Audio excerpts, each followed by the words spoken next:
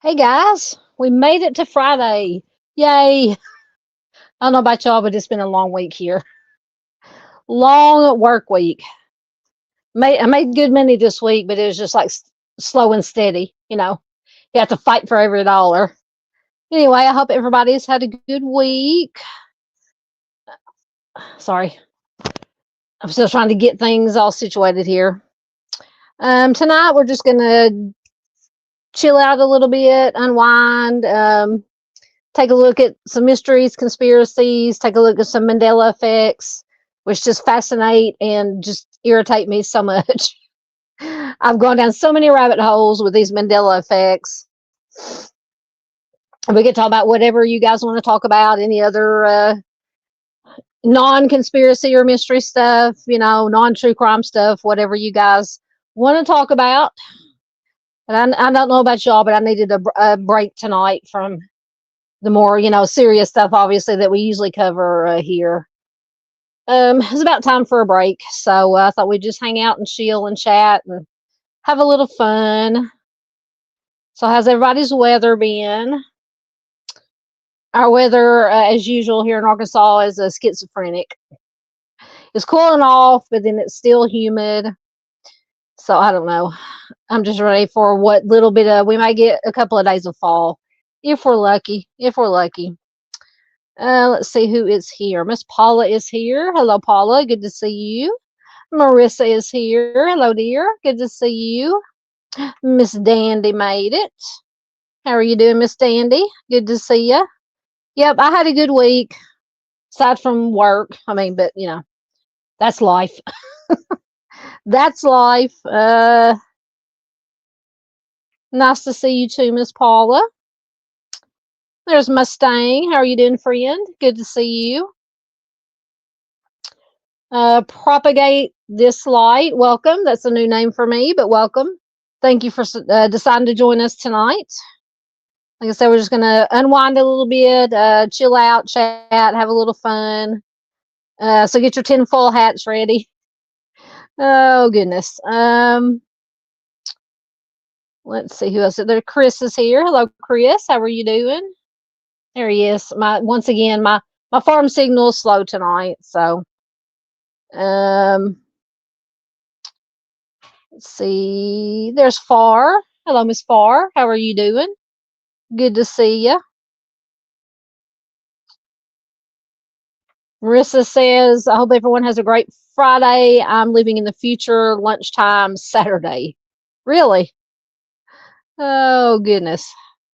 Um, let's see. Far says, where there it is. Where is a PJ? She ruined my childhood with the Mandela effect. Which Mandela effect did she ruin your childhood with? Because there are so many, so many. Now, some of them I remember as what I consider they actually are, but then there's a couple of them that just I know that they were. Well, we'll get into them, but anyway, uh, just drives me nuts. Mustang says in her part of Arkansas, same here weather-wise. Yeah, yeah. Dandy says it's cold at night, still warm, not hot in the day. Marissa says that it's extremely hot already. Um, hold on. Where is Marissa in Australia right now? What did I miss? What did I miss? Maybe that's what she meant by I said it was lunchtime. Are you in Australia right now, Marissa? Wow. Do tell, do tell. Dandy says the Mandela effect makes me feel a touch insane. I know it will drive you crazy. Uh, is this Heather? Is this Heather Hebby? Walking on Sunshine Hebby. Hello, dear. Good to see you. Glad you could join us tonight. I hope you're doing well.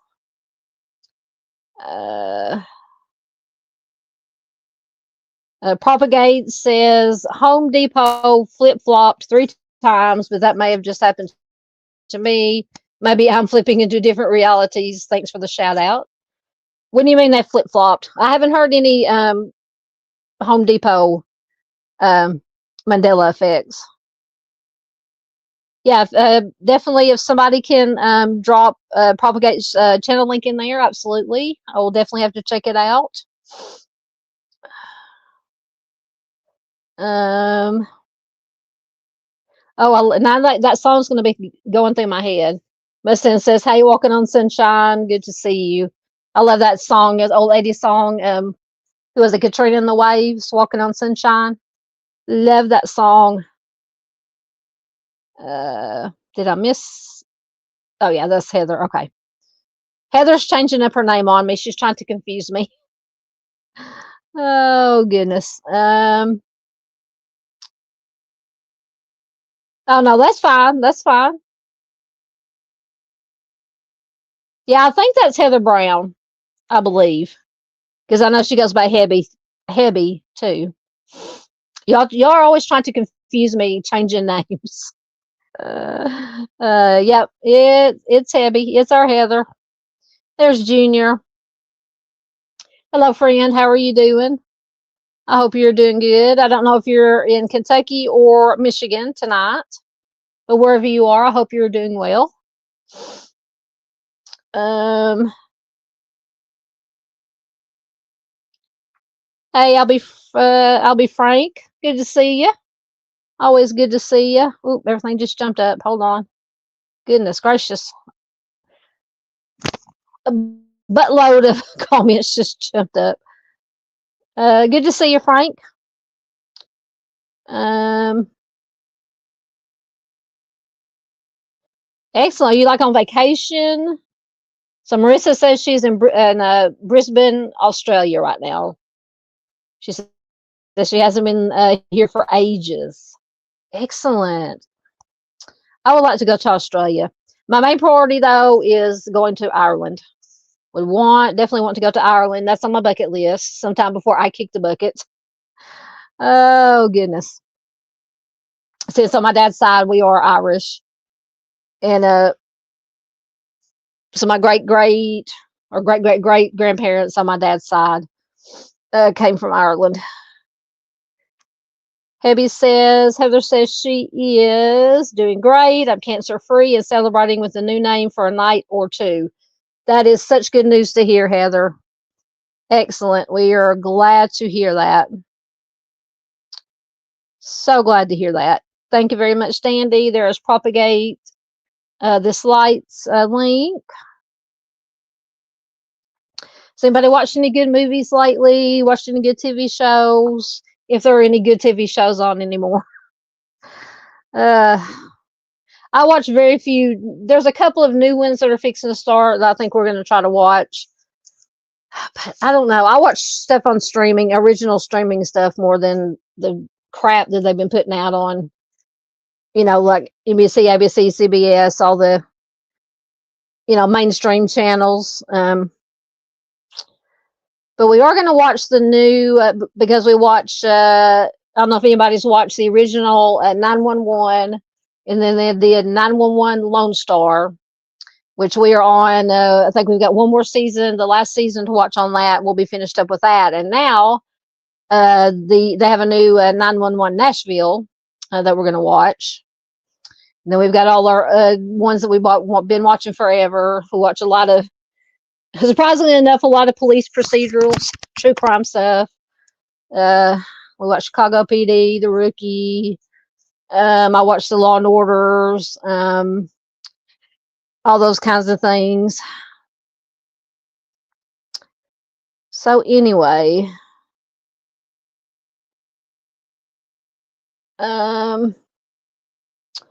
get caught up. You're very welcome, Miss Heather. Always. Chris said the Mariners are winning tonight. That's baseball, right? Seattle. Yeah, there's actually a college game on tonight. It is South Florida and North Texas. I got it on the TV over here on mute. South Florida is winning 28-21 right now. Anyway, man, I watched that. Speaking of football, for anybody here who watches football, that I watched the Giants and the Eagles game last night. And going in, Philadelphia was 4-1, and the Giants were 1-4, and the Giants ended up beating the Eagles 34-17, I believe, was the final. Either 34-17 or 34-14. Wow. Which I don't like the Eagles that much. No offense to any Eagles fans who may be out there. But yeah, that was a game that was just crazy. Crazy. But they got, because the Giants have their rookie quarterback, Jackson Dart, and then they have that running back, Scatterbo. They were tearing up Jack last night. Anyway.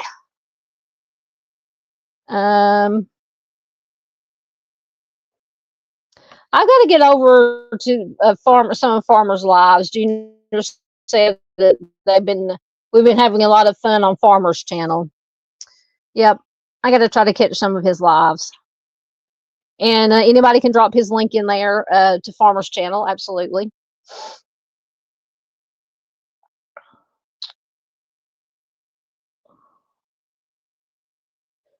Marissa says she wants to visit Ireland next year after the 1926 census is released.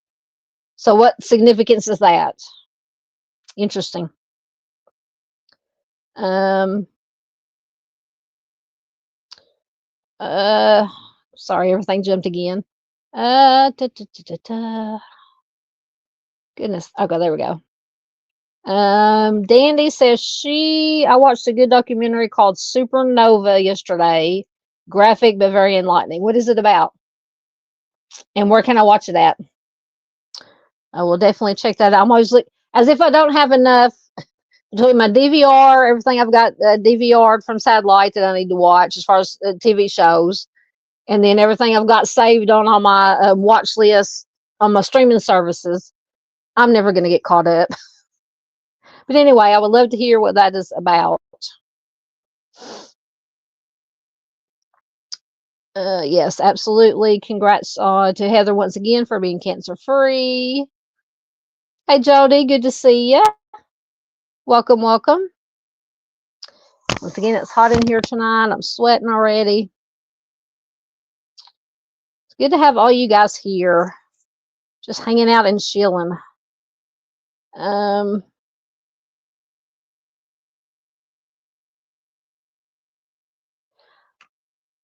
Propagate says, what's your anchor Mandela effect? One that you know for sure is different. It has to be, and I don't know, I think it is included. I think I've got 20 to share tonight because I found an article that listed 40, so I kind of broke it in half. Mine has got to be the one that drives me crazy the most, that I 99.9% know or sure, is the Fruit of the Loom. That it had the cornucopia. It wasn't just the fruit, it had the cornucopia behind it. That one drives me nuts because I distinctly remember back in the day as a kid, my mom remembers it that way, having the cornucopia. But supposedly, allegedly, it never had the cornucopia.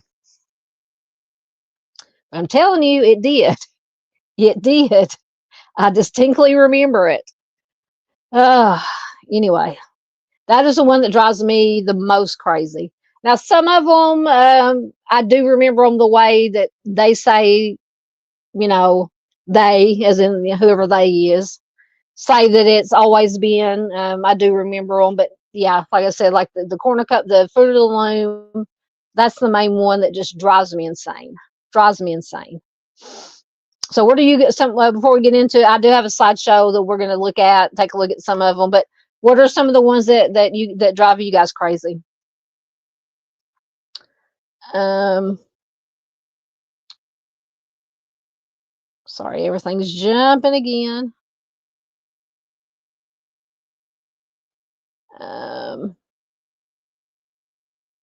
Hey, Miss PJ, there she is.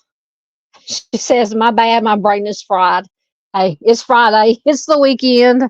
Our brains can be fried. I think mine was fried by about Tuesday this week. See, that's another MK Ultra. Dandy says, I think the Mandela effect is MK Ultra. That's a whole nother rabbit hole that I've been down to, is that MK Ultra, which is proven. It's not just a conspiracy theory. So everybody who back in the day was saying that this was happening and that, no, it's you're conspiracy theorist. Well, now it's been proven that it is true. Along with a lot of other stuff, allegedly. And just for the record, for anybody watching, this is for entertainment purposes only. We're not stating things as facts, just opinions. But yeah, that whole MK Ultra, there was a whole lot of stuff like that that did happen. According to government documents that have been declassified and released. Yep. Frank says Fruit of the Loom. Yes. So do you remember the cornucopia? I'm telling you, it used to be a cornucopia with it. Jody says TGIF, it was a tough week at school. Well, I'm glad you made it through the week. Are you talking about the Mandela?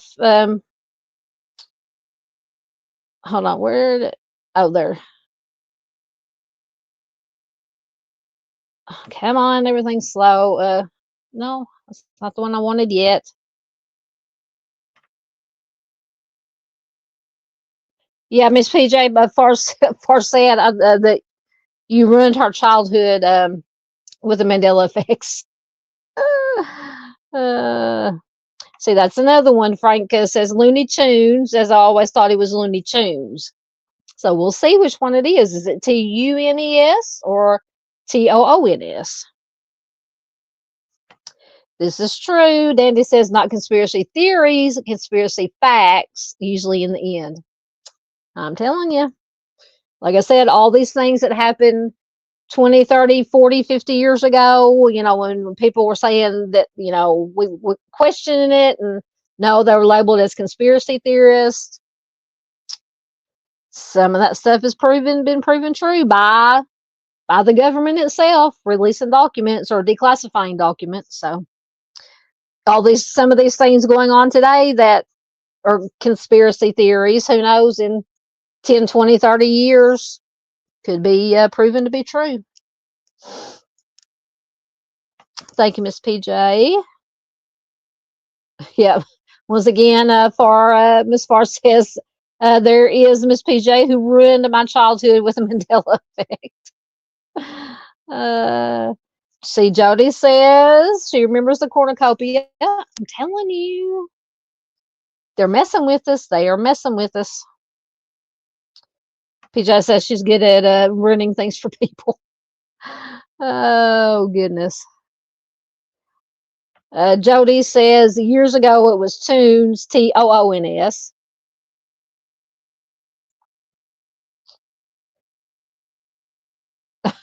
Dandy says I'll have to go check my hubby's drawers. He's got some old crusty Fruit of the Looms in there. Check, I'm telling you.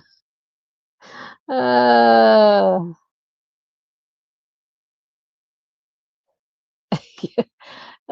what LePigeon says, oh, my Lanta, not all conspiracy theories, the earth isn't flat. No, I don't believe the earth is flat.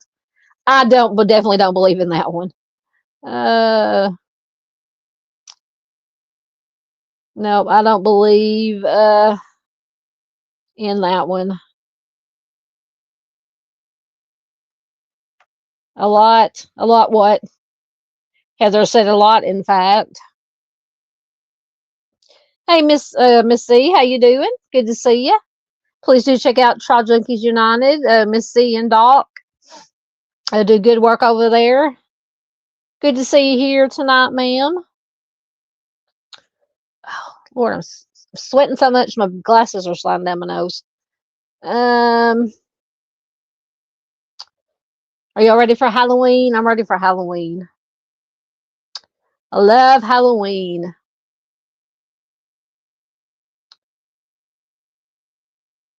Miss PJ is lost. I stay lost. Don't worry. I stay lost. All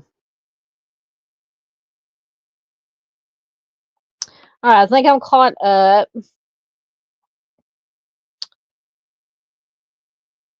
So we will get into some of these. Oh my goodness. We have a Mr. Steve sighting. Hello, Mr. Steve. He says, my mother was terrorized by my childhood make-believe friends. If only I had known of the Mandela effect as an excuse. Hello, Mr. Steve. Good to see you. Oh, it's always good to have Mr. Steve here. Please do check out True Crime Web. Mr. Steve is a gem. He is the national treasure. For anybody who might be new here or doesn't know, Mr. Steve's former law enforcement, former CSI. He's retired now. He runs a nonprofit. He goes out free of charge and helps families, works on cold cases, helps families try to find their missing loved ones, figure out what happened. He and Mrs. Steve, wonderful human beings doing wonderful work. And we're always honored and glad to have Mr. Steve in the house. So welcome, Mr. Steve. How you been doing, Mr. Steve? Have you been getting any rest? Are you still on the road? Are you home? Wherever you are, I hope you're doing well. Thank you, Miss Dandy. Put in Trial Junkies. Oh, Jody says she hates Halloween.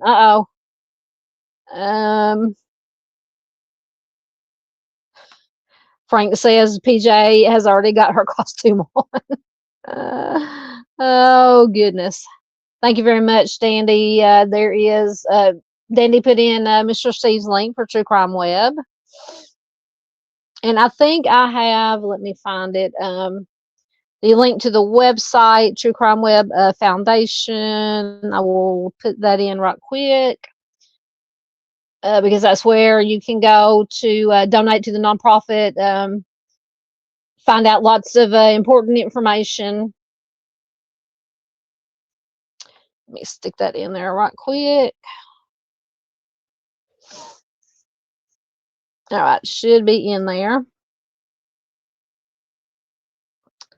Let's see. Yes, it's always good to see Mr. Steve. See, I didn't even have to put up the Mr. Steve signal. Didn't even have to put up the Mr. Steve signal. For anybody who hasn't seen, I love, and this is thanks to Doodlebug. Haven't seen Doodle yet tonight, but here's the Mr. Steve signal. If it'll come up, there it is. When we want to summon Mr. Steve, like kind of like the bat signal, we have the Mr. Steve signal, and then everybody can put their tinfoil hats on. Is it going to come up or not? Oh, I don't want to delete it. There it is. Put your tinfoil hats on. Oh, goodness. See, I told you we're just going to have fun tonight. Just going to have fun tonight. Relax. Unwind.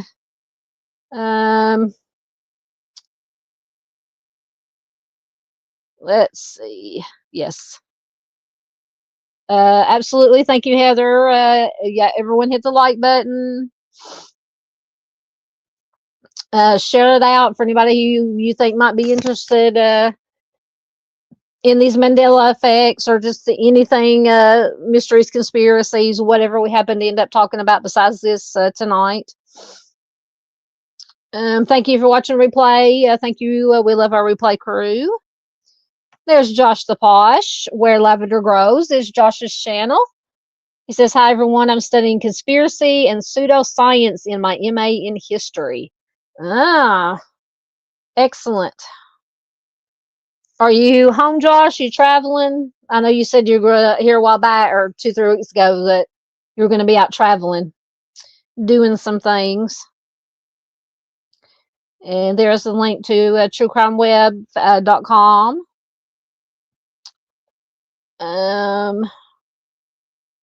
Thank you very much. There is the link to Josh's channel. Yes, every time I put that, Z says waffles sound good. Yeah, now I want waffles. And we had not a big supper. We made a campfire stew tonight. So we had a campfire stew with some peanut butter and honey sandwiches and some crackers. Ate a big bowl of that.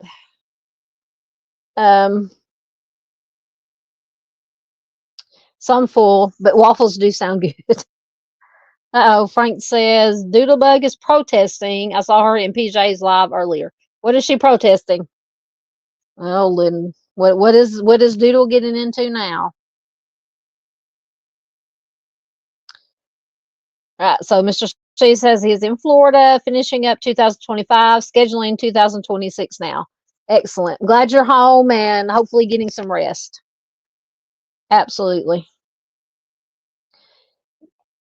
That is one. Now that I remember my recollection of it because I loved the Berenstain Bears. But I think that is included on one of the ones tonight. Is it the Berenstain Bears or was it the Berenstain Bears? How do y'all remember it?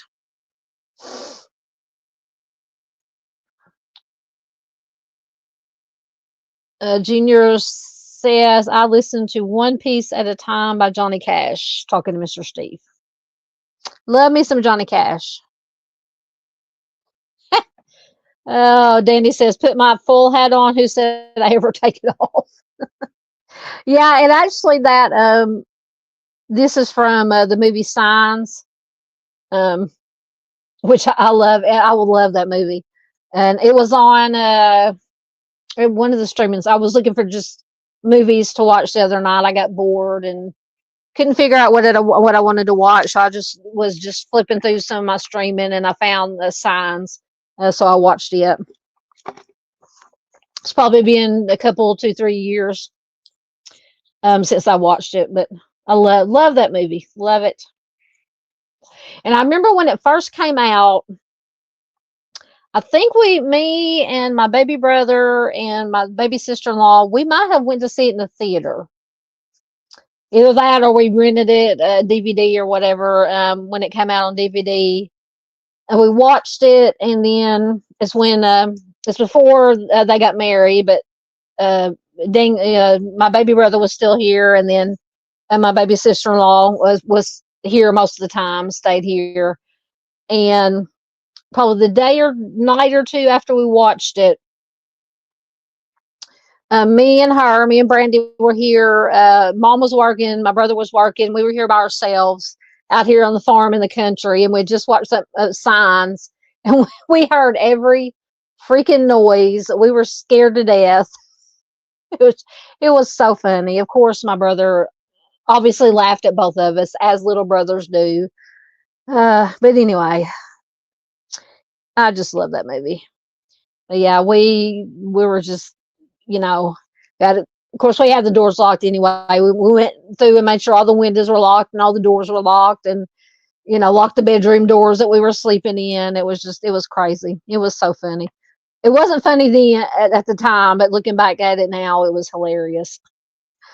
Oh, anyway, let's see. Oh, Josh says he is back from Germany. Excellent. Were you over there working or for pleasure or both? I know you told or you said before you left, but PJ says she's not going to spoil anymore yet. Uh, Wait, which one are you talking about? Miss PJ says mittens didn't match a dress.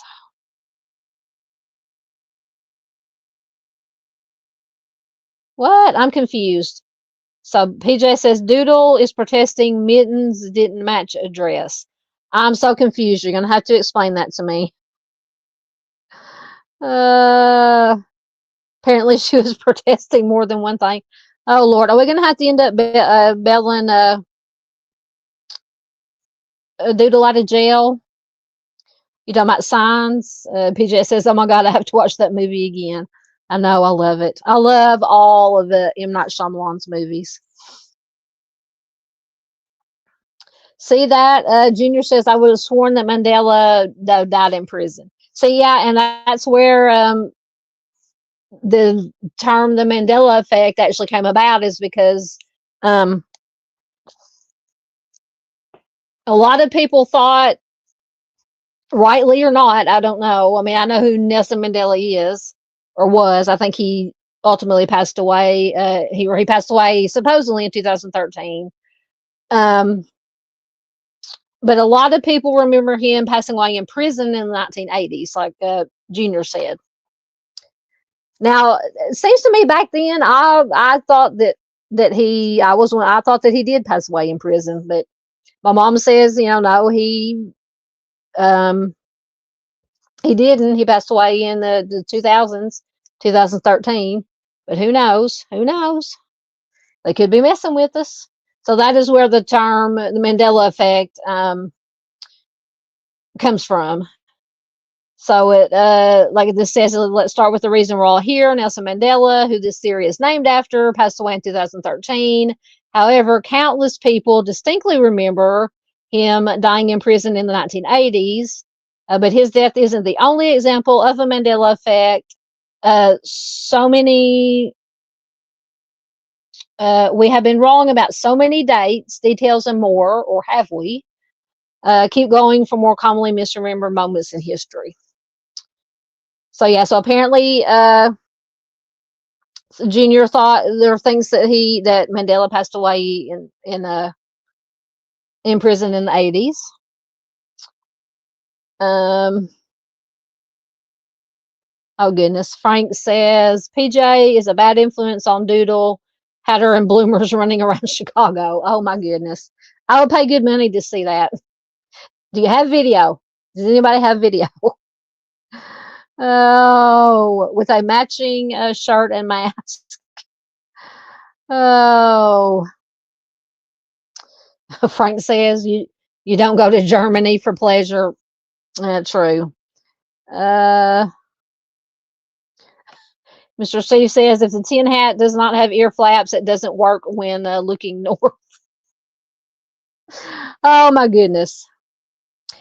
So Josh says business and pleasure. Also visited the state archive to see a series of 30 Six sermons that started one of the largest witch hunts in Europe. Ooh, interesting. I would love to hear all about that.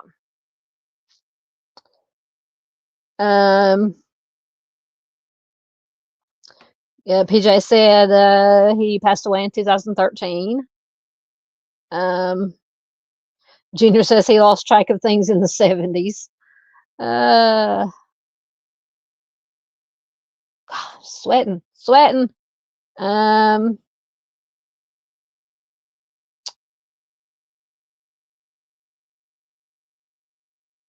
so there's a link Miss PJ put in. Mandela's released from prison in 1990.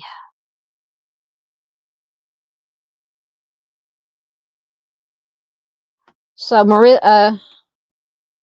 Marissa says, I thought there was an attempted assassination in the 1980s, and then in the 1990s, there were the free Nelson Mandela marches. See, something about that is familiar to me also, but I don't know. Like I said, that's why these things drive me nuts.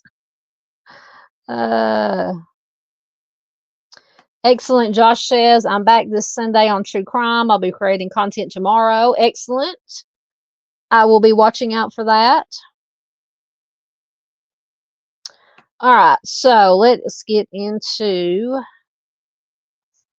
our first one. Okay, so these are a lot of the more common ones. So is it Jiffy peanut butter or Jif peanut butter? What do you guys remember? And let me look at no, I don't want to enter AI mode. What am I doing?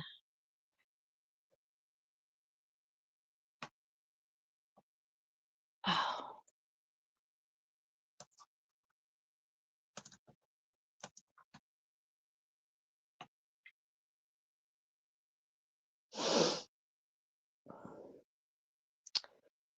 Miranda says Jif. Marissa says, but hey, I was only 12 in the 90s, so what would I know? So I've always remembered Jif peanut butter. Why are you not answering these? You can answer, PJ. Miranda says Jiffy is the name of a company in my home state that makes biscuit mixes. Yes, Jiffy. We have Jiffy cornbread. I think it's Jiffy brand cornbread mix. PJ says Jif.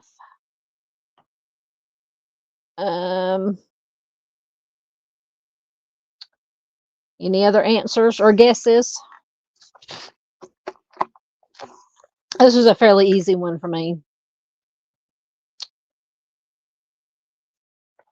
So it is Jif. I don't know. Like I said, this one, Mustang says I still call it Jippy peanut butter. Dandy says she didn't know. It is Jif. And in some of the explanations, because I've just brought up that some people that think it is Jiffy peanut butter might be getting it mixed up with there's the Jiffy popcorn, and then there's the was it Miranda or Marissa said the like the Jiffy brand almost said peanut butter cornbread mixes and things like that. This says the Jif peanut butter Mandela refers to the collective false memory that the brand name was once Jiffy instead of Jif. This widespread misremembering is attributed to a phenomenon called the Mandela effect, possibly caused by combining the names of Jif and its competitor Skippy. Maybe that's why Mustang said she called it Jiffy. Confusion with other brands like Jiffy Pop, Popcorn, Jiffy Lube, or misinterpreting slogans like in a Jiffy. However, Jif peanut butter has always been the brand's official name, chosen because it's easy to say, spell, and remember. Let's see. They're just I'm just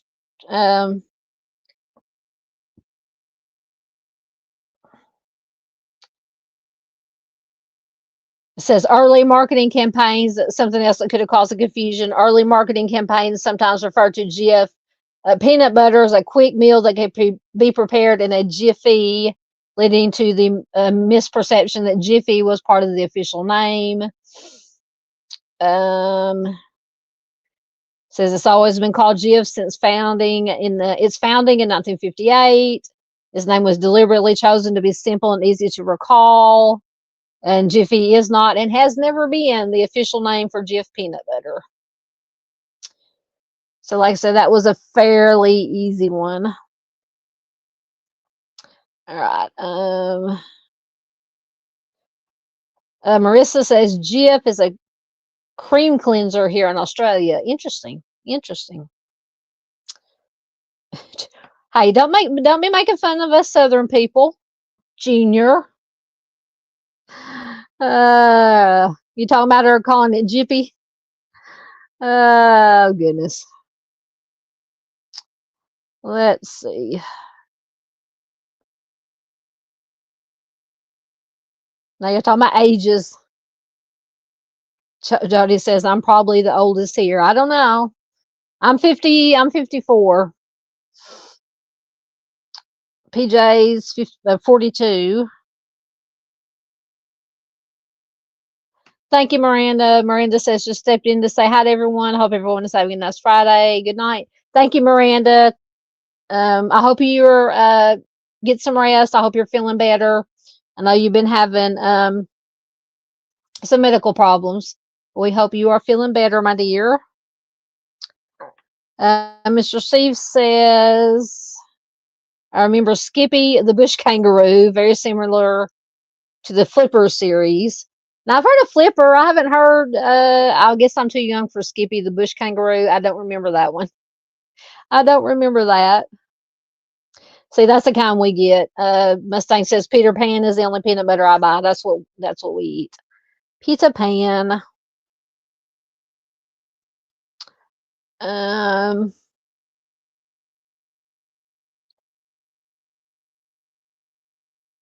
Y'all some youngins in here. 34, 41, 50. Jody says she thinks it's Jiffy. Could they be messing with us with Jif? Who knows? I'm telling you, they're messing with us with at least some of these. I'm telling you.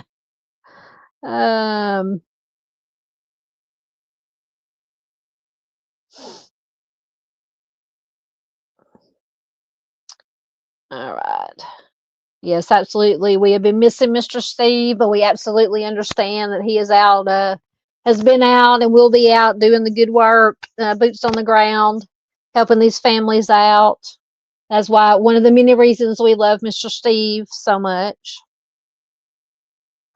Oops, sorry, a whole bunch of comments just came up again.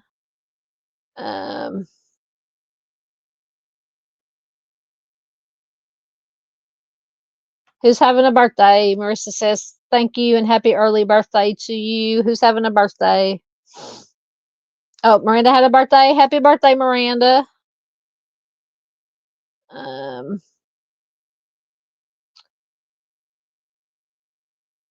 Oh, Miranda's birthday was Wednesday. Happy belated birthday, Miranda. Josh says it's not Jiffy. Apparently not. Like I said, once again, they could just be messing with us. But apparently it's always been Jif, which I do remember it even from back in the day as Jif. But I mean, that's just me. Josh says he's always called it Jiffy. You're not the only one. You're not the only one. Uh-oh. Mustang's going to get in trouble. She said Mr. Steve is 101. Ooh, I bet that is good. Marissa says, I make my own peanut butter, so I have no idea about brand names. Sounds good. Frank says it's Jeff.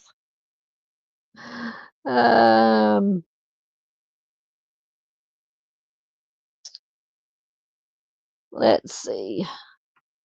PJ says we all have false memory syndrome. Yeah, that's basically what they're telling us is But just what gets me is, like I said, how can so many people remember or misremember, as I say, the same thing? It's just that just blows my mind.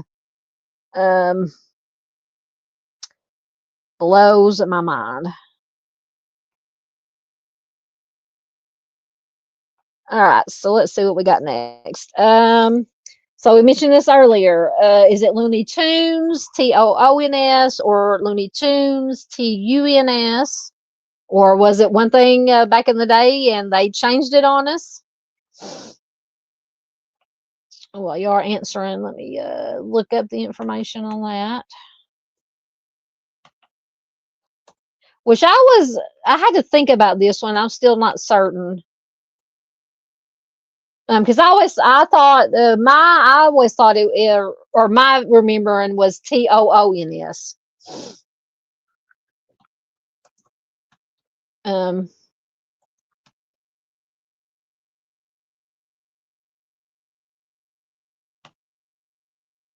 but we'll see. Uh, PJ says Tunes, Tunes.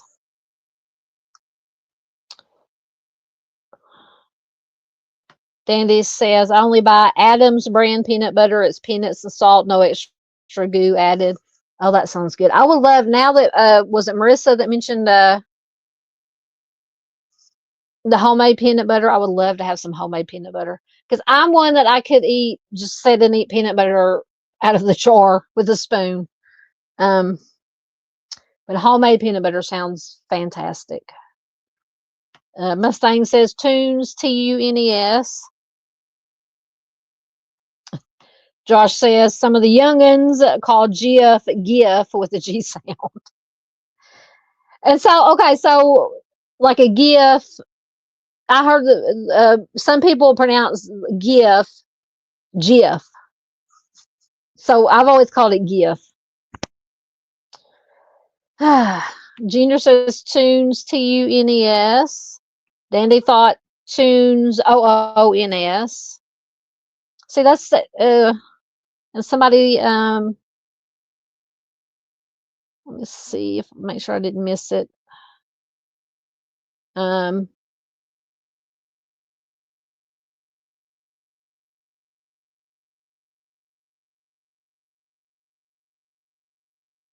let's see. So is this in Michigan, y'all said? Miranda says they offer field trips for schools, but not sure about adults, and all the kids come home with a free box of Jiffy Mix cornbread. I love Jiffy cornbread. If I can't have homemade cornbread, I love Jiffy Mix cornbread. Marissa says Tunes makes more sense. Toons, Tunes makes more sense because they're cartoons. Exactly. Miranda says she thought it was Looney Tunes.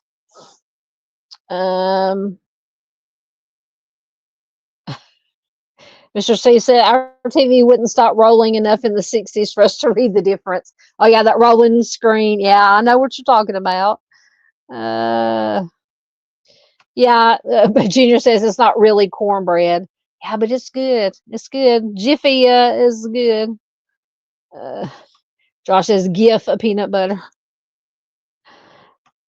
Mustang just says GIF. I've always pronounced it GIF. I don't know. Yep. PJ says the brain is a funny thing. You are correct. Oh, you're fine, Miss PJ. She says, sorry, psychology was my minor. This is all interesting to me. It is to me too. Yep, I remember that. Mustang says, does anyone remember they played the American the national anthem before the channel went off the air? I do. Every night at, what was it, midnight? I think it was midnight. They played the national anthem, and then you got either static or you got those, the different color bars and the beep sound. I remember that. I'm old enough to remember that. I remember that. Yep. Sign off. Mr. Steve remembers it. Come on. There we go. Oh, yeah, but sign off. Josh says watch their be a sorry be a GIF government agency. Uh, uh, yep. Mustang says that beeping sound was annoying if you were asleep. True. Uh, Jody says our peanut butter was issued in our commodities from the government each month. Yeah, I'm telling you that. But that government cheese was good. Oh goodness. All right, so it is actually Looney Tunes, UNES. The Mandela effect related to Looney Tunes is the widely shared but incorrect, according to them, a belief that the show's name is spelled Looney Tunes, OO, instead of TUNES. Many people remember the tunes spelling, associating it with the word cartoons, which, like somebody said, would make more sense. The tunes, TUNES spelling, is a play on the name of the other Warner Brothers cartoon series, Merry Melodies, and refers to musical tunes, but this connection is often missed, leading to the false memory. I love me, no matter what it is, tunes or tunes, I love me some Looney Tunes. Love me some Looney Tunes, and then what, back in the, was it 90s or so, whenever the Animaniacs, they came out with the Animaniacs. As a young adult, me and my brothers and sister-in-law, future sister-in-law, before they got married, we watched every single episode of Animaniacs. That show was so freaking hilarious. Anyway, anybody else watched Animaniacs? I still love watching cartoons, the old cartoons. Scooby-Doo was my favorite. Love Scooby-Doo. Of course, all the Looney Tunes, Merry Melodies, the Flintstones, the Jetsons. All right, so let's see what else they have to say about so the primary Mandela effect example related to Looney Tunes is the spelling of the title. Many people incorrectly remember the name as TOONS, associated with cartoons. Even though the correct spelling refers to tunes because of the music in the series. I think that's about all that's what that said.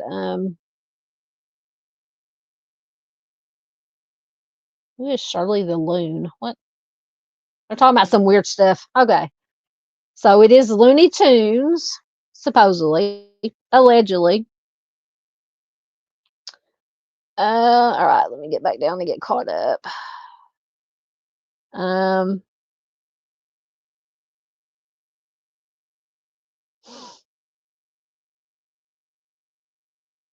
yeah, this Marissa says I love watching the snow show on the TV when the channel shut down. Yeah, sometimes you just got that white static snow, or you got the bars, the different color bars with the beeping. Hey, Lisa Joe, good to see you, my dear. Have you been out causing trouble anywhere? If you have, good for you. I hope you have been.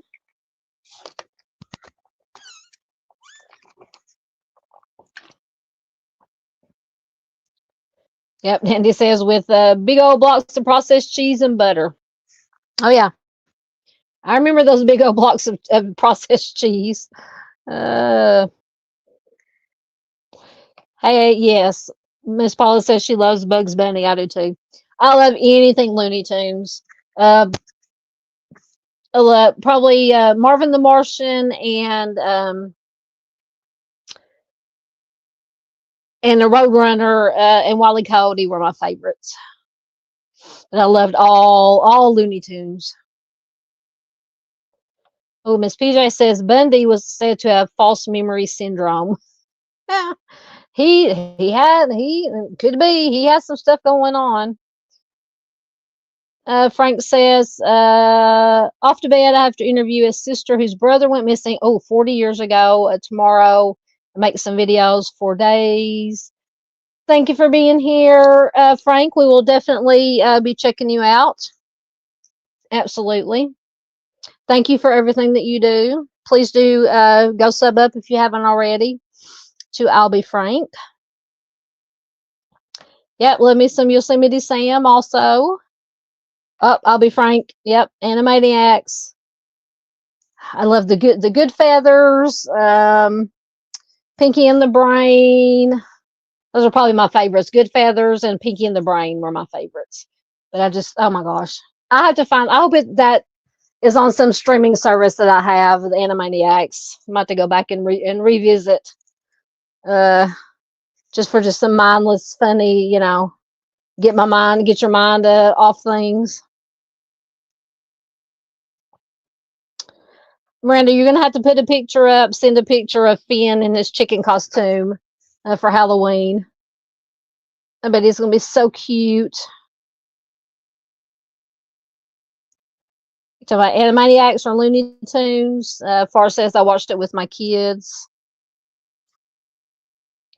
Yep. Dandy says that's back when food stamps were actual books of cash like stamps. Yeah, now they have the what they call it, the SNAP cards or the EBT cards or whatever they call it now.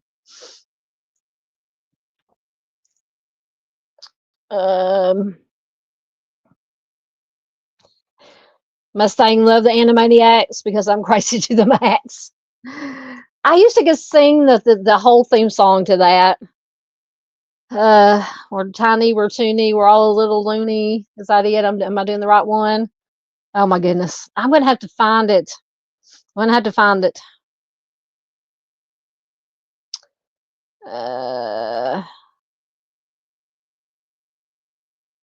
Oh, Mr. Steve says all the Toon characters had 3 fingers until Scooby Doo, and they had 5 fingers. I did not realize that. God, now you're gonna have that stick in my head. I'm gonna have to go watch some old cartoons. I didn't never realize that. Hey, Doodles in Gray, aka Sunday Doodles.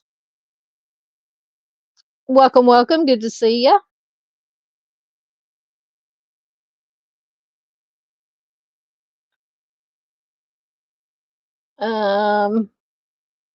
Josh says I miss USDA cheese. I'm telling you, that was some good cheese. Yep, Jiminy Cricket. I remember Jiminy Cricket. Ed,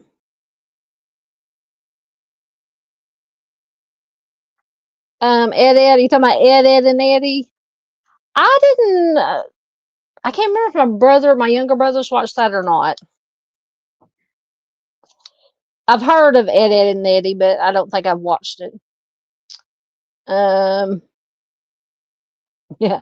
What are we going to do tomorrow night, Brain? Oh, thank you, Miranda. I would love to see that. Absolutely. Hey, Mark Schumann, welcome. Yes, I do remember Hanna-Barbera cartoons. Absolutely. I was raised on them. Thanks for being here. Good to see you.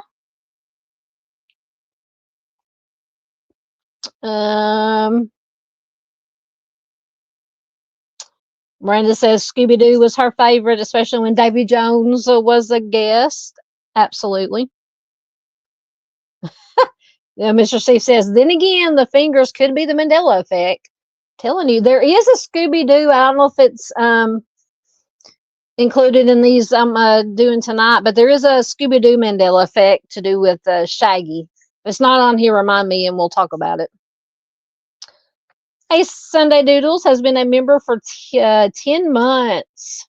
Says, here's to 10 more months. Thank you so much.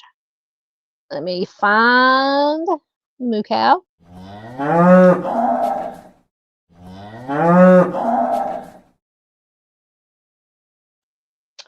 Thank you so much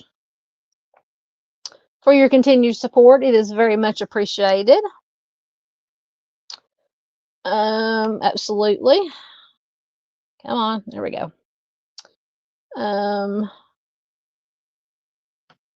PJ says Pinky and the Brain. Me and my guy best friend call each other that. So are you Pinky or are you the Brain? I would assume you're the Brain. but I don't know your guy friend. So, yep, Tiny Toon University. Yep. Um, yep. 2 more months and it'll be a year. Dandy says, anyone watch Ren and Stimpy? Great cartoon. I watch every once in a while. So I think probably my youngest brother watched it. Actually, Ren and Stimpy, what I've watched of it was pretty funny. Miss Paula loves Scooby. Yeah, the original Mustang says the old Mickey Mouse looks scary to me. Yeah. Because when he first came out, when I first brought it, he was actually called something else. What was he called? Steamboat Willie, something Willie, and it was in black and white. Is that the one you're talking about? Very different from the Mickey Mouse that we know grew up on. Absolutely. Oh, thank you so much. Sunday gifted 5 memberships. Thank you so much. That is so sweet. So you get another moo cow.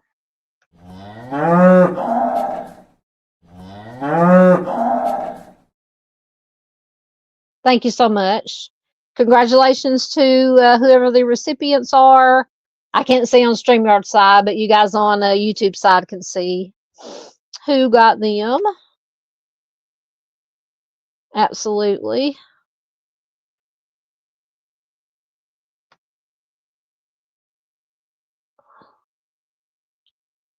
Okay, so Mr. Steve is on it. He says just checked Elmer and Bugs 3 fingers. So you're onto something. Now you're going to make me go down the rabbit hole. Yet another rabbit hole, Mr. Steve. Uh, yeah, I think Steamboat Willie. I think that's what eventually morphed into Mickey Mouse. Was Steamboat Willie. And it was in black and white.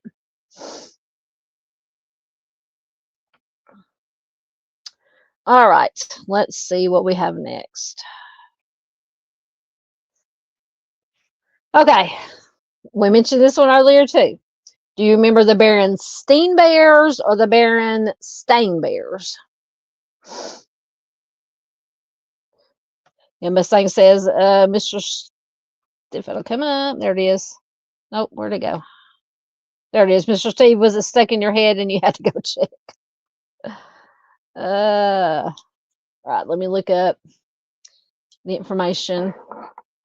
Now, I distinctly remember this one as far as my recollection because Berenstain Bears was one of my absolute favorites. I absolutely loved it. We had all the books, all the everything they put out. I had. All right.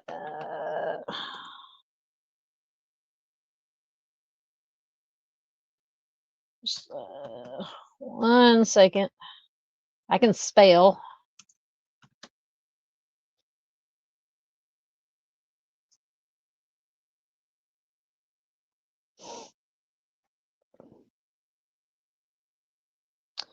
All right, let's see what you guys remember. Mustang says remembers Berenstain Bears. Mark remembers Berenstain Bears. Mr. Steve says, look at Scooby-Doo also, 5 fingers. What kind of childhood did I have? Oh, apparently you had too much time on your hands. I don't know. Josh says, I'm a little worried that Mr. Steve is counting fingers. Yeah. Mr. Steve, might have you been spending a little too much time with your mannequins, maybe with your dolls? Just saying, just asking. We're concerned. We just want to make sure you're okay. Okay, so this is who got them. Miss PJ, Quad Axel Mimi, Grandma Sherry, GP, and Mom, Mind the Monsters. Excellent. Excellent. Thank you so much, Sunday Doodles, for gifting those memberships. congratulations. Welcome to everyone who got them. Once again, Miss PJ, Quad Axel Mimi, Grandma Sherry, GP, Mind the Monsters. Junior says he remembers the Berenstain Bears. Mr. Steve says, I don't know which concerns me more, my memory of that or my obsession to check my memory on fingers. Hey, Patriotism, good to see you. Welcome. We're just hanging out and chilling, having a little fun tonight. Chilling and chatting, putting our tinfoil hats on, looking at some Mandela effects and see if we're crazy or not, or if we are right. Oh my goodness! Don't even. Josh says I could have went without the memory of the BK mannequin. Oh, that one's probably the creepiest one in my opinion that Mr. Steve has done. That one with the I can't. I'll have nightmares tonight. Goodness. How are you doing, Patriotism? I hope you are doing okay. Thank you very much. Patriotism says, enjoyed your stream on missing Alabama kids. Excellent. Thank you so much. Oh, yeah. And speaking of Missing Person Monday, just out of, so we're going to be doing, I think, Indianapolis, missing from Indianapolis, Indiana, because we were talking about Indiana the other night, Monday night, in the last Monday night live stream. We're doing Birmingham, but this week, just honestly, in all transparency, out of pure selfish reasons, the Missing Person Monday live stream is going to be on Tuesday night because my Bears are actually going to be playing on Monday Night Football Monday night, and I want to watch my Bears. They'll probably lose, but they don't show down here in the South in Arkansas. They do not show a lot of Bears games, so whenever they do show one, I have to watch it. Usually I have to watch if they do a replay of it on NFL channels. About the only time I get to actually see the game, and depending on how bad or good the game was is if I watch the replay or not. I'll remember to do a community post probably tomorrow or Sunday to remind y'all guys again, but Missing Person Monday will be on Tuesday night this week.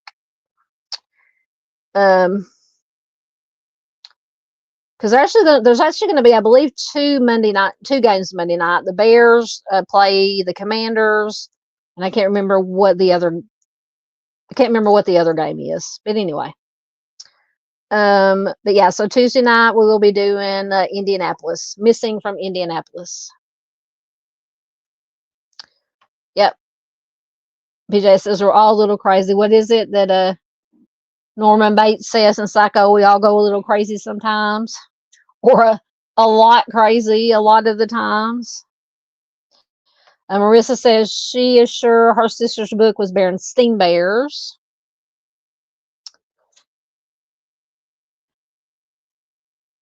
Oh, did I miss?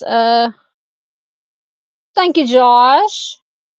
Josh sent a $4 super sticker in honor of Mr. Steve at True Crime Web. Thank you so much, Josh. So you get a cow, put another cow on the pasture.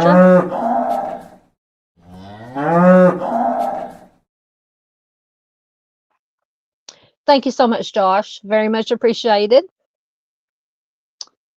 Let's see. Absolutely. Josh is awesome.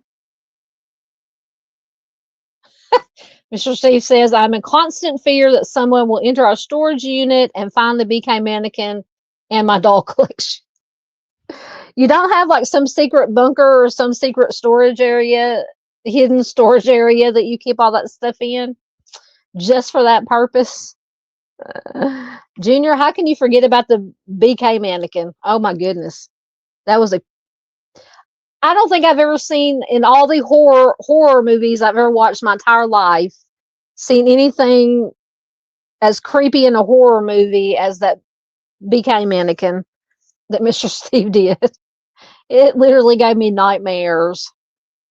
Ah, Far says she remembers the Bernstein Bears. Hey, Frank Meister, good to see you, sir. Welcome, welcome. We're just hanging out and chilling and having some fun, putting some tinfoil hats on and looking at some Mandela effects, see what we remember or don't remember, or if we are correct. And they're messing with us purely for entertainment purposes only. I have to put that in there. But good to see you, Frank Meister. Please do check out Frank Meister. I watched a replay of he did a check-in live stream a couple of days ago. I watched a replay of it.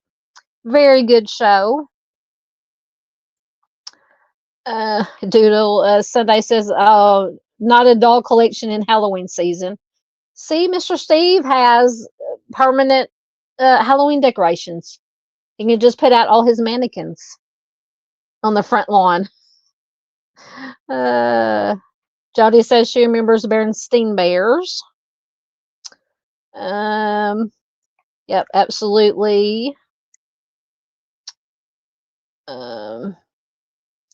Dandy says she remembers Berenstain, but my son's books are Stain. I feel crazy. See, I remember Berenstain, but like I said, when they came out, I fell in love with them, and I was just all about everything Berenstain Bears. So I do remember Berenstain Bears.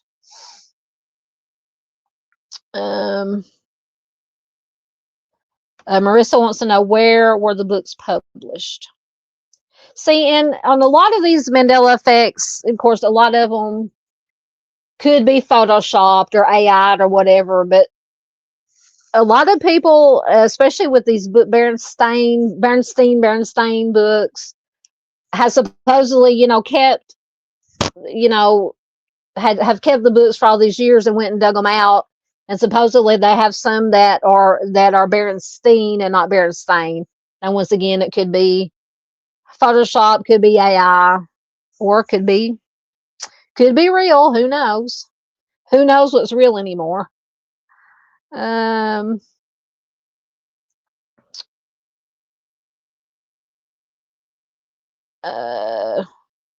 you talking to me, patriotism, or somebody else? I usually go live about 8:30 Central Time. You could be talking to somebody else. I don't know. Let's see. So they're published in America. Are you talking about the books? All right. So according to the powers that be, it is and always has been the Berenstain Bears. Once again, that is how I remember it, but that's just me. See, that could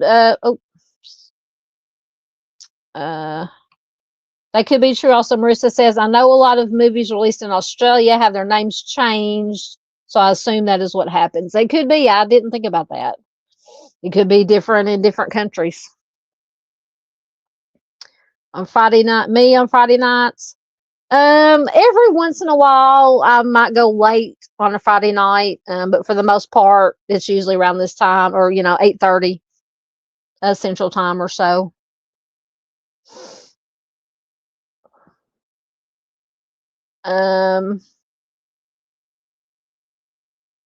What Mr. Steve says? What tame bears have extra leaves? What are you talking about? Oh, you're talking about on the picture? Oh, I see. Yeah, Berenstain. It's got. Yeah, you can see two. I'm pointing like you can see. The one on the right does have leaves on the outside in the pink part. Interesting. Interesting. No, that's not me. It may be somebody else. Patriotism. Who is it that does trivia a lot? I can't remember. Somebody have to remind me. And Dandy says, I still think it's MK Ultra experiment on the masses. Could be. Yep, kind of like social media. I'm telling you, social media is the devil. Anyway, that's a whole other can of worms. Um, and there's, oh God, I can't even remember. I think it's people who share. I don't know if you guys have seen it. I've seen it on YouTube. And it's AI or Photoshop. It's got to be, but there's these videos that people share. Supposedly, this guy that has one of the old flip phones or a BlackBerry or whatever, and he supposedly take for instance, the Berenstain. He'll have take supposedly a Berenstain Bears book, and he'll put the camera on the phone over it, and it'll miraculously turn into Berenstain Bears. He does that with a lot of stuff. If anybody's seen that, let me know. I can't remember what the channel name is or anything like that. Like I said, I've just seen it because other people, creators that I've watched or shorts that I've watched have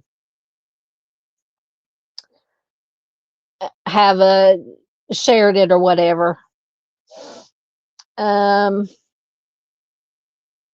is that Taylor that does the trivia? Okay, thank you, Chris. Chris says that's Taylor with Bitchin' and Stitching that does the trivia.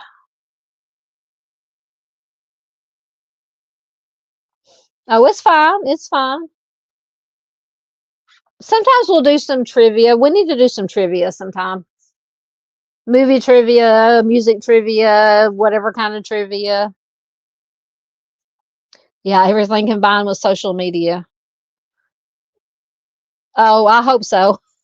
Patriotism says, please let your Arkansas Razorbacks win tomorrow. We'll see. It's the first game because they fired Pittman. And so now the Bobby Petrino, who was years ago was the head coach of Arkansas. They had brought him back a year or so ago to be offensive coordinator or quarterbacks coach. So now Petrino is the interim head coach. So this will be his first game as the head coach. So we'll see how it goes. We play Tennessee, so hopefully we'll win. But as we say here, in Arkansas, we almost always almost win a game. But yeah, I'm keeping my fingers crossed. The game comes on at I think around 3 o'clock, 3:15 tomorrow. So I'll be watching, for better or for worse. I'll be watching. Oh goodness, Mr. Steve is still on the fingers. He says the Berenstain Bears episodes have 3 fingers. I don't think you can see any of their fingers in the slides there.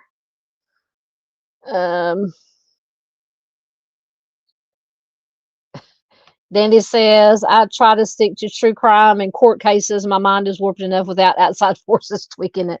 I feel you, honey. I'm the same way.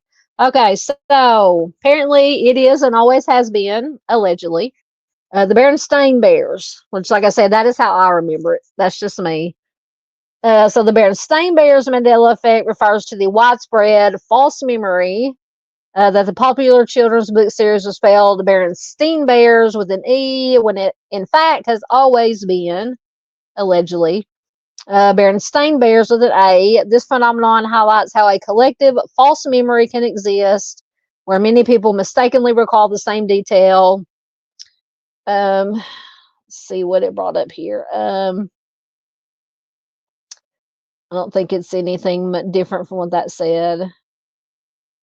Says many people vividly remember the children's book series and its accompanying TV show being called the Berenstain Bears. However, the actual spelling has always been Berenstain Bears, a fact confirmed by the publisher and the writers themselves. So possible explanations for any kind of Mandela effect. It says psychologists suggest that our brains can create false memories or mix different memories together, which is a process called confabulation. That sounds like when I'm confused. Discombobulated.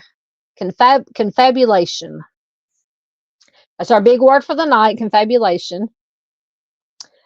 Cognitive guessing. The brain may make a good guess to match information already stored in the mind, especially with unusual names leading to misremembering. Many common names end in Steen, like or Stein, like Einstein. People may have unconsciously substituted the more familiar spelling for the unusual Berenstain. Talking about social media, misinformation. The internet can contribute to collective misremembering by spreading misinformation or reinforcing false memories. And then we have alternate realities for the really conspiracy theorists. Alternate realities, some conspiracy theorists propose that this shared false memory points to a crossover with an alternate timeline or universe where the name was indeed spelled Berenstein. So what is it? Is it misremembering? Is it misinformation? Alternate reality? Combination of everything? The confabulation? Discombobulation? Oh, let's see what you guys say.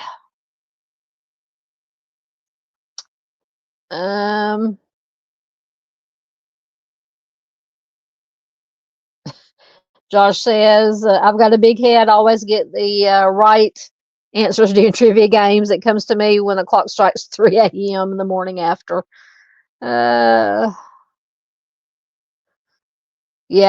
Chris says Bobby Petrino is one coach who is not a coach who has his vote of confidence. I mean, when he was the head coach here, he was decent. I mean, we did actually win some games, but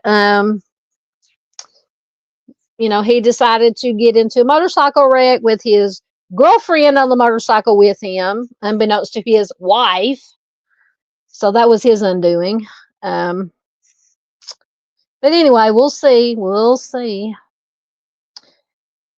So a lot of people actually are saying that they're just going to make a show of interviewing different coaches to be the new head coach, just for show, and that they bought Bobby Petrino back in a couple of years ago, knowing full well that they were going to make him a head coach, get rid of Pittman at some point, and make Bobby Petrino the head coach. Now, talking about conspiracy theories, I don't know. Who knows? Who knows? With Arkansas, you never know. You never know. PJ said, you talking about Berenstain? PJ says the old books have that name. Yep. That's not a well of useless information. Dandy says she's a well of useless information. I love trivia. Yeah, I'm going to have to find some kind of trivia for us to do next time. PJ says the church I work for has all old books. Yeah. Excellent. Thank you, Junior. Junior says I'm getting ready for bed. As my grandpa used to say, decent people are in bed by now. Well, I guess we're not decent folks. I'm kidding. Thank you, Junior. Always good to have you here, sir. I know you go to bed early. Always good to have Junior. Yeah, confabulations. Let me look that up and see what the because that's just what the AI thing said on Google. Let me look up confabulations. Confabulation meaning. So according to Google, confabulation is the unintentional creation of false or distorted memories, which is a symptom of memory disorders, not a deliberate act of lying.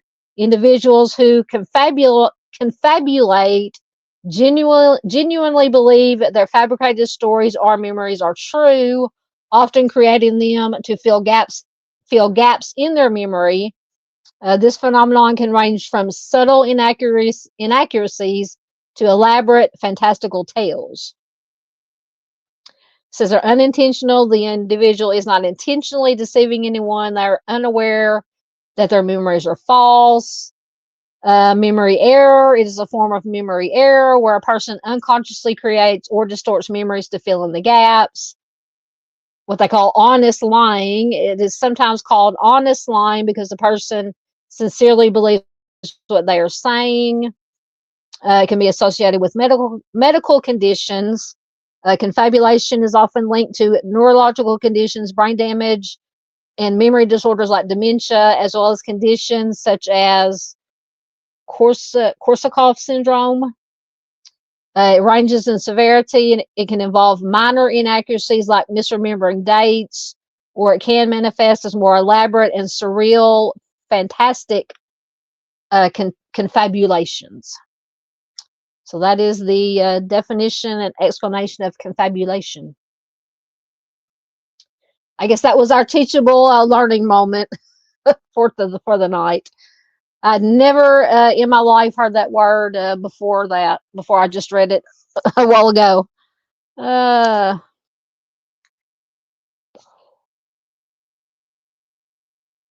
Dandy says this stuff here is how history gets upended and misconstrued. Absolutely.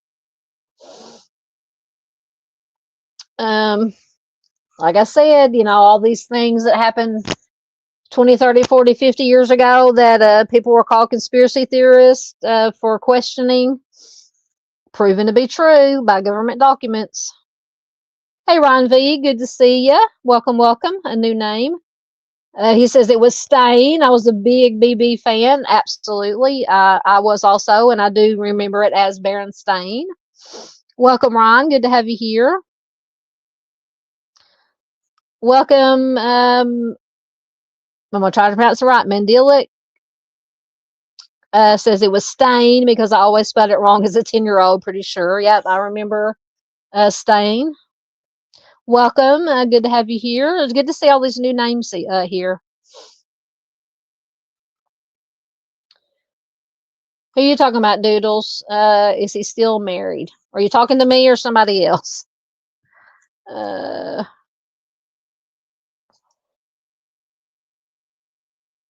Let's see.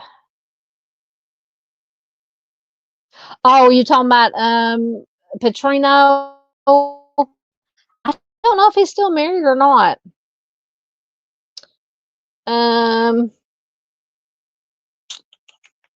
Let me check. Because yeah, that's what undid him here is he was on his motorcycle with his girlfriend. They had a wreck, and he was married at the time. Hold on. And then he got fired or got released, and he went somewhere else and coached for a while. I can't remember where he coached at.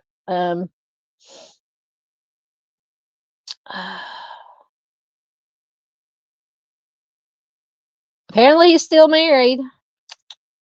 Says his spouse Becky married 1985. So apparently, she didn't divorce him after that. She's a better woman than I am. That's all I can say. Oh goodness.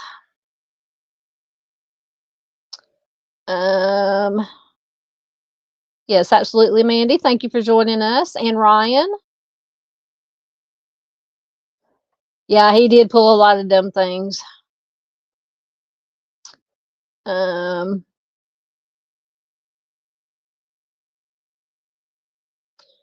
Yeah, Junior said bad. Marissa said, did someone say bad? It's not even 1 p.m. yet. Yeah, Junior went to bed. Yeah, PJ says, us humans do that all the time. We fill gaps and we cannot remember something without having a disorder. Absolutely.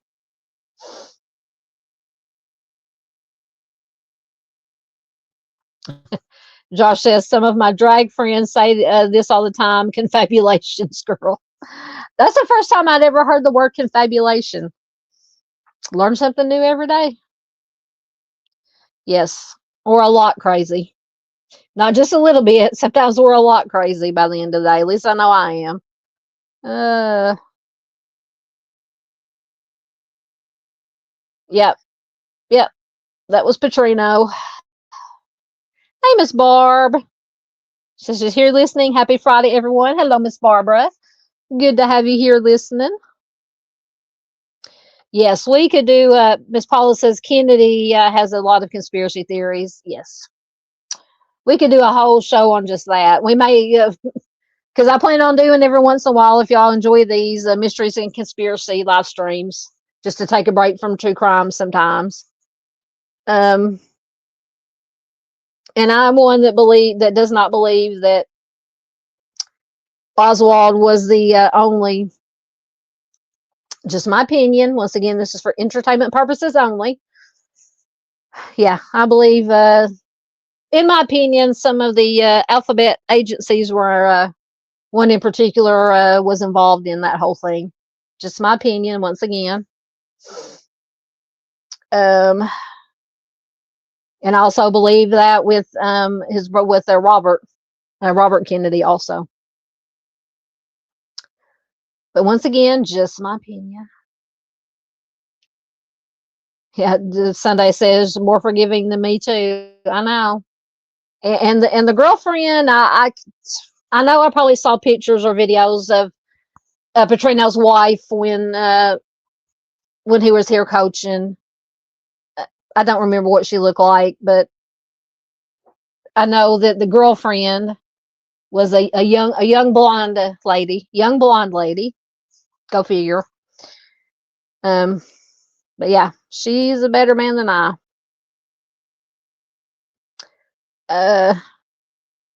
Oh, Lord have mercy. Mr. Steve said he is the normal one from a family of nuts. Oh my goodness! If Mr. Steve is a normal one, I would hate to see the rest of the family. Just kidding. Just kidding. Oh, we love Mr. Steve. Yep, absolutely. Mr. Steve, Mrs. Steve are excellent people. All right. Caught up in comments. So let's see what we have next. Curious George. Now I had to think about this one. So did Curious George have a tail, or did he not have a tail? Or did he used to have a tail, doesn't have one anymore, or did he not have a tail and then all of a sudden had a tail? I did honestly. Curious George was kind of before my time when I was, old enough to watch cartoons. Of course, I know, Curious George and read the books, watched some of the cartoons. But I think I remember him not having a tail. But so Doodle Sunday says sometimes he had a tail. Thank you, Miss PJ is getting links in. Please do check out Miss Paula. So do you guys remember, what do you remember about Curious George? Tail or no tail? Or both? Either or.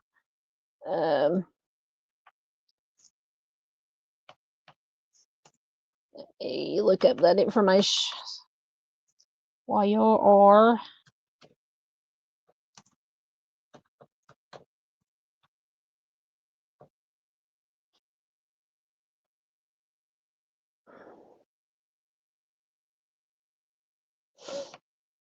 Okay.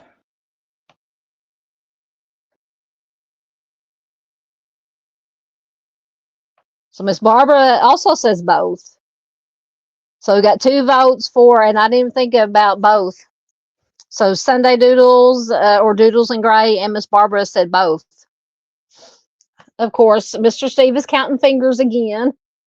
5 fingers. Yeah, 5 fingers. Yep, he has 5 fingers. So we got the fingers covered. He has 5 fingers. Far says, I'm going to say no tail because a monkey with a tail just would not be right in the Mandela effect.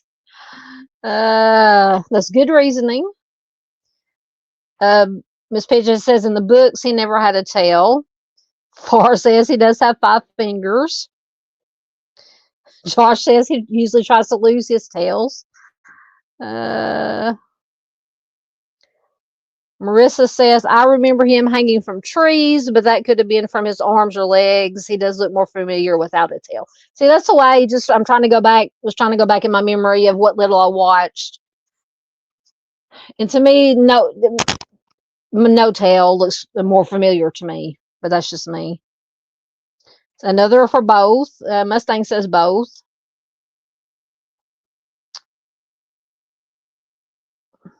Any other guesses or opinions? Yes, absolutely. Thank you, Miss PJ. Check out Arctic Fall. I hope Arctic is doing well. Haven't seen him in a while. He's been posting stuff here and there, but I think he's probably taking a break too. He had some stuff going on.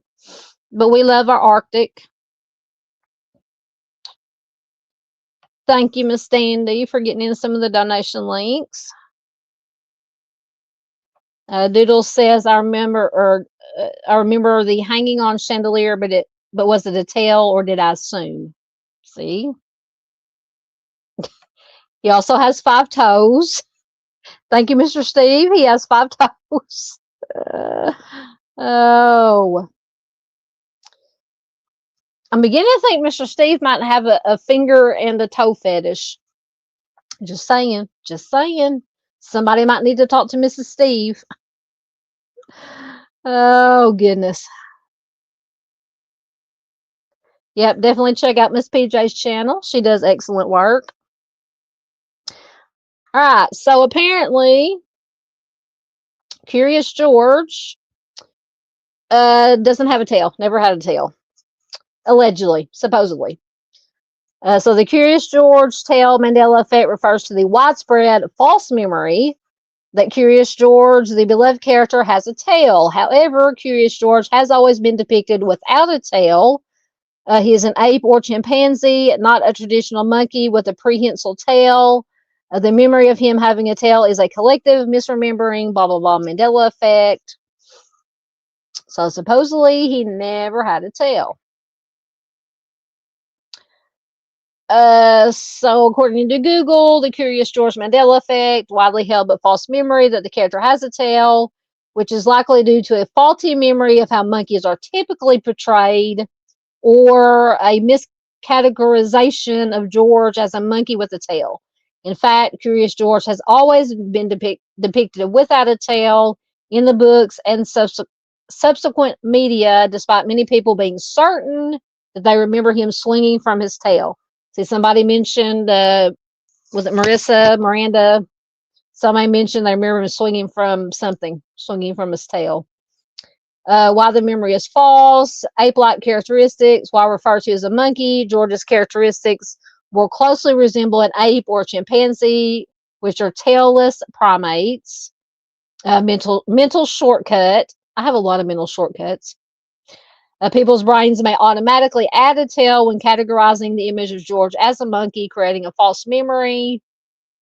Misremembered imagery. Many people recall specific instances of George hanging upside down by his tail, but these images do not exist in the source material.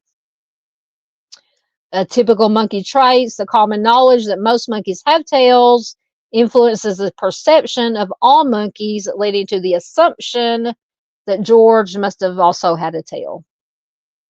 So there we go. According to the Google machine. Like I said, from what I remember, the little that I watched, I remembered him not having a tail.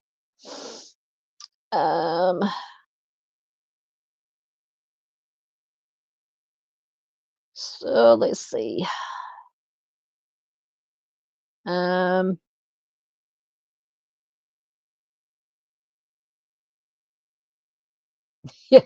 PJ, check out Mr. Steve. He will count toes and fingers for you. That can be one of his new segments if he comes back on live streams on YouTube. He can be counting fingers and toes. Goodness gracious, I got stuff laying everywhere. There it is. I'm losing my stuffs.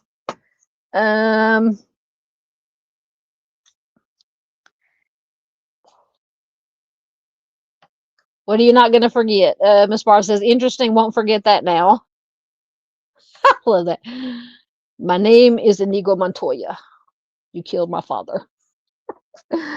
Oh, now I'm gonna have to watch that movie, Josh. I haven't watched it in so long. Doodle says she demands a recount. I don't blame you. I don't blame you.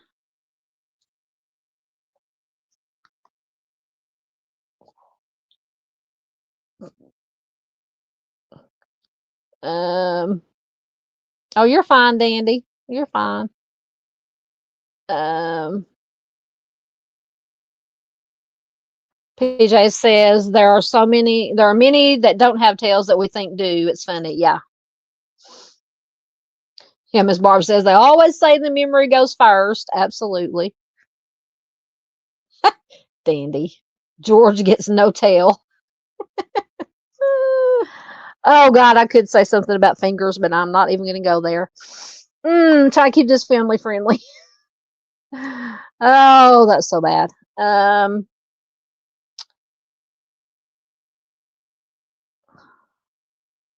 Oh well, yeah, I forgot about the his caretaker, the man in the yellow hat. Yep. All right. Let's see what we have next. So, I never watched this show, but I remember. Was it Sex in the City or Sex and the City? I don't know. Doodle says, "What did the man in the yellow hat do for a living?" Apparently, he took care of George. I don't know. Uh, yeah, Dandy says, honestly, don't put much stock into all this. My most precious memories are very real and have nothing to do with programming. Absolutely. Absolutely. Miss PJ says, no clue. Mustang says, never watched it. I didn't either. I mean, I'm aware of it. I know what it is. I remember it as Sex and the City, but I could be wrong. PJ says he cleaned up George's messes. Far says she's going to go opposite everything I think it is. Uh,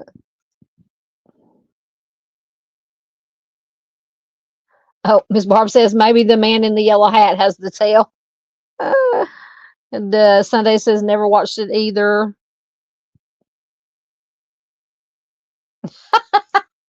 That's good. Josh says Mr. Steve needs to do an investigation on mafia figure Tommy Three Finger Brown. I mean, was it really three fingers? There's Mr. Steve's next project.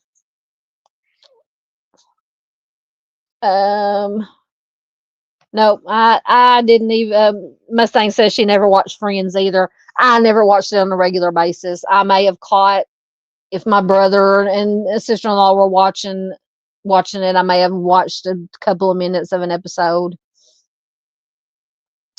PJ says it's Sex and the City. Far says never watched it. I thought in the city, so she's going with and the city. Uh, did I miss Miss Peggy? Hold on, hold on. Did I miss Miss Peggy? Somebody said hi to Miss Peggy. Or am I seeing things? Sometimes my comments jump and I miss things. Don't see Miss Peggy.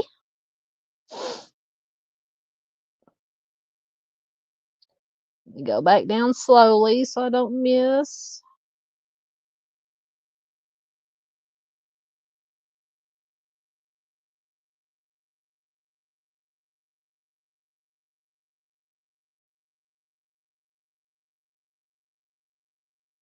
How did I miss Miss Peggy? Where's her comment? Hello, Peggy. I can't find your comment if you said anything. Lord of mercy. Going crazy.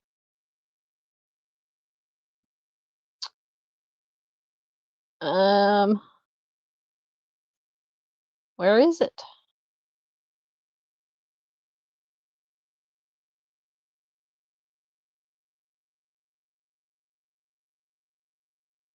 I don't know how I missed it or why I can't find it.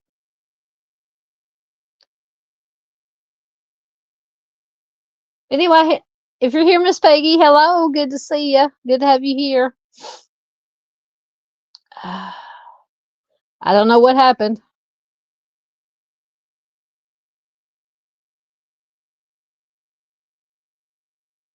Just going back through again, making sure.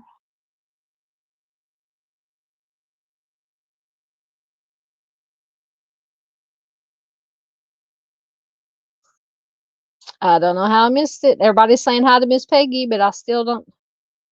I see this. Well, where'd it go? This one.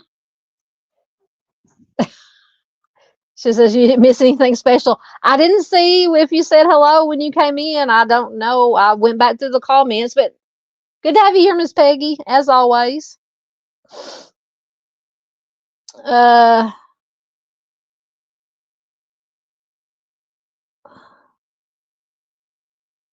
I think that's where I was back down to.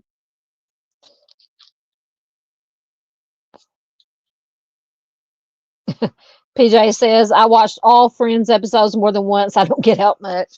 I don't get out much either, but I don't know. I just couldn't ever get into Friends. I just wasn't my type of show really. I like things like a lot of course, police procedurals and sci-fi stuff, paranormal stuff. I love supernatural. Buffy the Vampire Slayer, Angel, the spinoff, Charmed, things like that. Back in that day, I think those were on about the same time that Friends was on. Um, Miss Peggy says she's here, not saying much. That's fine.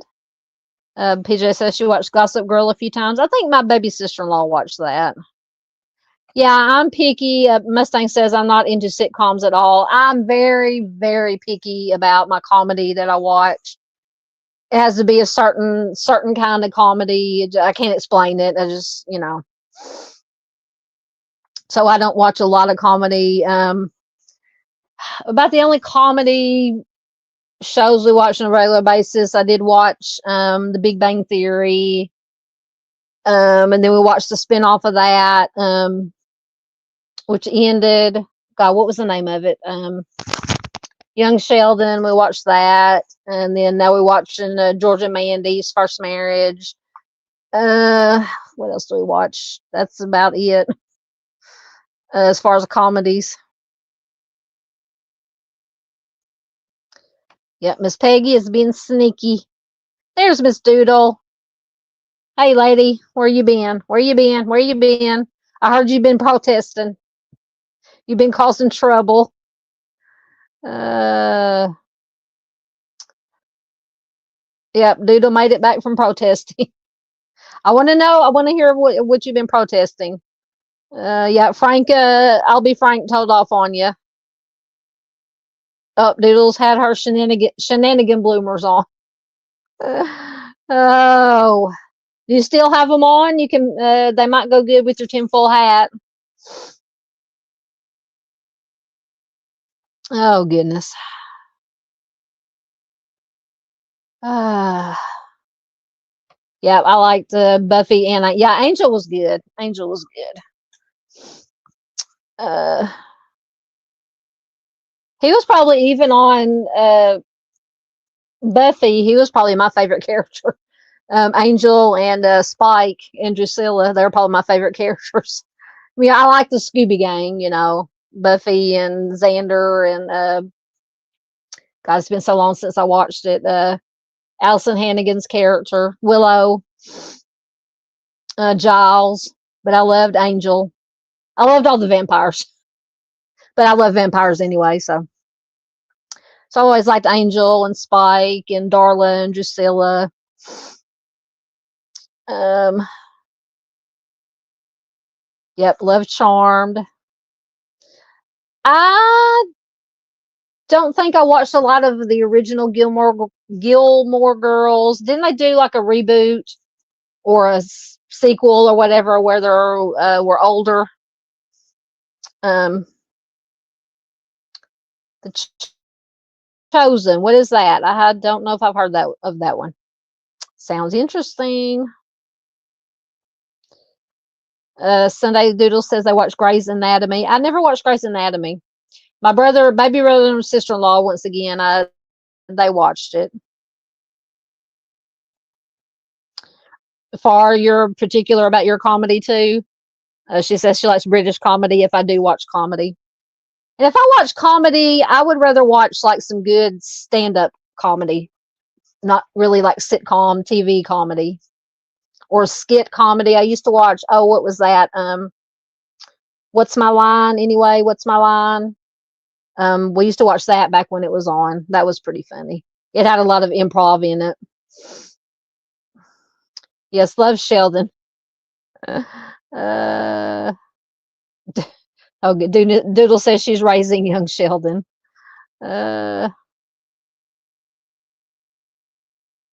Schitt's Creek. You talking about Dawson's Creek? I never watched Dawson's Creek. I'm gonna have to go back and watch. Mustang says I hated the ending of Angel. I'm gonna have to go back and watch it because I have all the I have every. I'm looking at my DVD collection over here. Every season of Buffy on DVD. I think I have all the seasons of Angel. I have to go back. It's been so long since I watched Angel. I forgot. I've almost forgotten how it ended. I have every episode or every season of The Sopranos. Looking at my DVDs. I need to get my DVD player out and hook it up because a lot of these stuff that I have on DVD, you can't find it on streaming, or it's a streaming service that I don't have, that I don't pay for or get for free. I have to break out the old DVD player. PJ says she calls her daughter Sheldon. Bones. I loved Bones. That was one of my favorite shows. I'll watch anything with David Boreanaz in it, who played Angel and Buffy. He's also in SEAL Team. Was that the name of the show? SEAL Team. Love that show. But yes, Bones. I think I have most of the seasons of Bones on DVD also. Love that show.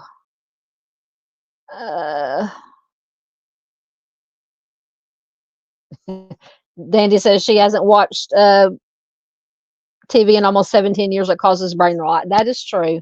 That is true.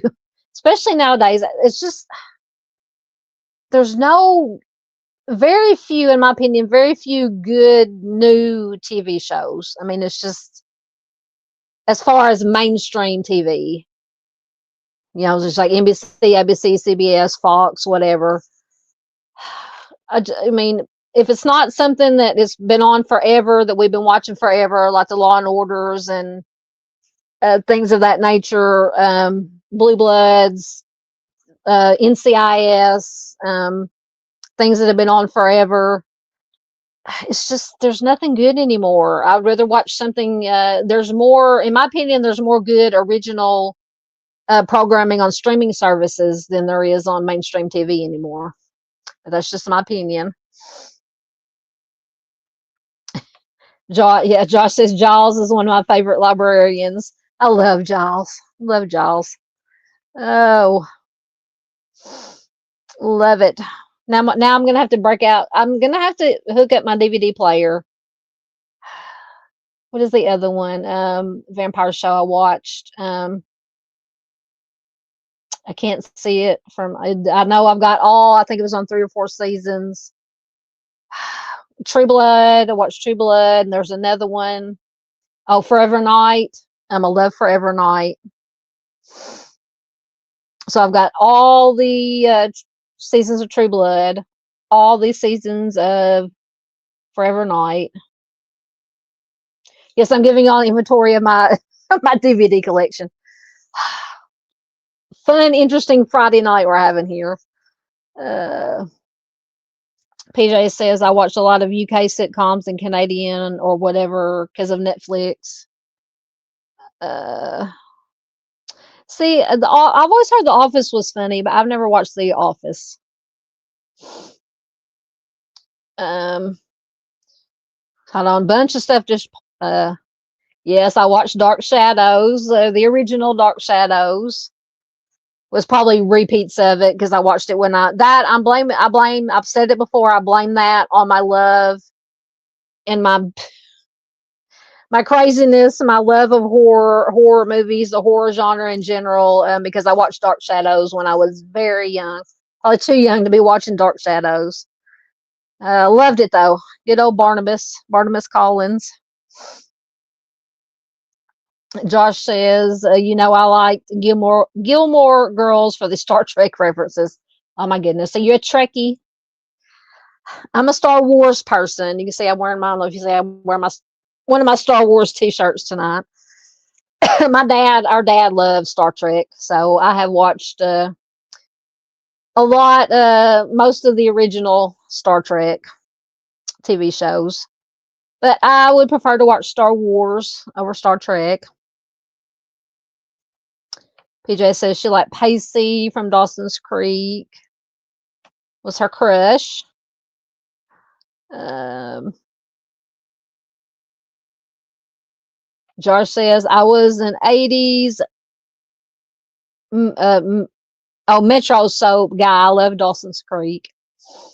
I like the guy. What's his name? James Vanderbeek was the one who played Dawson or whatever. But I remember or James Vanderbeek more from was it Friday Night? Not Friday Night Lights. What is the football movie he's in?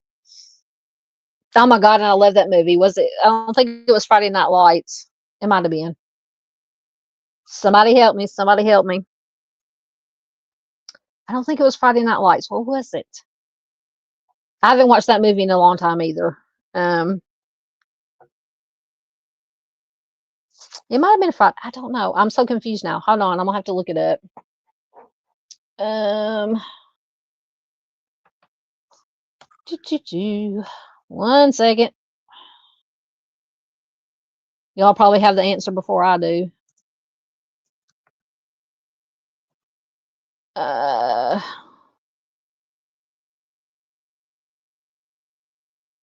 Go to Wikipedia. Ooh, it's got pictures of him. When did he get old? Holy moly. Um,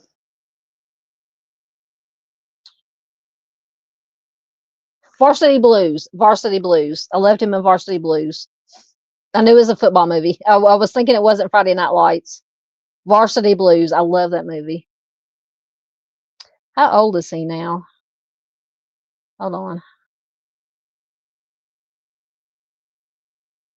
He's not that much younger than me. He was born in 77.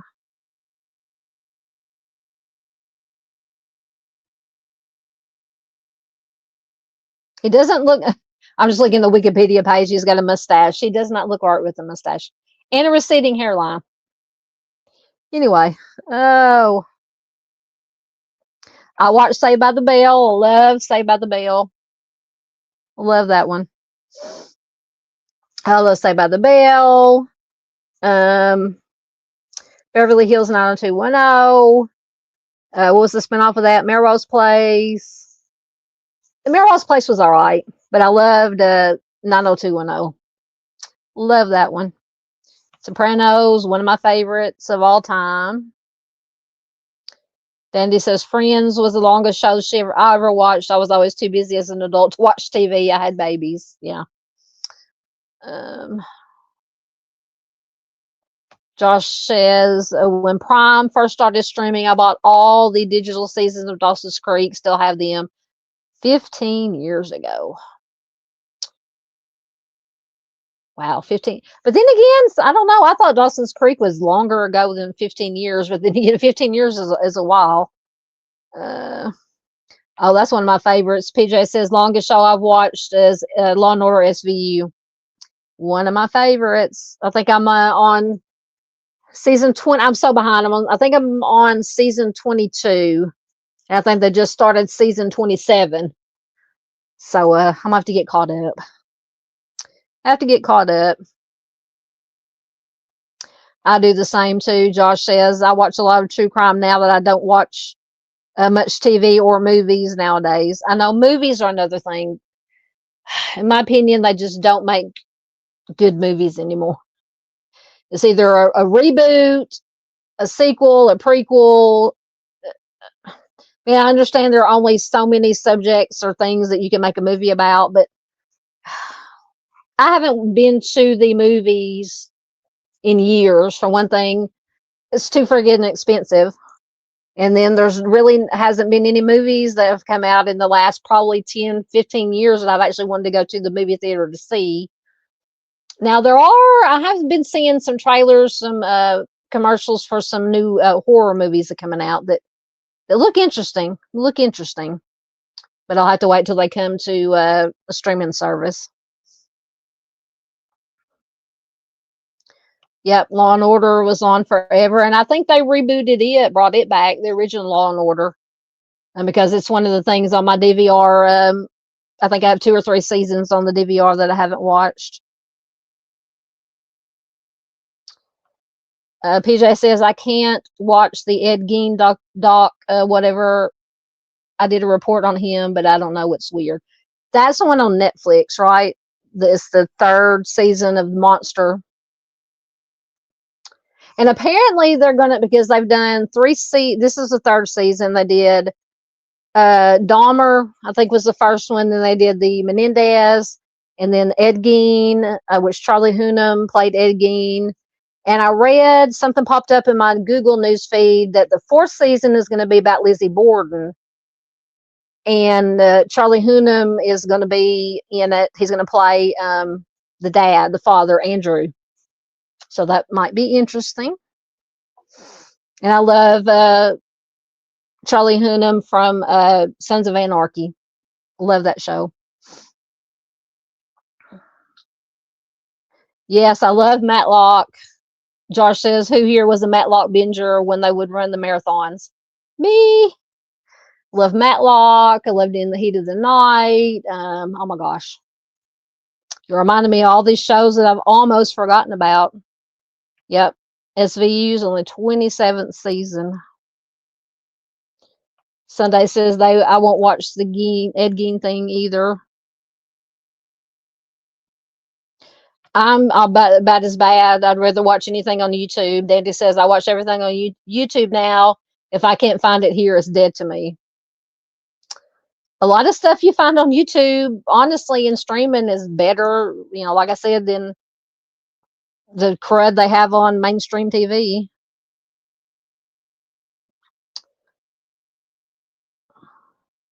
Far says I watched the Ed Gein thing on Netflix. In the end, I felt sorry for him. Very interesting character. Yep, he definitely had a weird life. Thank you, Miss Paula. Another Star Wars fan in the house. Yep, I watched Murder, She Wrote. Yes, I'm on the dark side. Josh the Trekkie. Yes, and Darth Vader is my favorite character from Star Wars. Darth Vader and Han Solo. My favorite characters. But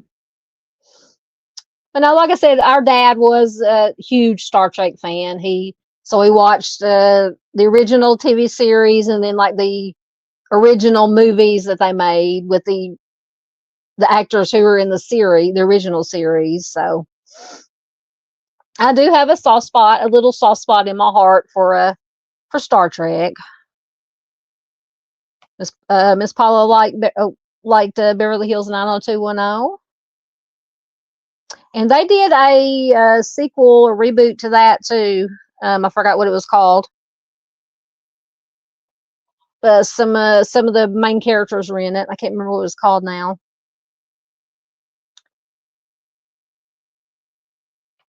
Dandy says Netflix is tanking from the garbage children content they push.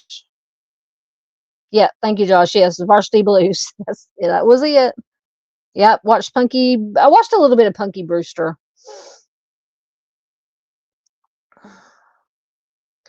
Miss Barbara says, I wish I could remember the name of the show I watched back in the day, Dr. something. Doctor something. Trying to think. How long back in the day are you talking?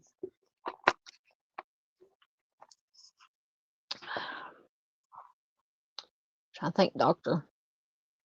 Was it a drama? Yep, Soleil Moon Frye. Was she the one that played Punky Brewster? As Paula says, Kevin Williams, the writer creator of Dawson's Creek, went on to create Scream. Excellent.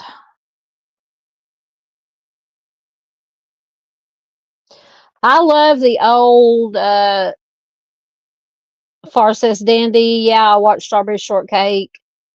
I wouldn't let my granddaughter watch it. I love the original, like back in the day, 80s, 70s, 80s. Well, it had to be 70s because I was a kid. Strawberry Shortcake. I had all the dolls, all the accessories, everything. Strawberry Shortcake.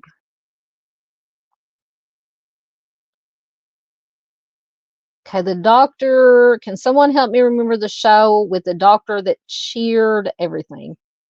Cheered everything. I'm gonna have to think about that, Miss Barb. You've got me wondering now. Did we ever go? Oh, by the way, it was Sex and the City. Um, says the Sex and the City example is a popular one because it is an easily recognizable and widely known piece of pop culture, blah, blah, blah, while the other examples involve small changes in spelling or branding. The Sex and the City false memory involves a title with a significant and widely discussed preposition, making it an interesting point of discussion within the Mandela effect. To me, that's one of the, I mean, I could care less about that Mandela effect.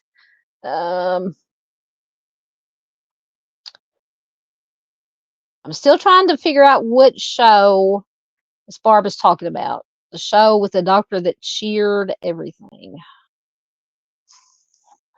Hmm. Miss Paula says she loved Varsity Blues. Yeah, that cheered everything. Doogie Howser. Oh God, my brother. Once again, my baby brother and sister-in-law watched Doogie Howser. Yes, Screech. Dustin Diamond, didn't he pass away a few years ago? I think he unfortunately had a lot of problems after Saved by the Bell. Unfortunately, Josh loved Doogie. House. I watched House. I like that one. Oh, that's it. Okay. Yeah. House. I liked watching House. Ooh, Beverly Hills or 90210 is on Paramount Plus. I can watch it. I have that.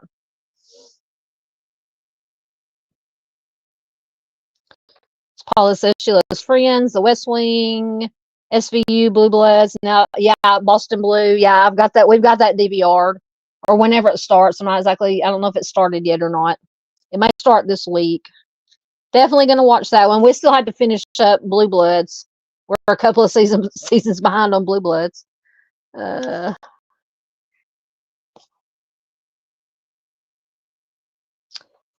Sunday says I don't ever miss any comic book movie in the theater. See, we used to go to. I love what I call it.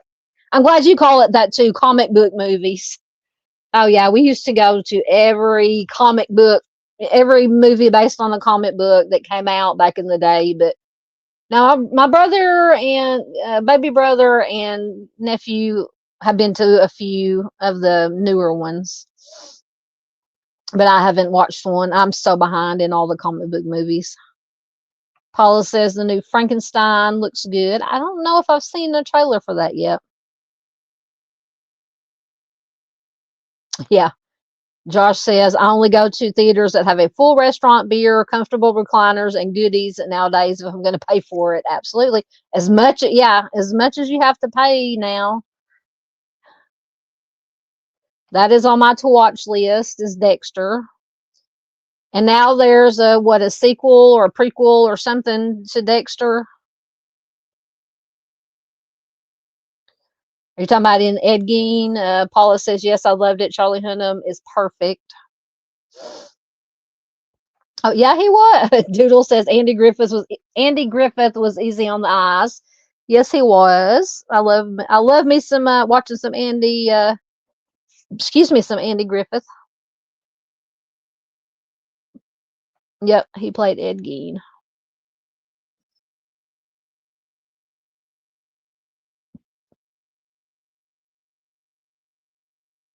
What? Hey, Josh says my city in Texas made national news when the Dahmer documentary came out for their Dahmer pizza with some less than kosher shaped sausages. Oh my goodness. Woo!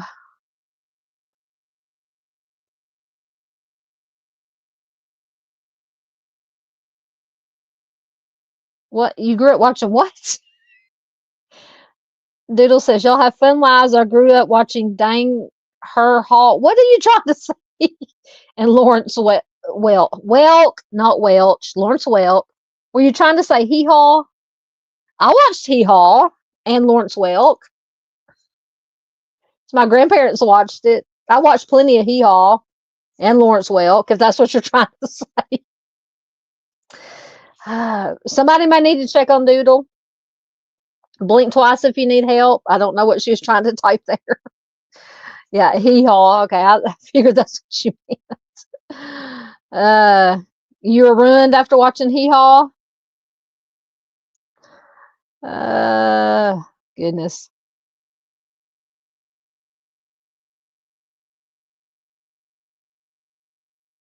Really? Dandy says for anyone in Discord, there's chat channels where we can stream to the members if you know how to. I watch movies, documentaries with people on there all the time.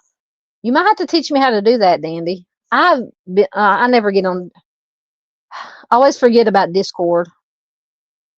I love me some Bonanza too. Some Bonanza and some Gunsmoke. Marshall Dillon. Talking about easy on the eyes. Love me some Marshall Dillon.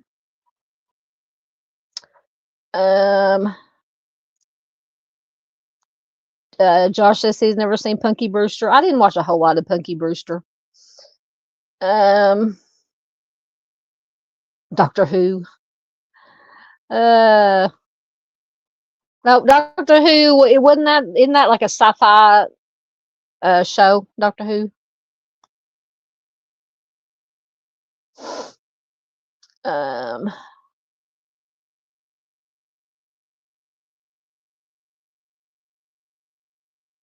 I remember that. What was that called? Doodle said, or Sunday Doodle says there was a series where Dick Van Dyke was a doctor. Was it Dick Van Dyke? Am I thinking of somebody else?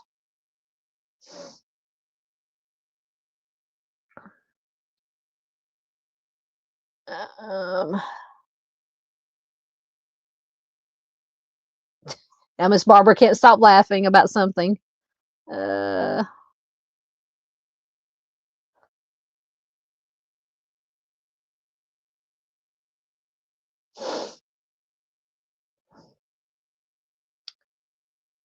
yep, Hugh Laurie played Dr. House.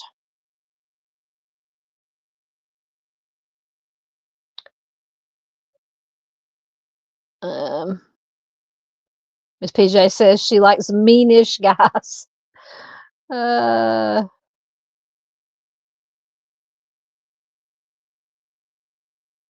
are you saying ooh, Dexter, like you don't like it or you do like it?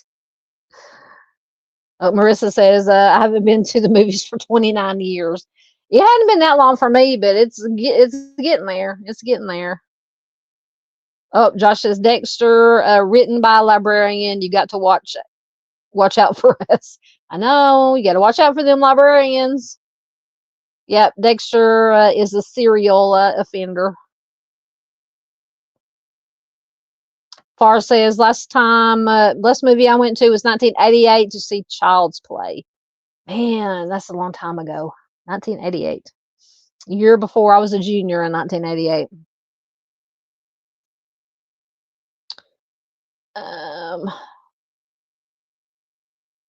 As Barb says, the last movie she went to was Wonder Woman. It was actually a pretty good movie. I need to see if that's on the streaming service that I have.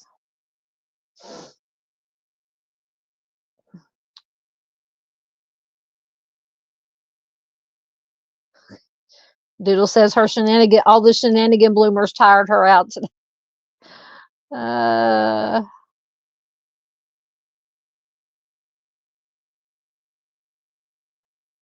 Sunday Doodle says one of my favorite series is a British one, Midsummer Murders. I've heard of that one. I've heard of that one. I don't think I've watched it.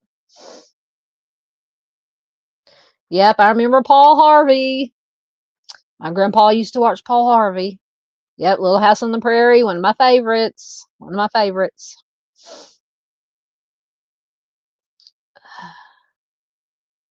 Yeah, it was what I was thinking. Doctor Who, is that the one where it goes into the telephone booth, or it's not a telephone booth, whatever it's called, Tartarus, something. I don't know. I haven't watched enough of Doctor Who to know. Uh, that's what I was thinking. Yep, Dandy watched Little House. I love Dick Van Dyke. Miss Paul says Diagnosis Murder. I watched that one. Dick Van Dyke. Oh, yeah, that was it. Diagnosis Murder with Dick Van Dyke.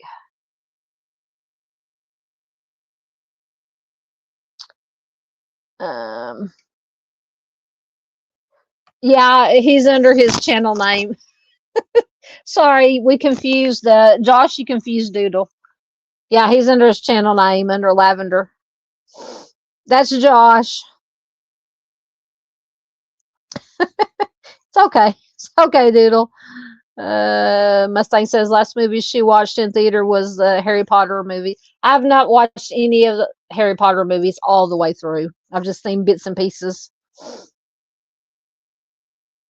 PJ hates Chucky. He just bothers me. He isn't even scary. I know. The first one, I like the first one. It was, it had its comedic moments, but it had its, jump scares. I can't remember the second. Basically, everything from the second one down. Just the more they made, in my opinion, the stupider they got. So I just quit watching. If I'm desperate and there's, if it happens to be on satellite and I just am flipping through and see it, I might watch a few minutes of one of them, but I might have to start. I'm behind. Usually, 1st of October, I start watching horror movies leading up to Halloween. But then again, I watch horror movies year round. So, but I haven't watched any horror movies yet. Dandy says she's an original Cabbage Patch Kid or maybe a Garbage Pail Kid. I remember some Garbage Pail Kid with trading cards. I remember those.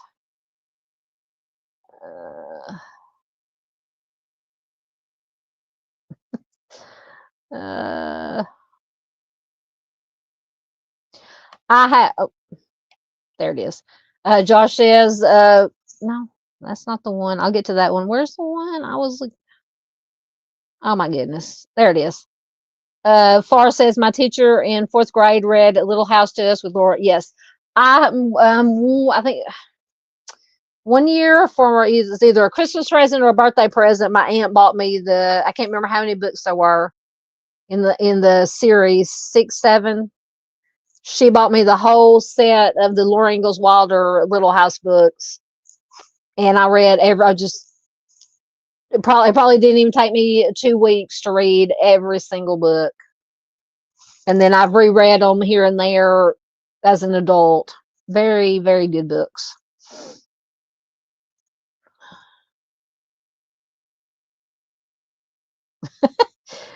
Sunday says Chucky was a foot tall. It frustrated me to watch it. Just kick the little thing off. Just pun it. Pun him out of there. Yep, love the Waltons. I grew up watching the Waltons. Good night, John Boy. Sunday says I can't change my name for another week. Yeah, once you change it, yeah, you do have to wait a certain amount of time before you change your name. Josh says the Waltons had so many Star Trek people as extras. Miss Day says the Waltons was her favorite. Far like the Waltons. Miss PJ never watched the Waltons. I remember watching. Jody says I love Marcus Welby MD. I remember we watched that. Yep.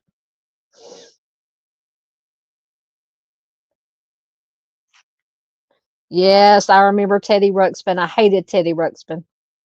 Dandy says, anyone remember that scary R's Teddy Ruxpin talking bear? Via two-sided tapes, you had to flip over. Yes. I don't think I ever owned one, but I had friends, because we were poor kids. We didn't get, the fancy toys. But I had friends who had those Teddy Ruxpin. I hated those. Hated them. Hated them. They were evil. Just like the, what was it? The, shoot. The little gremlin looking thing. Furbies. Furbies. I hated Furbies. Oh my God. Those things were evil too. And I'm thinking that what are those new things? They don't talk, but they're creepy looking. They remind me of the Labubu's or something like that. Those are creepy little son of a guns too. Don't like those things either. Oh, you leaving, Josh? Josh says, well, time to say goodnight, Mary Ellen. Good night, Jim Bob, John Boy. Thank you, Josh. Good to see you. Please do check out Where Lavender Grows. Josh says he's going to be back at it soon. Yeah, Doodle says, not Sarah Ellen. Thank you. Josh says, have a good weekend. I'll be doing a live on Sunday night. I will do my best to catch it. Absolutely. About what time? I should get a notification. I have my notifications on. You talking about the Chucky movies? Miss Barb says it's weird how you can remember where you were at when you saw the first one, at least. Yep. I loved Quincy. Far says I love Quincy. It was the first show I ever watched in color. You talking about Teddy Ruxpin? Oh, Teddy Ruxpin was almost as creepy as the Mr. Seasby came in. Yes, you could put other tapes in it. Doodle says I still have mine. I play ACDC in it. Yep. Can you imagine AC? Oh gosh, I'm trying to think. When we grew teenagers, and we were going. One of my friends still had her Teddy Ruxpin, and I think we played Ozzy. We had Teddy Ruxpin singing Ozzy. Goodness. But ACDC, I could do that too. The My Buddy dolls. That sounds familiar. I don't like Furbies either. To me, they remind me of Gremlins. Uh-oh. Josh says, I had a Teddy Ruxpin, might explain some of my mental issues. My dad, who lived in South Korea, would send recordings for me to listen to on Teddy Ruxpin. Josh says it's almost as bad as the big gay mannequin. Jody says she hates Chucky. I don't hate Chucky. I just, like I said, after the first one, they just got really stupid, in my opinion. Yeah. Daddy says this is a nostalgic chat. Absolutely. I love talking anything back in the day, That's why I said we could do the Mandela things or whatever, we could evolve into what we're doing now, just talking about TV shows, movies, toys, the good old days. Just a chill. I love it. Okay, Josh is going to be live Sunday, 8 p.m. Central Time. Excellent. Mark it on your calendars. Make sure you're subscribed to all the channels that you want to be subscribed to, because once again, the YouTube gods like to unsubscribe people from channels for some reason. Make sure your notification bell is set to all, so you won't miss any notifications. Leprechaun, that was a creepy movie too. I don't like that. Gave me nightmares too. Um,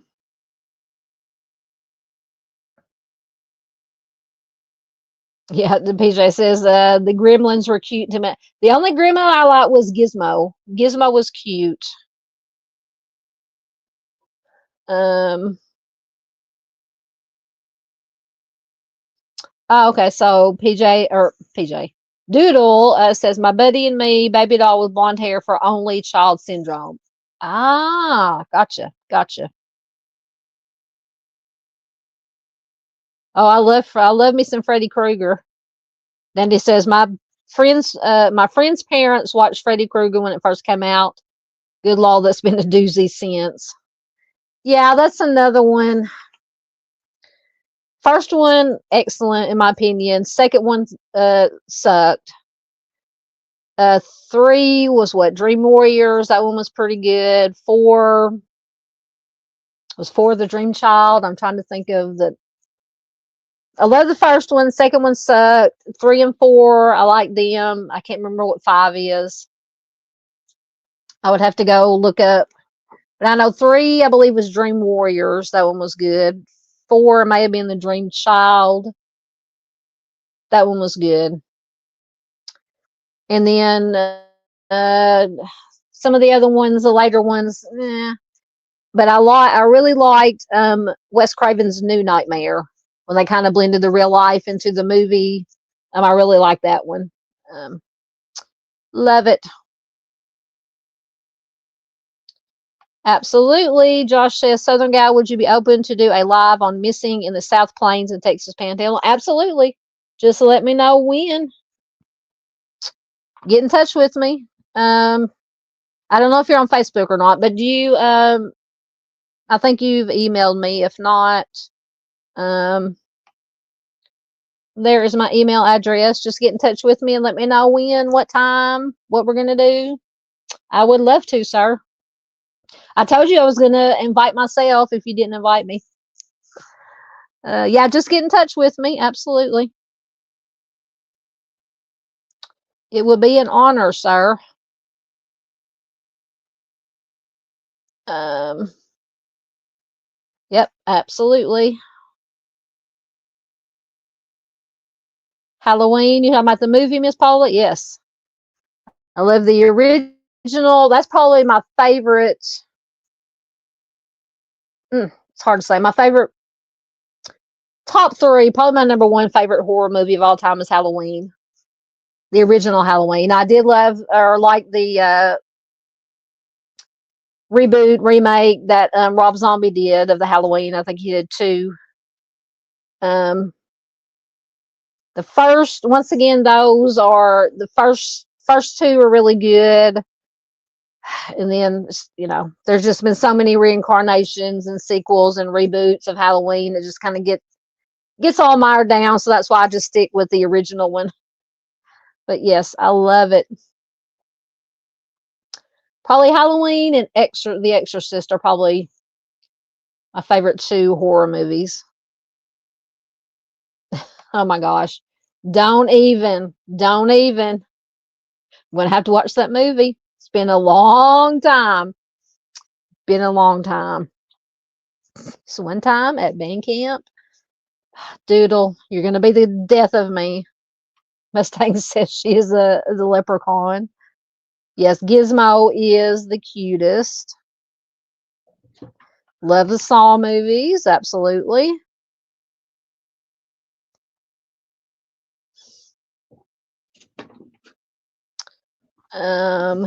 As Barb says, them leprechauns are creepy. Yes, they are.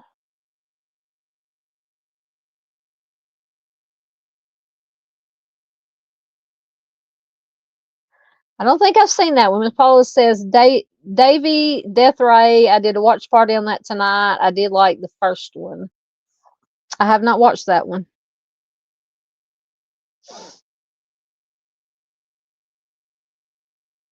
Yeah, there's very few horror movies that actually give me the creeps and creep me out. But the Hostel movies did give me that that chill down your spine because yes, they are very realistic. I'm trying to think of some other ones that definitely the Hostel movies. Last House on the Left, the original one, creeps me out. It is very. I can't watch at your own risk that one because it is very graphic, very wrong. Was it wrong turn? That one creeps me out. Very realistic. Could happen, as Dandy says, a total possibility. Trying to think of some other ones that just really creep me out. Then there's not a whole lot. Not a whole lot. For some reason, Amityville Horror, the original one, creeped me out.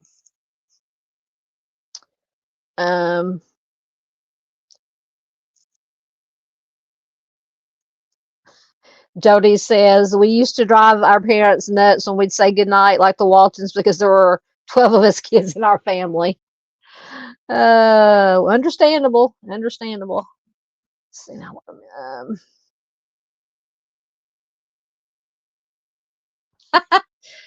Doodle says, "Oh heck no, Freddy Krueger! I got in trouble for punching him at the haunted house."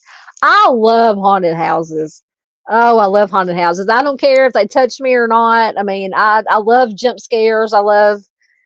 Oh, I love. I haven't been to a haunted house in years, But back in oh God, it's probably when I was in my 20s, in the early 90s. One of the radio stations here, Magic 105, did a haunted house. Fantastic, big, elaborate haunted house in Little Rock or North Little Rock every Halloween. Fantastic. Oh, God, I love them. Love haunted houses. Doodle says, no way, Jose.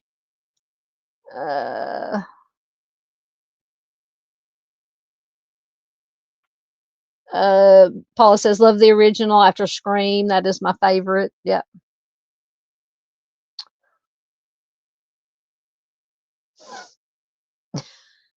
Doodle says, Freddy would get you in the tub in your sleep, couldn't burn him. Hell no. Nah.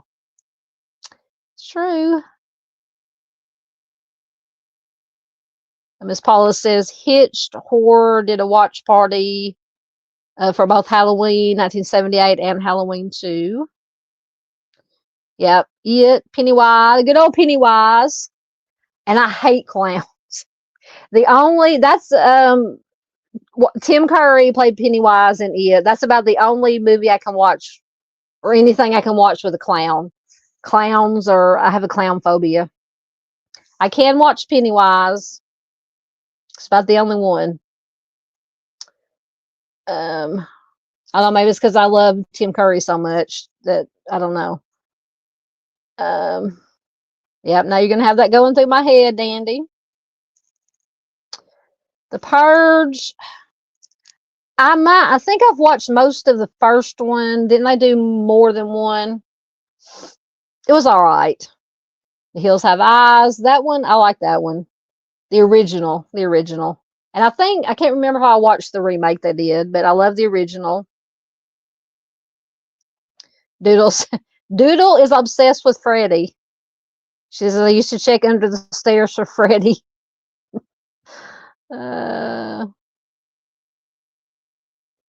PJ says my mom had me watch the original at a young age. I never looked at a red balloon the same. Mm-hmm. Yep, Texas Chainsaw Massacre. Love that one. Doodle's right. It's all okay. It's all fun and games until you hear a banjo. Then you better watch out. Oh, goodness. Doodle says, not me. They touch me. It's all.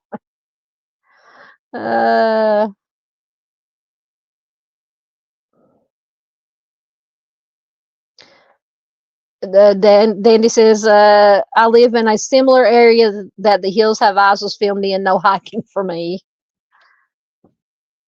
Yeah, the town that dreaded. I think it's the town that dreaded sundown. Yeah, that was actually based on a town in Arkansas, I believe, right? Let me look and see. But I believe it was based on, was it the Phantom? What they call it, the Phantom Killer? Let me look it up.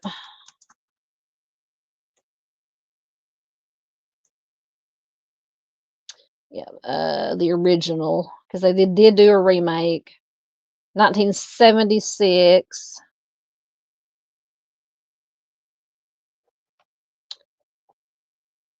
Um,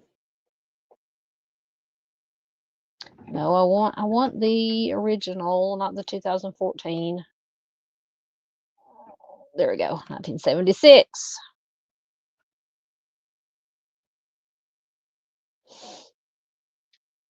Yes, it was based. The Town That Dreaded Sundown is a 1976 American thriller horror film directed and produced by Charles B. Pierce, written by Earl E. Smith. The film is loosely based on the 1946 Texarkana Moonlight Murders. They also called him, I think, the Phantom Killer. Crimes attributed to an unidentified serial offender known as the Phantom Killer. It is narrated by sorry, it jumped. Here we go. The Phantom is played by Bud Davis, who later worked as stunt coordinators on films such as Forrest Gump, Castaway, and Inglourious Basterds. The film was mostly shot around Texarkana. I keep hitting something and it jumps. What did I do?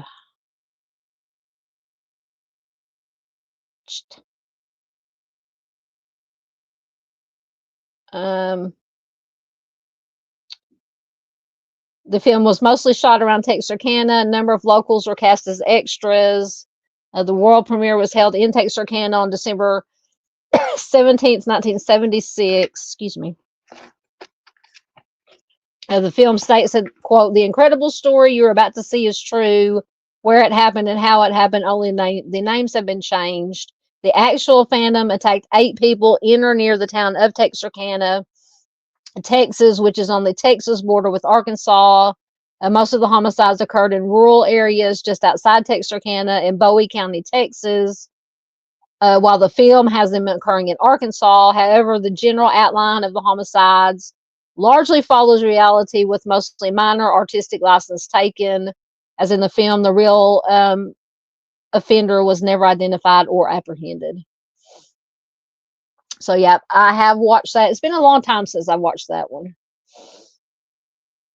Yes, I love From Dusk Till Dawn. Love it, love it, love it. I love anything that Quentin Tarantino does. I love anything that Robert Rodriguez does. All their movies.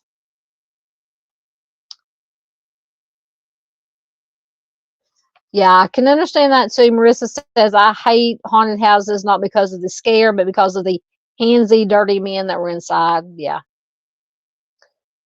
See, Sunday Doodles hates clowns too. I'm telling you.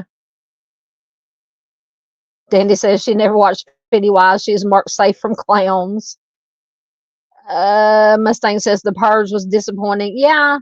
Like I said, I think I watched the first one and I wasn't that impressed with it, so I didn't watch any of the other ones. Um, yep, Jeepers Creepers, like Jeepers Creepers.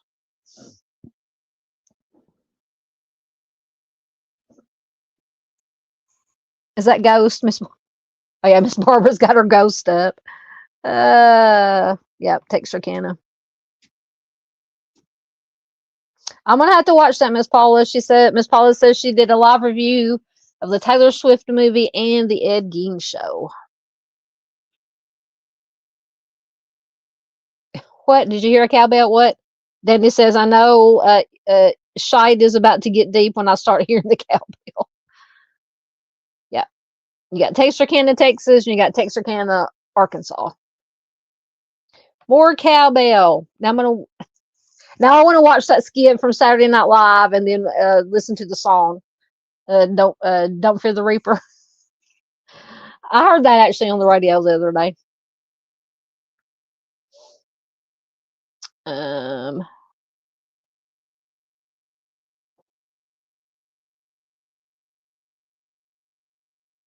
Thank you, Marissa. You leaving us?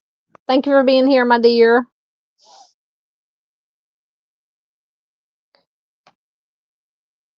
Doodle, what? Says I saw a trailer for the Waffle House Killer. Now I'm a side eye Mr. Steve for a while. What about the Waffle House? I haven't heard about that. What is that? What is the Waffle House Killer? I don't know of what you're talking about. What did I miss? Absolutely. Have a wonderful rest of your evening. Oh, Jody says she doesn't do scary at all. I was traumatized at 7 years old. Understandable. Yes, I also hate dolls too. Dolls are evil. They are creepy.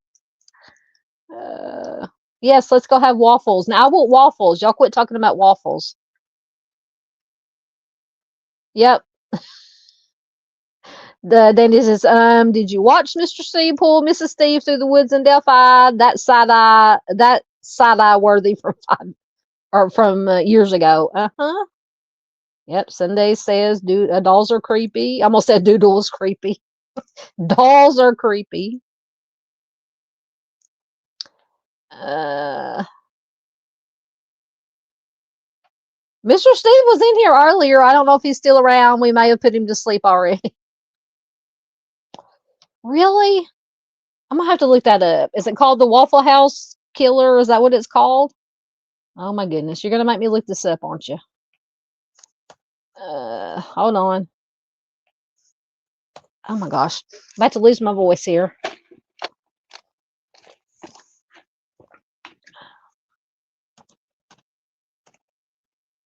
Waffle House Killer.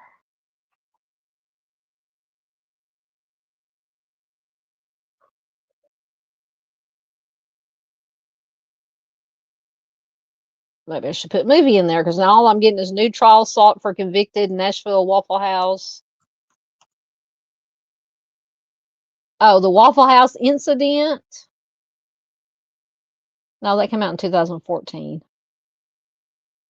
The Waffle House homicides true crime documentary. Does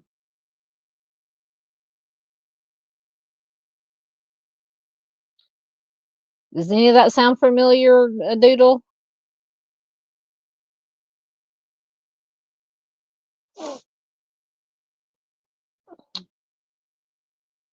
Interesting. Yeah, we might have to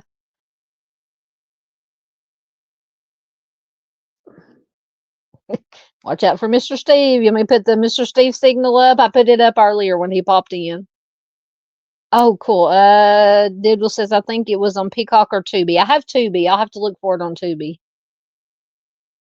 Yes, absolutely. Dandy says Mr. and Mrs. Steve are national treasures. Absolutely. Yep. You can't think of Mr. Steve without thinking about waffles or Waffle House.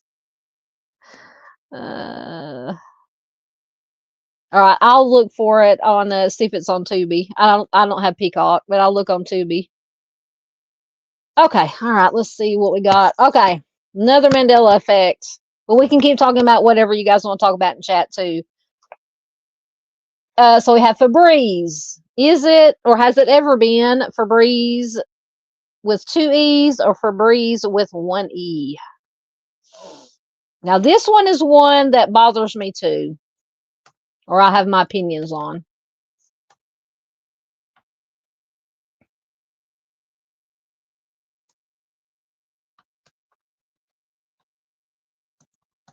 Hear me pecking on my keyboard.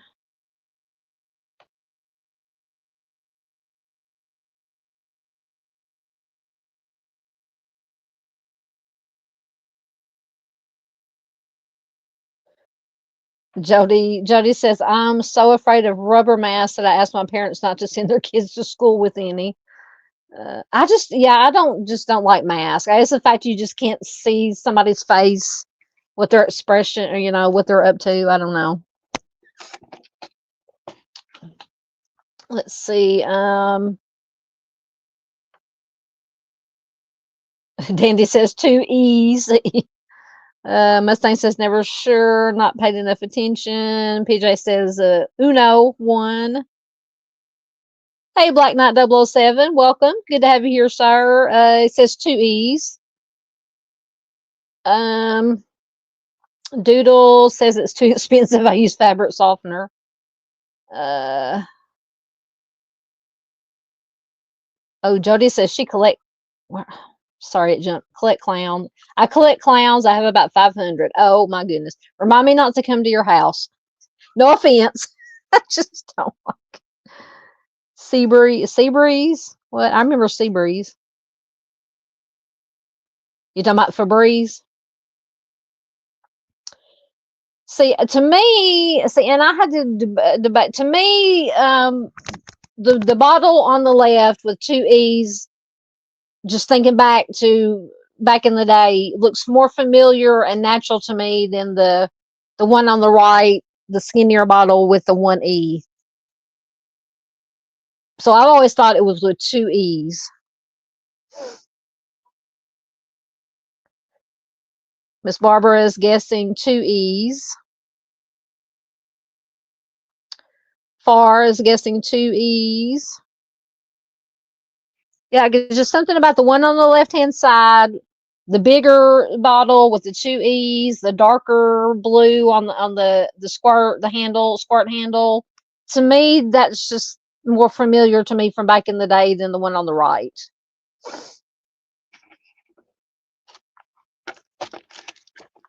What are y'all burning? Wait, what are y'all burning?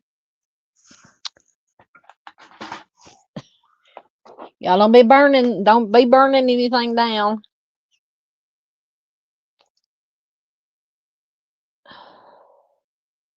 Was that you that sent me a Facebook friend request? I think I finally accepted it. I remember to get on Facebook. If it wasn't you, let me know. But I think it is because it had the same avatar, the same profile picture. Yes, PJ says it's a conspiracy. Yep. Get your tinfoil hats. Hold on.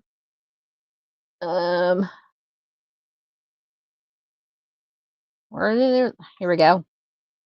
Get the tinfoil hats. And just in case, there we go. Oh, goodness.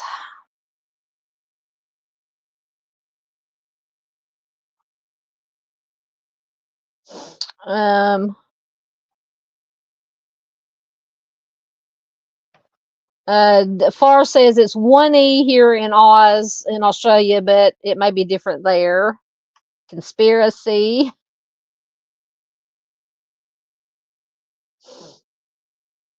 All right, good. Excellent. Thank you, sir. Doodle says, well, the left is the better deal if the price is the same. Oh, I can tell you the price of however it's spelled, the price is better back in the price for everything is better back in the day. PJ says she's a rebel. She says 1. What is Doodle running? Where are you running to, Doodle? Okay, so dun dun dun. Apparently, although I don't agree, it's always been with 1E. I call BS. I'm just saying.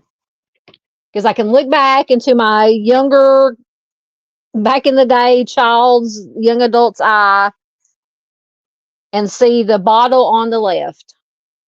The shape of it, the colors of it, the 2E's. So I'm calling BS. Oh, but it says, let's see, I'll read it from here. According to Google, the Febreze Mandela effect refers to the widespread false memory of the fabric freshener's name being spelled Febreze with 2 E's instead of the correct Febreze with 1 E. This common misremembering is a classic example of the Mandela effect. Blah, blah, blah. We know what the Mandela effect. Many people genuinely believe the fabric freshener was once called Febreze with 2 E's. With a double E at the end, but that is a false memory. The product has always been Febreze with 1 E. Bull. Just my opinion. Just my opinion. I think they're messing with us. I think they're messing with us with this one. This is another one that's bothering me, along with the Fruit of the Loom.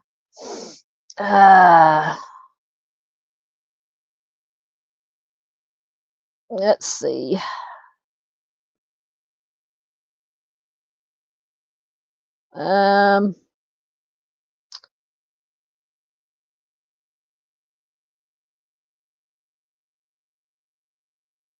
Let's see. I saw. Hold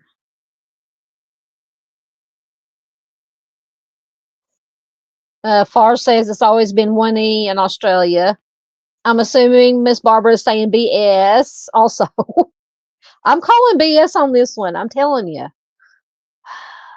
Oh, Doodle has got her tinfoil hat and her full bloomers on. Miss PJ, excuse me, Miss PJ says she has a bottle in my house. I cheated. But that, a new bottle, I'm telling you, back in the day, I'm telling you, they changed it. They changed it. It was used to be 2E's with that different bottle. That's the bottle I remember. Dandy says, I kind of think this is just brand companies changing hands. That could be. Let me see. Excuse me. See if Febreze has changed hands. No,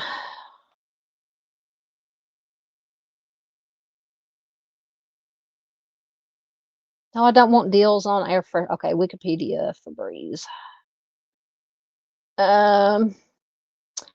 Febreze is an American brand of household odor eliminators manufactured by Procter & Gamble. It is sold in North America, South America, Europe, Africa, Asia, Australia, and New Zealand.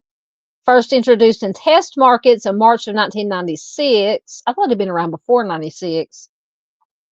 The fabric refresher has been sold in the United States since June of 1998. Wow. I could have swore it's been around before the 90s, late 90s. And the line has since branched out to include air fresheners, plug-in oil, scented disc, automotive air fresheners. The name Febreze is a portmanteau of the words fabric and breeze. In many non-English countries, the products are sold as Ambi Pure. Febreze brand generated over $1 billion. In 2010, Febreze brand generated over $1 billion worldwide. Trying to see if it's changed, if it has changed hands.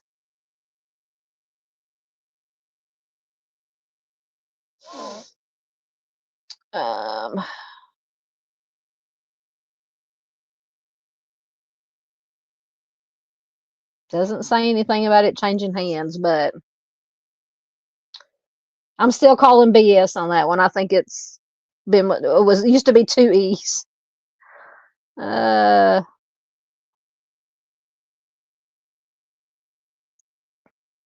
messing with your heads, Miss Barbara. I'm messing with all of our heads. If I have to sit up at night thinking about this stuff, then y'all do too. Jody said 2E's. See, 2E's.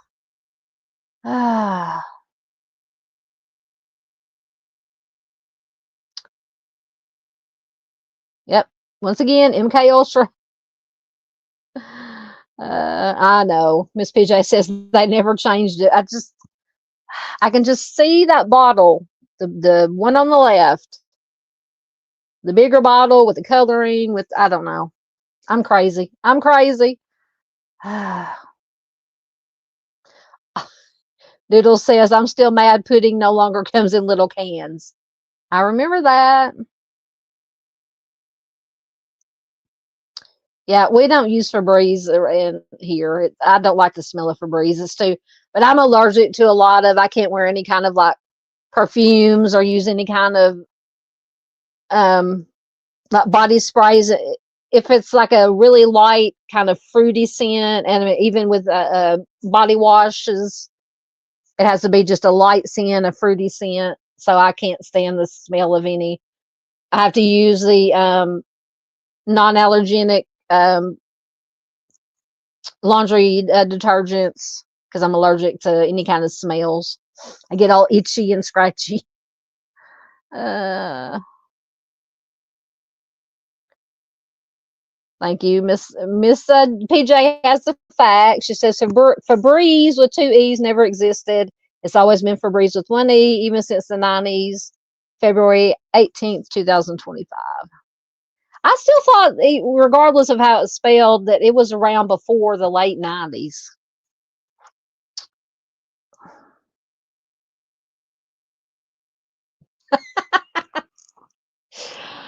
Oh, Doodle says, I would love to know who named ho-hos and ding-dongs. What a sense of humor. Oh, dear Lord in heaven. Woo! Doodle, doodle.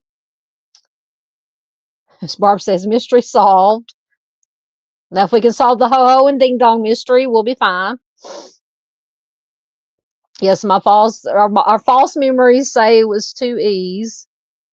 Yeah, Jody says the one on the left, you get more stink for your money.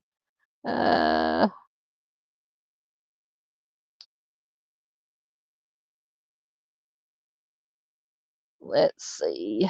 All right, I think I'm caught up. So we'll see what we got next.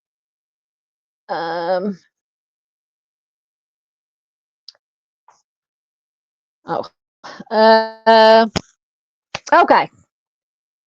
Oscar Mayer. Is it Oscar Mayer with an E or Oscar Mayer with an A in the Mayer? Now, those of us of a certain age, think back to the old commercials with the song, because I don't think they do those commercials anymore. Says my baloney has a first name. It's Oscar. My baloney has a second name. Is it Mayer or Meyer? This one was easy for me. I had to sing the song, or I remember the song. They also did a song back in the day for the hot dogs. I wish I was an Oscar Mayer wiener to go along with doodles, ho-hos, and ding-dongs. Oh, goodness. We're crazy tonight. We're loopy. It's Friday. No, I've been aware of that for a while. PJ says, are you guys just learning about brainwashing? Is that why Dandy's typing MK Ultra? Oh no, brainwashing has been going on for a long time. In my opinion, allegedly, just for entertainment purposes only. So none of us will end up mysteriously disappearing in the night from any of the alphabet agencies.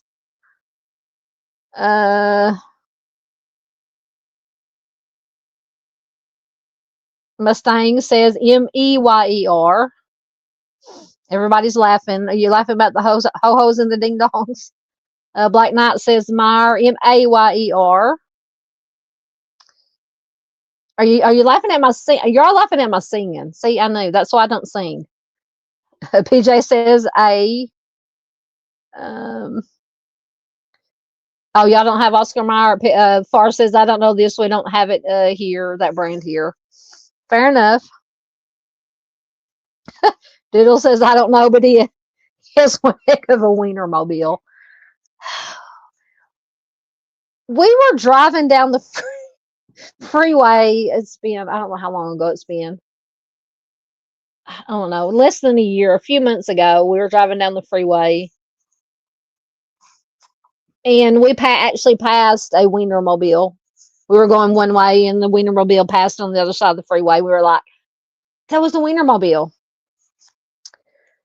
Very impressive. Very impressive. Doodle says A. Thank you, Miss Barb. At least somebody appreciates my singing. Mustang says, now that you said that song is, you think it's Mayer. Miss Peggy says A. Sunday Doodle says A. Dandy says E, and don't touch my wiener. We will not touch your wiener or your ho-ho or your ding-dong.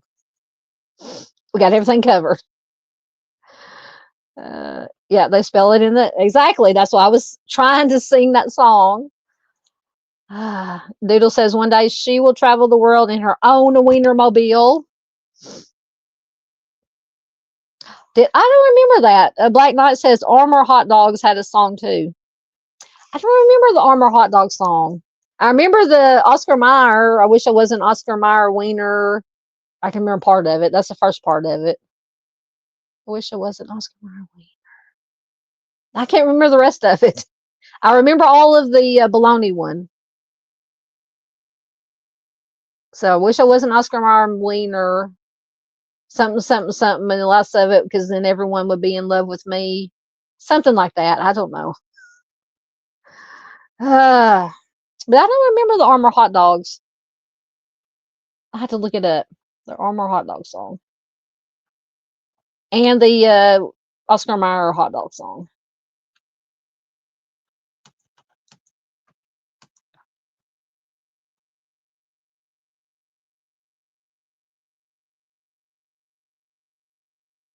Okay, the Armor Hot Dog song is an iconic 1967. Well, that's way before my time. Maybe that's why I didn't remember it. Jingle with lyrics. What kind of kids eat Armor Hot Dogs? Fat kids, skinny kids, kids who climb on rocks, tough kids, sissy kids, even kids with chicken pox. Love hot dogs, Armor Hot Dogs. The dogs kids love to bite. Interesting. I like that. Who doesn't love hot dogs? Okay, so now let me look up the Oscar Mayer hot dog song.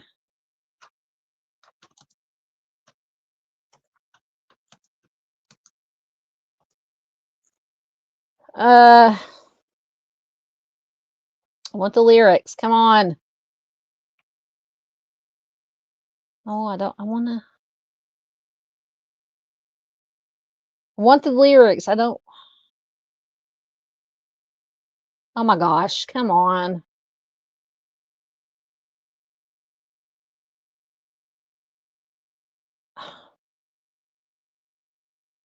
It's gonna drive me crazy.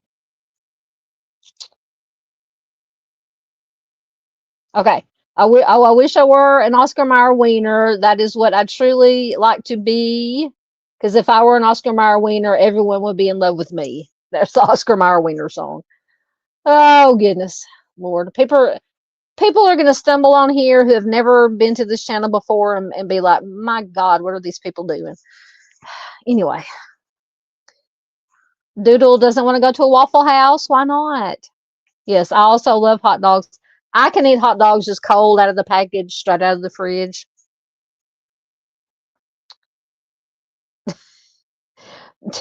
Sunday says I'm going to have to look up this MK Ultra person.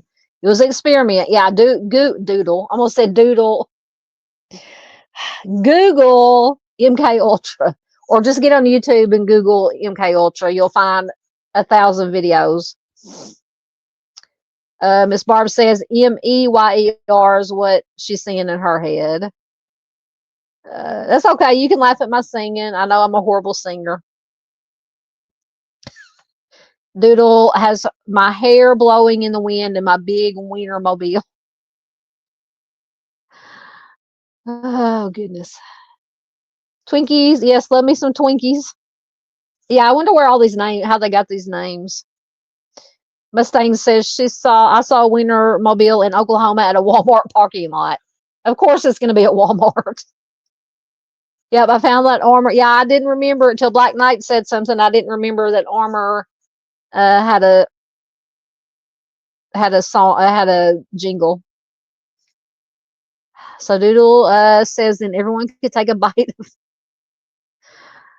Thank you, Sunday. Yeah, I couldn't remember the last of it.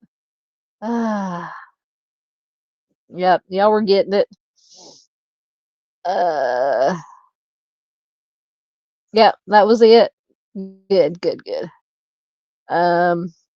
Far is going to go with the A on Oscar Mayer. Miss Peggy doesn't like hot dogs. We can't be friends if you don't like hot dogs. I'm kidding. No, we haven't said yet. We haven't said yet. See, Dandy got it. There she goes. I wish I were an Oscar Mayer Wiener. That's what I'd truly like to be. I could sing it. Because if I were an Oscar Mayer Wiener, everyone would be in love with me. Yeah, Doodle's got us all crazy tonight.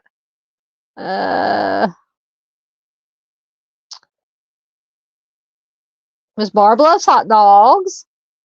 Sunday Doodles didn't eat hot dogs. Just don't think about what hot dogs are actually made of if you eat them. Yes, you should definitely be on the internet, Doodle. Uh,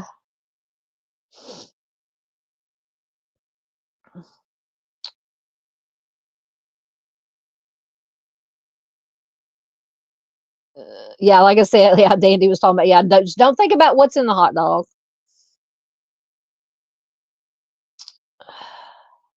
All right, so it is Mayer. My baloney has a first name. It's Oscar. My baloney has a second name. It's Mayer. That's how I remembered it from because I remember the old commercials. So it's Mayer. Let me get the. Hold on.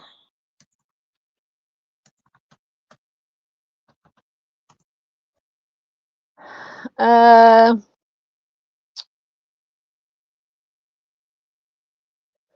So, according to once again the Google machine, while Oscar Mayer is a well-known brand, there is no prominently widely discussed collective false memory associated with it that fits the definition of the Mandela effect.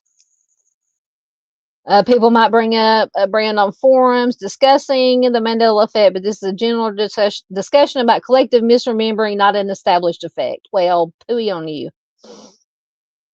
No, because I have watched videos where people thought it was Meyer. Uh,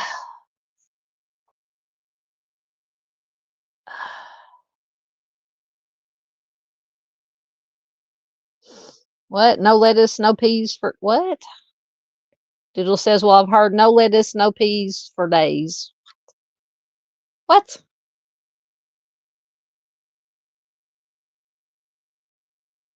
Yeah, Miss Peggy says, don't. Yeah, she don't read the ingredients.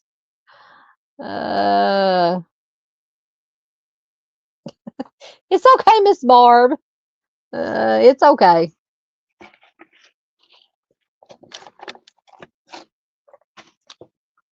Yes, I will take a sandwich also. Dandy said she needs a sandwich.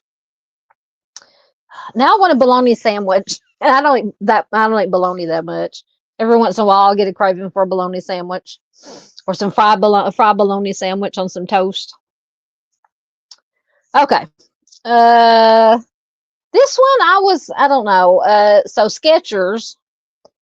Is it Skechers with a T or no T? Or was it a T and they took it out? Or did it never have a T? Did it used to have a T? Um the Doodles or PJ says Dandy has been watching protests with me. Oh goodness. I'm trying to think. I think I've always thought it was Skechers with no T.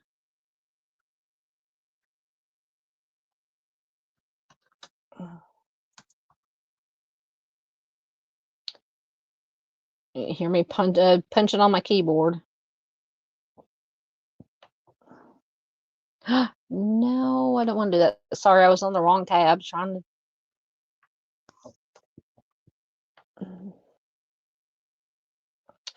Goodness gracious.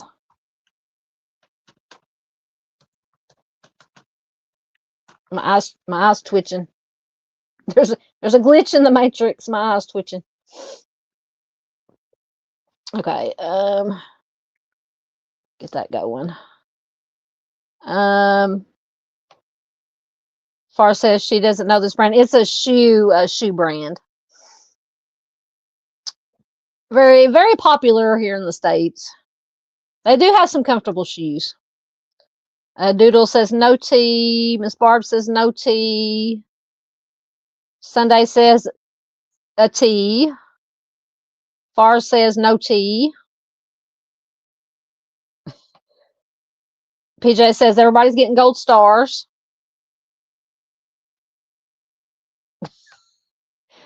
Dandy says no tea like the men in dresses. Miss Peggy says, I'm thinking no tea, but what do I know? You may know. You know more than you think you do. Dandy says no, no tea.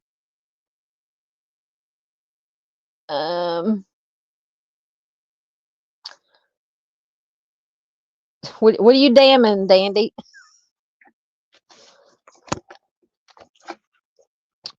So it is Skechers with no tea, which is what I was thinking, but Miss Peggy says, if I got this one wrong, don't tell my son. What did you guess? You're right, Miss Peggy. No tea. No tea. So you got it right. Miss Barb says she's crying, laughing. Skechers with no tea. What is this? I can't tell what those are. Are those diapers? What are those? I can't tell what they are. Oh goodness. Okay. So the Skechers Mandela effect refers to a common misremembering of the spelling of the footwear brand, where many people incorrectly recall the name as Skechers with a T. This discrepancy is a widespread example of the false memory. Blah blah blah. We already know about that. Why is Skechers with a T so commonly remembered? Phonetic similarity. The name Skechers sounds very similar to Skechers without a T, leading to confusion. A common word pattern. Many words in English that follow the CH sound after a vowel, like watchers or matches, are spelled with a T. Makes sense. This makes Skechers a more intuitive, Skechers with a T, a more intuitive expectation for people. Brand recognition, misspellings of brand names are a frequent category of the Mandela effect. The brand has always been called Skechers with no T since its founding over 30 years ago. The president of Skechers, Michael Greenberg, has acknowledged this common mistake, noting that it is a persistent error. So the scientific explanation is the Mandela effect. But it's Skechers with no T.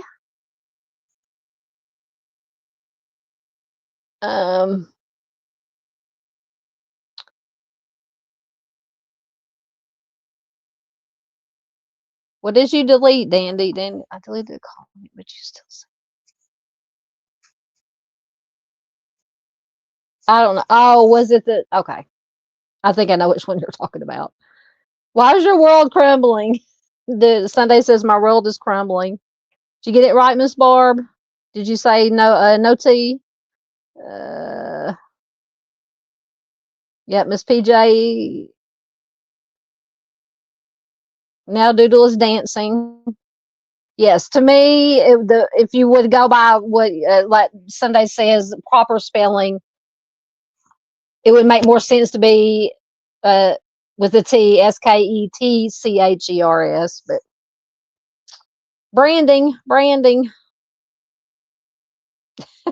You're fine, Dandy. Don't worry about it. Yes, Miss Peggy says Skechers were popular with skateboarders. Yep. Thank you, Mustang. Are you heading out, or are you just thanking us? We've been here. Oh, we've been on here over 3 hours. That's all right. It's Friday night. Okay, so we did Skechers. Okay. Doodle. Sunday says I have two pairs spelled it wrong. All right, Fruit Loops. Is it fruit FRUIT loops or fruit FROOT loops? Or have they changed it on us? Are they messing with our minds? Oh, Miss Barbara's got herself together now. All right.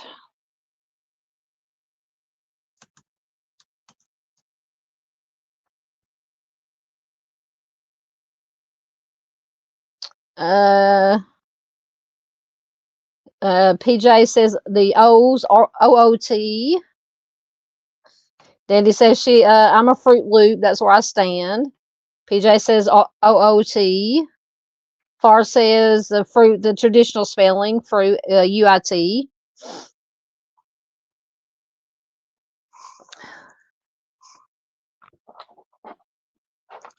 Um,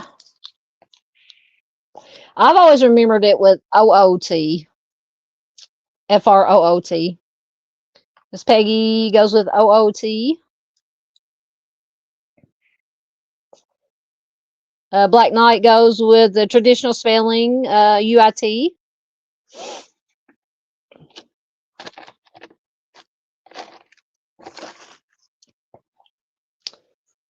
Because just something about the two, the two, the OOT and then the OO in the loops just is familiar.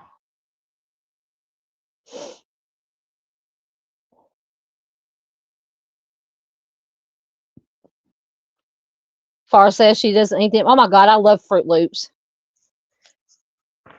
And Miss Paula's still here. She's gonna be going to get her bowl of Cheerios. Every time we do a live stream, she has to go get a bowl of Cheerios, and then that makes me want Cheerios. Honey nut Cheerios. Oh. Sunday goes with OOT. Yeah, Miss Peggy says she just remembers Toucan Sam. How am I? I'm not confusing you. The system is confusing us. Yep, Toucan Sam. Dandy says she only remembers the Lou, LOOPS.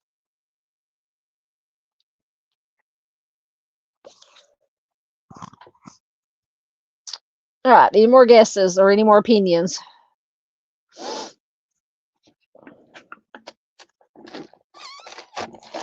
Sorry if you heard my drink. Slurping on my drink. It is, and always has been supposedly fruit with a OOT, Fruit Loops. Fruit Loops. Yes, Black Knight says that used to be one of my favorite cereals. I can't remember for sure. Yep, I love Fruit Loops. Yep, it's been OOT, and that's what I remember is OOT, FROOT. So let's see what the Google machine has to say. The Fruit Loops Mandela effect refers to the widespread false memory, once again, of the cereal being spelled FRUIT loops instead of its actual distinctive spelling FROOT loops. Many people strongly recall Fruit Loops only to discover that the Kellogg cereal has always been OOT loops. This phenomenon is attributed to collective misremembering, blah, blah, blah, Mandela effect.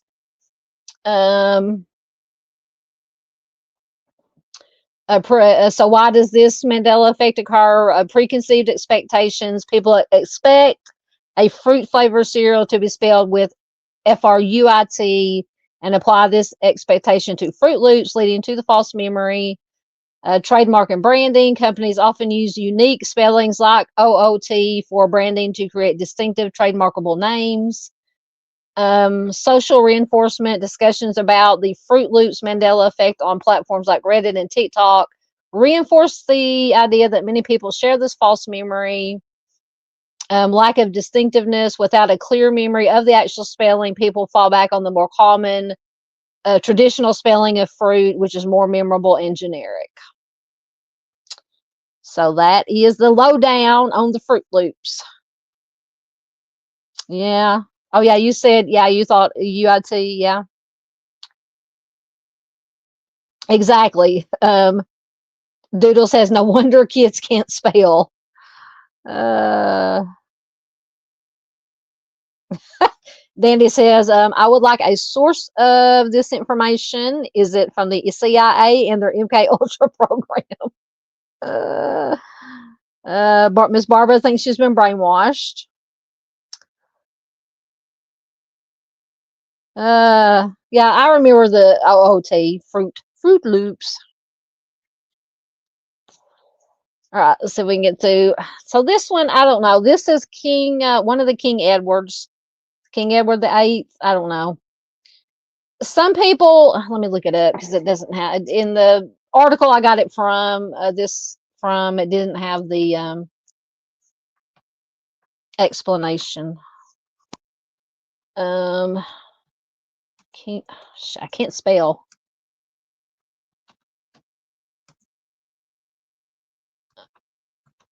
Oh, oh my goodness. Oh shoot. Once again, I forgot to switch tabs. Something about some people remember that he has like a turkey leg or a chicken leg in his hand or something. Hold on, let me find it.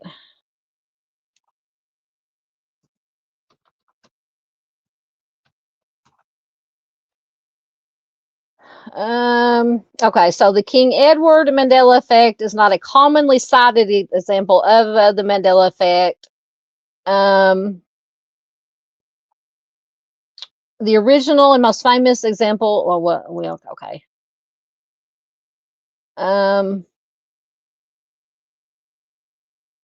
Well, I want to. So it's basically like you see in the left one there, he's got like a turkey leg or something. It's a painting, a turkey leg in his hand, and then the other one he doesn't. I said I'd never heard of this one until I read this article that I got these from. Thank you, Henry VIII. I knew it was one of the Henrys. Yep. Yeah, me too. Far says the picture on the right is the one I remember. That's the one I remember. Dandy says going back to cereal. Always got the cheap stuff for cereal. I honestly don't know what's Walmart's finest. Yeah, it's not. Yeah, I think it. I don't remember. I mean, I've seen depictions like the one on the left, but I never, But it is. He doesn't have a turkey leg. It says the King Henry VIII turkey leg Mandela effect refers to a false memory many people share of the Hans Holbein, the younger portrait of Henry VIII, showing him holding a turkey leg, which in reality he holds a glove and a dagger. That's what I remember. This common misremembering is likely due to the historical association of Henry VIII with feasting, wealth, and power. Excuse me, which is often symbolized by a turkey leg in popular culture.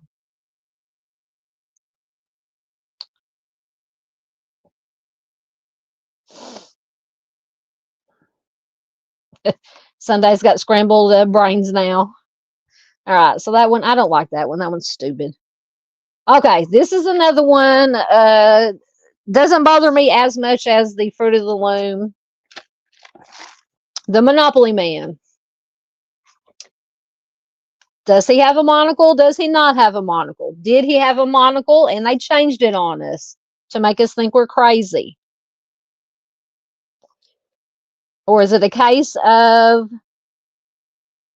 mixing it up with another character, brand character?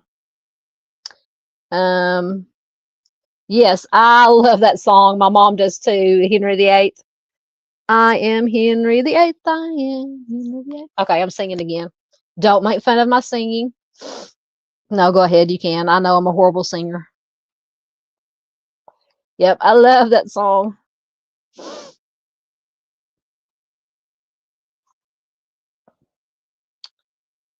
All right. Monocle, no monocle, which is that little thing, eyeglass, eye thing. If you don't want it, just if anybody doesn't know what a monocle is.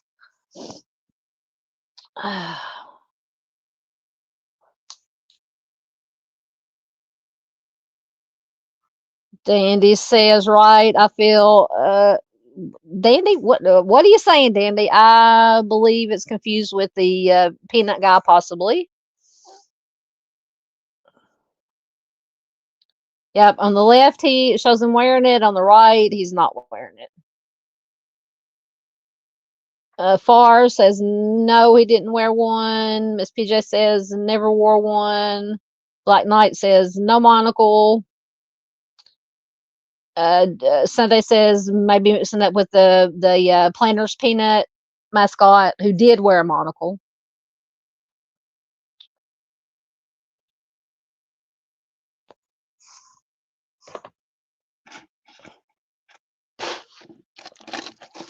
So I had to. This one's still. I don't know. This one's still. Miss Peggy thinks no monocle. Sunday Doodle says this guy doesn't have one, but the peanut guy does. Miss Barb says going to the right again, not no monocle. I know I go back and forth about what I remember. Because I don't know. Sometimes I think that I remember back in the day that because I mean we played Monopoly is one of our favorite games to play. We've been playing it since we were kids. And sometimes I think I remember him having a monocle. But apparently he does not and never has had a monocle. Why the false memory persists, similar characters. The Monopoly Man's old-fashioned style and attire resemble Mr. Peanut, the Planters Peanut guy, a character who does wear a monocle. This visual comparison may lead people to incorrectly associate the monocle with the Monopoly Man. Cultural integration. The Monopoly Man is a well-known and pervasive character in popular culture, which can contribute to a shared and reinforced false memory. Then they talk about the Mandela effect. Let's see if good old Google has any more explanations.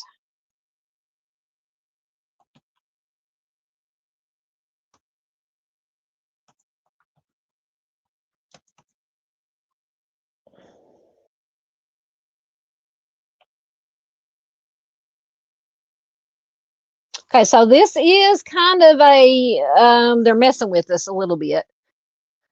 So I remember reading this somewhere. So the Monopoly Mandela effect describes the widespread false memory of the Monopoly Man wearing a monocle, but this is not a true Mandela effect because the Monopoly Man does have a monocle in some official materials, specifically on the $2 bill of the 1996 Monopoly Junior game.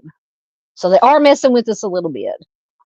So while the Monopoly company claims he's never worn one, the presence of the monocle in the 1996 version creates a conflict with the common memory that he never did, thereby demonstrating it's not a case of shared false memory, but a situation where the memory was actually correct for some versions.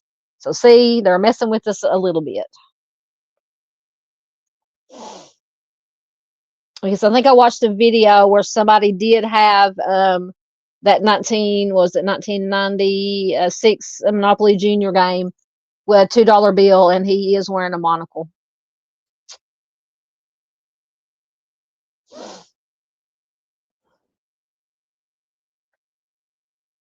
So they're messing with us just a tad.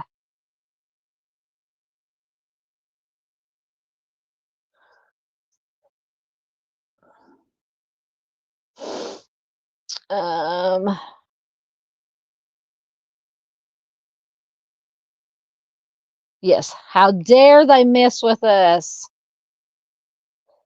Yep, but he doesn't have it when he's running with the money. Nope. Yes, they cheated. They cheated. What was that word? They confabulated us. It's a confabulation. Oh, goodness.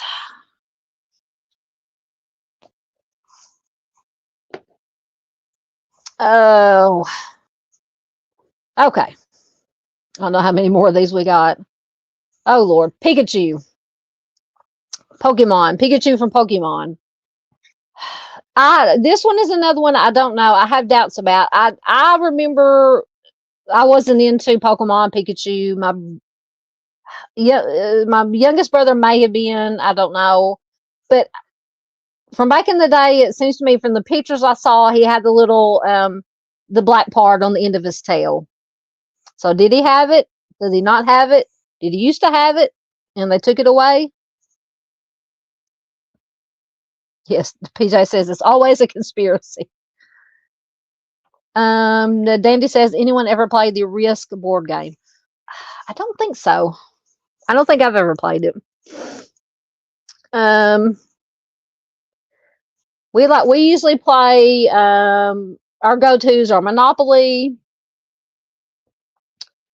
Uno, red with a Redneck Life, a variation of the regular life game. It's called Redneck Life. It's hilarious if you've never played it. What else do we play? Cards Against Humanity. We play that one some. I don't know if I ever played Risk. And then, of course, when we were kids, we had all the good ones. We had Candyland, Shoots and Ladders, Hungry Hungry Hippo. What are some of the other ones? Those of us who could, of a certain age. Far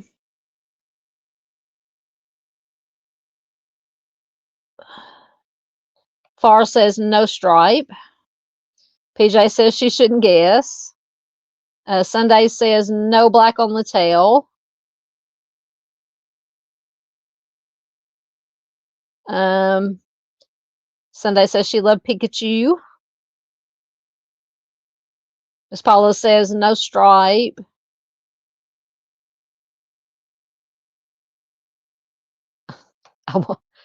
Danny says, I won't peek at you. I have no idea. Miss Peggy says, no, messing with us? I don't believe it. Hang on. Let me see if I can find my shocked face.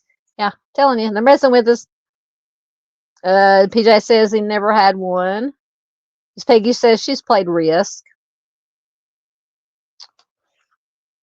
I don't know. We played, what is the other ones we played? We played Battleship some, Connect 4, Aggravation. We like to play Aggravation. Black Knight says he loves to play Risk. I don't remember which one is that one. How do you play that one? I know the name. Miss Barbara says she's played Risk. Black Knight says no black on the tail. Dandy says, are you talking about Risk? Great game of strategy. Then I wouldn't be good at it. I'm not good at a strategic game, so we had to be strategic. Miss Barbara says she's staying on the right, no black on the tail. But Sunday says Pikachu is a huge debate in middle school. Why is it a debate? I'm just interested in knowing. Like a current debate?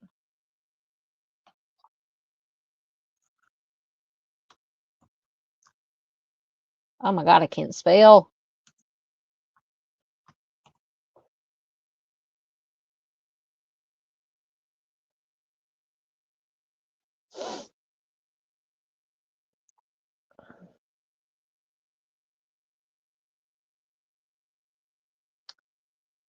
War.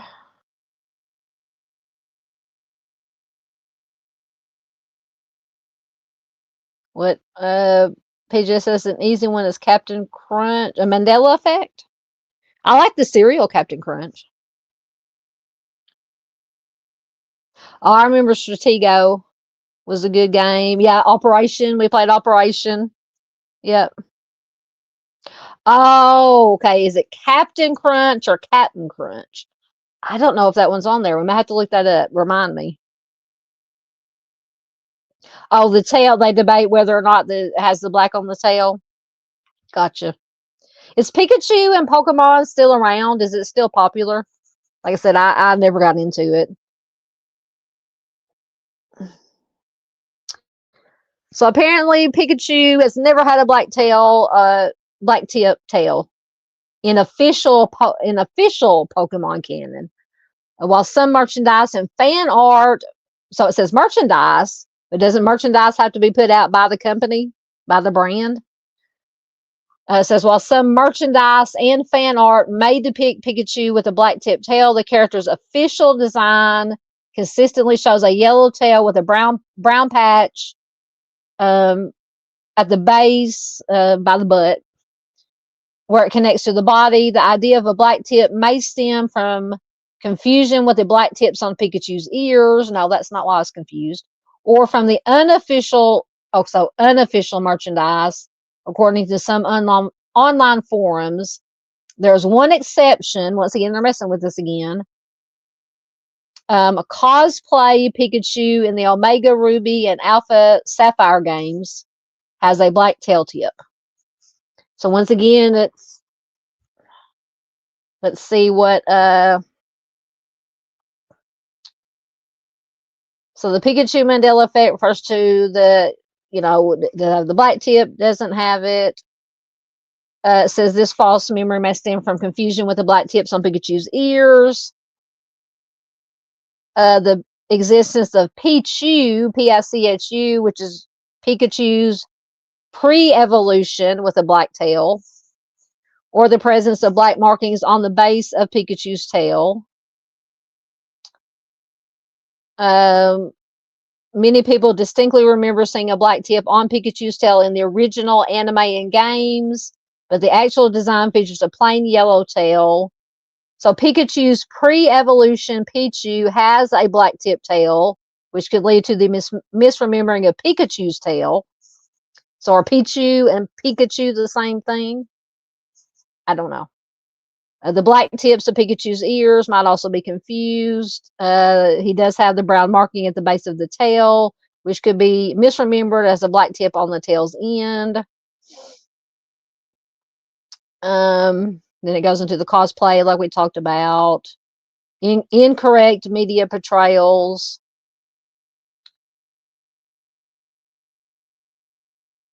So memory association, the lightning symbol used to represent electric type Pokemon in the trading card game could be associated with Pikachu's tail, leading to a combined memory of a black symbol on the tail. I don't know. It's all Greek to me.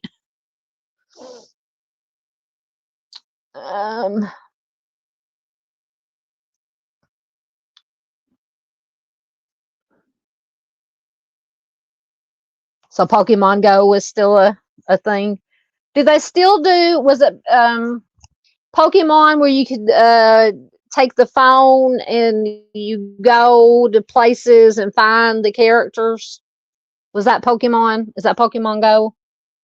Because I remember a few years ago, and we live, I live out on the farm and not, in the boonies, but there's, the nearest neighbor is my uncle next door, and then down the road and around the corner is the next neighbor.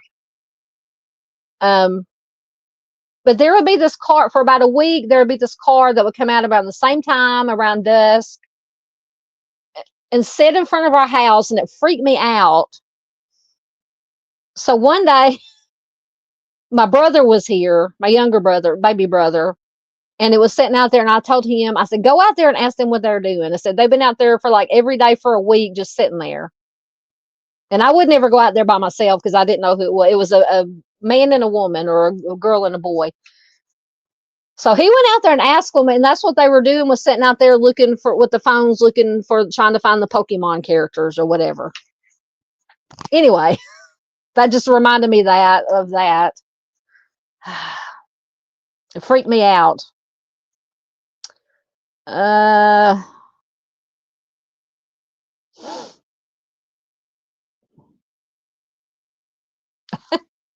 You're fine, Miss Barbara.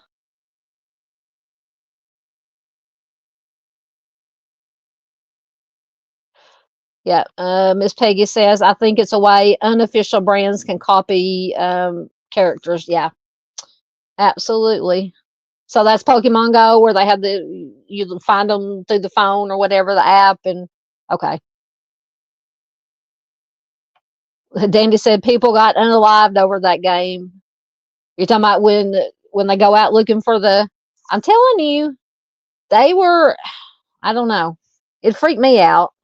It turned out to be actually nice. It was back then they were probably in their late teens, early 20s. I mean, they were, but it's just, I would see them sit in the same car, same people sitting right in front of the house where I could see, and it would just freak me out. And I made one time, like I said, my brother happened to be here, and I said, "Go see what they are doing," or maybe he noticed them and said, "What are they doing?" I'm like, "I don't know. They've been out there for a week." They would come just sit in front of the house.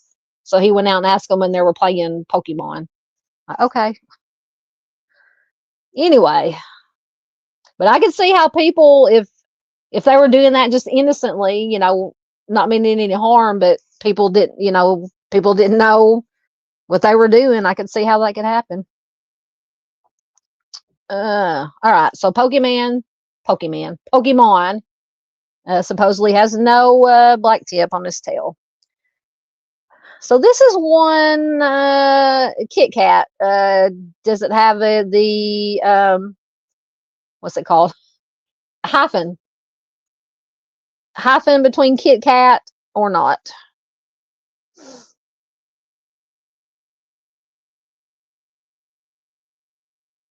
Oh my goodness.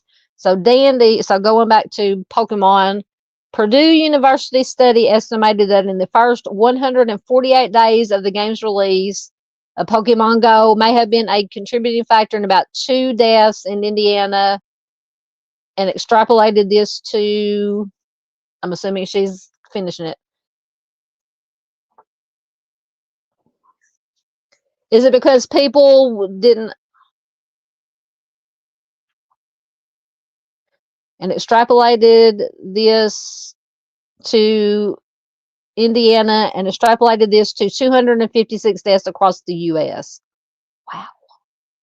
So were the deaths because they thought people were doing something nefarious, or people being careless and getting hit or something? What were the causes?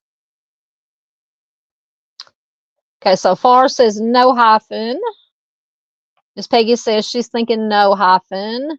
Black Knight says he thinks no hyphen. PJ says no. Miss Barbara says no. Doodle Sunday says may have been. A dash hyphen, yeah. Yeah, I want to know the cause of the deaths because of Pokemon.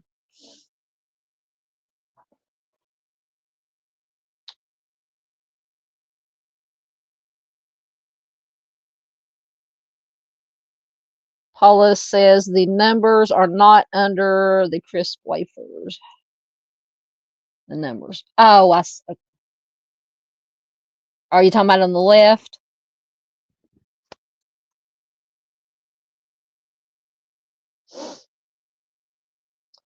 Now, Danny's got me thinking about this Pokemon. People dying playing Pokemon.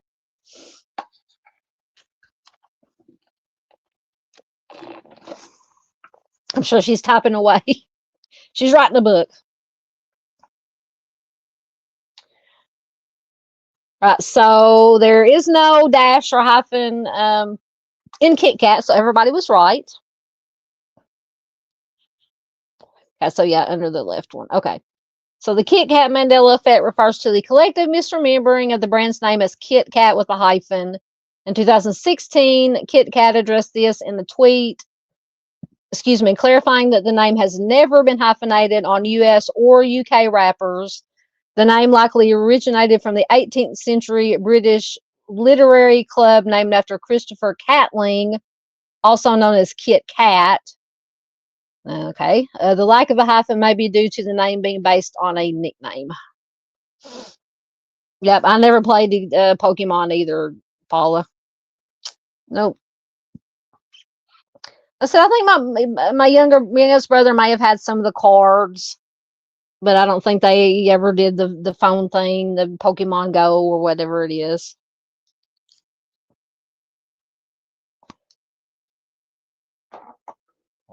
All right, let's see if good old Google has any other information about the Kit Kat.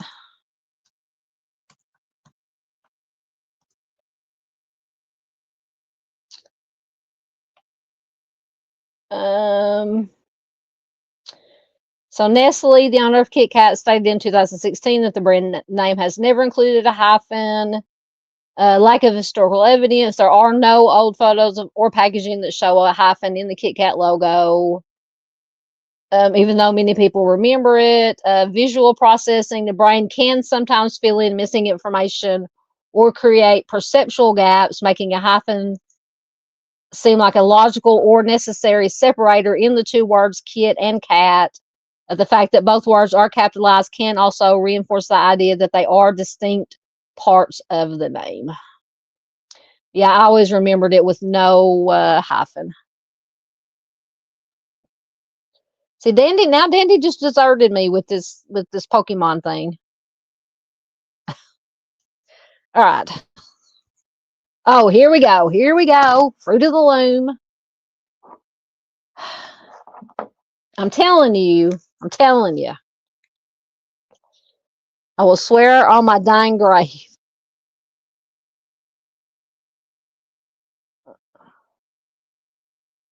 Okay, so it is from people not paying attention. Okay, gotcha.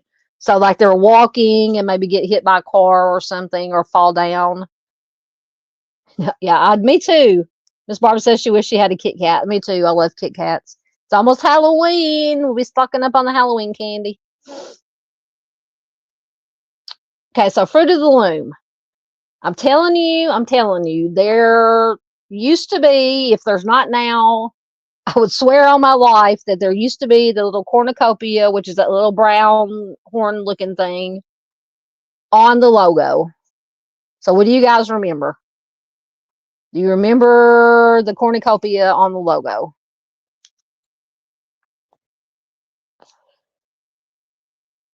Yeah, that's the thing.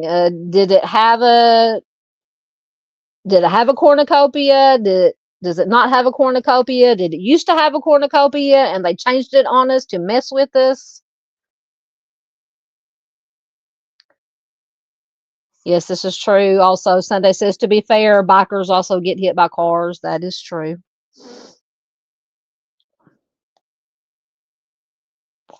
I'm telling you, Miss Barb says she thinks it had one. I do too. I'm telling you. My mom even says, because I asked her, I said, Mom, Fruit of the Loom logo, does it have a cornucopia? She immediately said, yeah. I said, according to Fruit of the Loom, it never had one, apparently.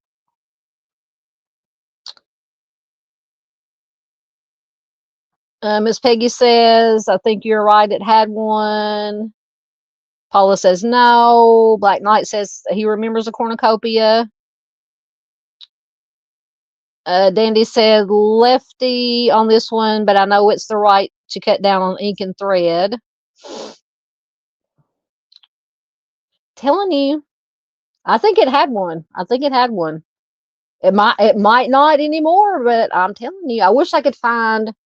And what I need to do, because I have like back from the 80s, 90s, all my like concert T-shirts and stuff that I got at concerts. I think they were probably Fruit of the Loom. I'm gonna start digging them suckers out and looking. I'm telling you.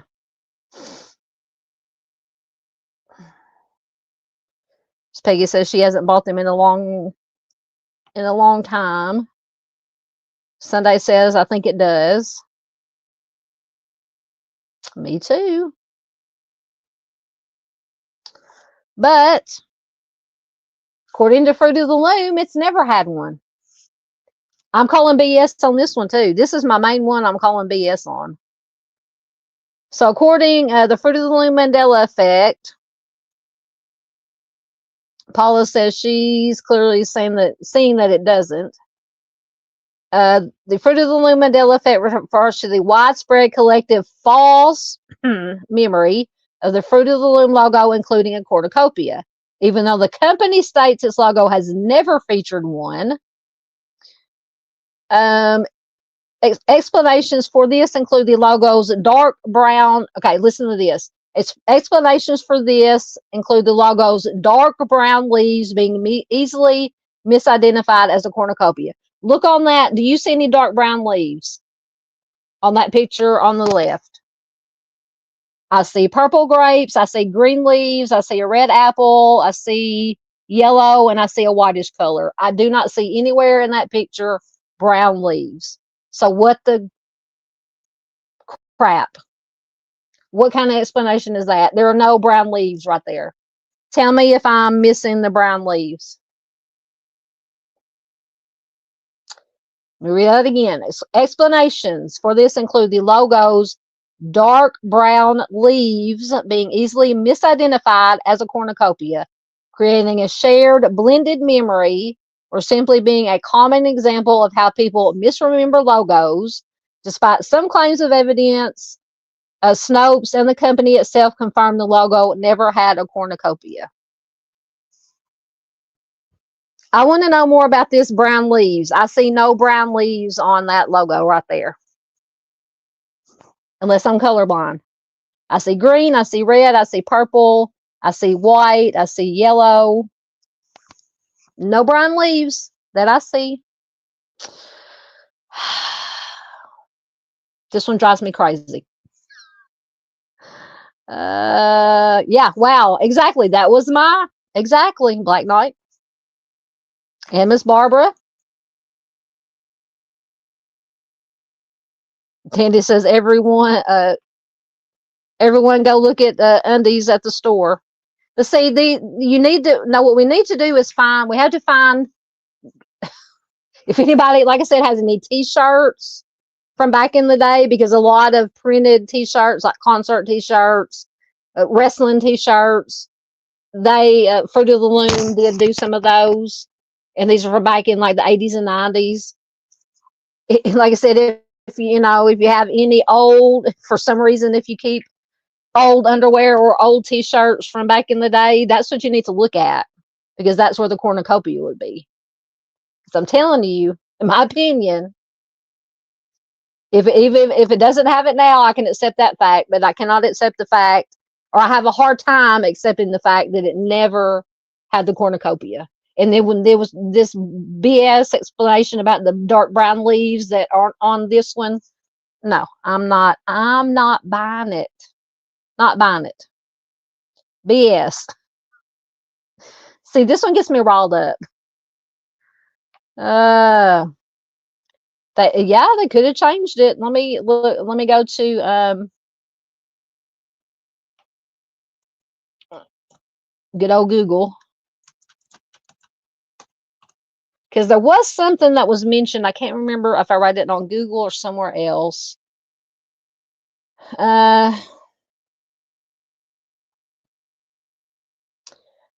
So the belief is many people vividly remember seeing a cornucopia behind or among the fruit in the Fruit of the Loom logo. The reality of the Fruit of the Loom company and fact checkers like Snopes have confirmed that its logo has never in its history included a cornucopia. So it's a prime example of the Mandela effect.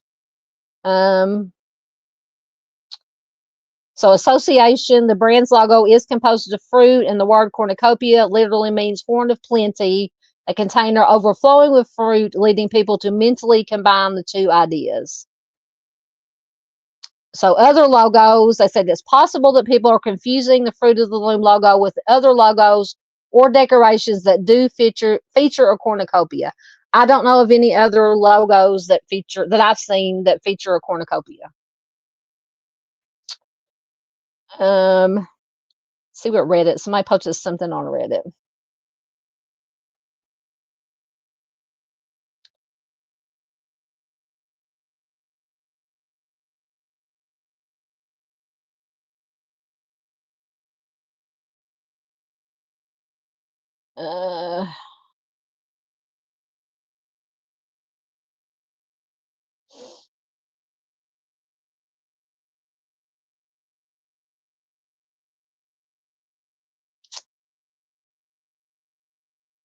That didn't really have anything.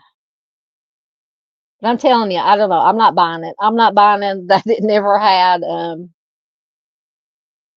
a cornucopia.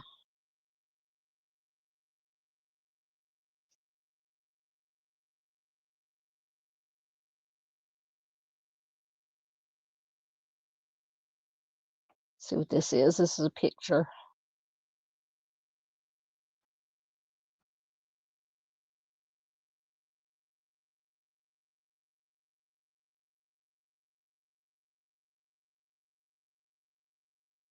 Oh, that's not anything.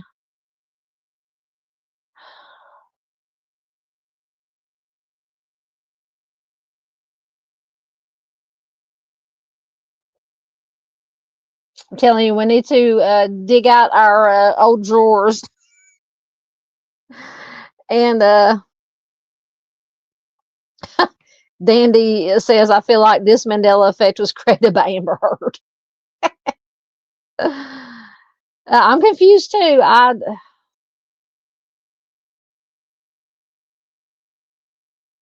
Okay, Miss Barb says, I have a 1979 and 80 Fleetwood Mac t-shirt and it was made by Hanes.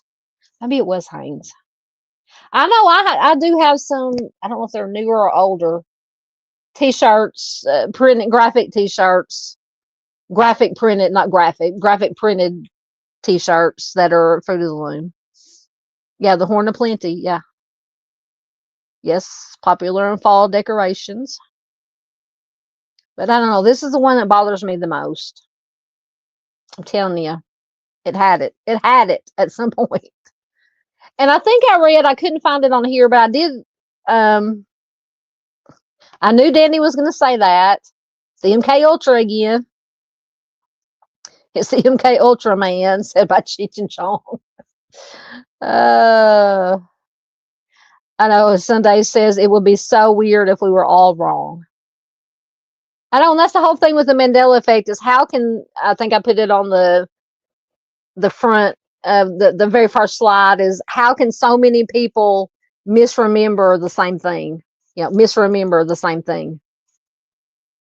Anyway, I was going to say, I read somewhere that they said it might have come from when they were first designing the logo. I think they did do a design where there was a cornucopia on it, and maybe and I think people took, you know, they took pictures of it, or, and I don't even know when Fruit of the Loom was started, or maybe some of those drawings were saved somewhere and people, and they were shared, or people saw them, and so that's why people think that there's a cornucopia. I don't know. I still think there used to be a cornucopia. I'm sticking. That's my story, and I'm sticking to it. All right, let's see. This one, is it Cheez-Its or Cheez-It? I want Cheez-It. I want Cheez-Its. I love me some Cheez-Its. Yes, Sunday says it's a bit uncomfortable. I know. I feel like we're being messed. It's like I'm buying into this dandy thing with the MK Ultra. Maybe not the MK Ultra, the brainwashing, the trying to make us think that we're crazy. And they do it through social media. Just saying. Allegedly. Miss Paula says nosy. So she's it.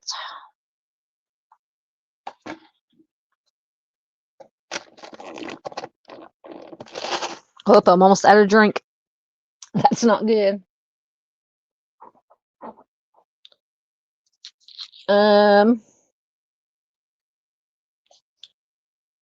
Yep, Dandy says, how can millions of us be wrong though?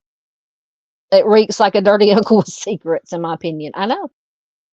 That's the whole thing. Is like they said, how could so many people misremember, as they say, false memory of the exact same things?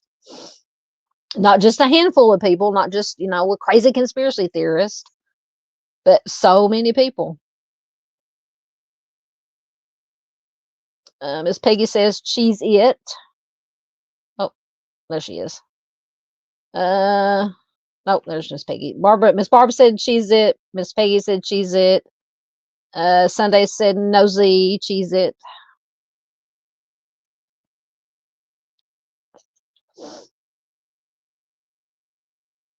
Oh, now Miss Barbara's making hot dogs. Dang, Miss Barbara. Now I want hot dog and cheese its. Oh, I don't know if it's a good combination. I do want Cheez-Its. All right, so it is Cheez-It. Although I've always said Cheez-Its. I call them Cheez-Its. I want some Cheez-Its because saying I want some cheese, excuse me, I want some Cheez-It just doesn't sound right.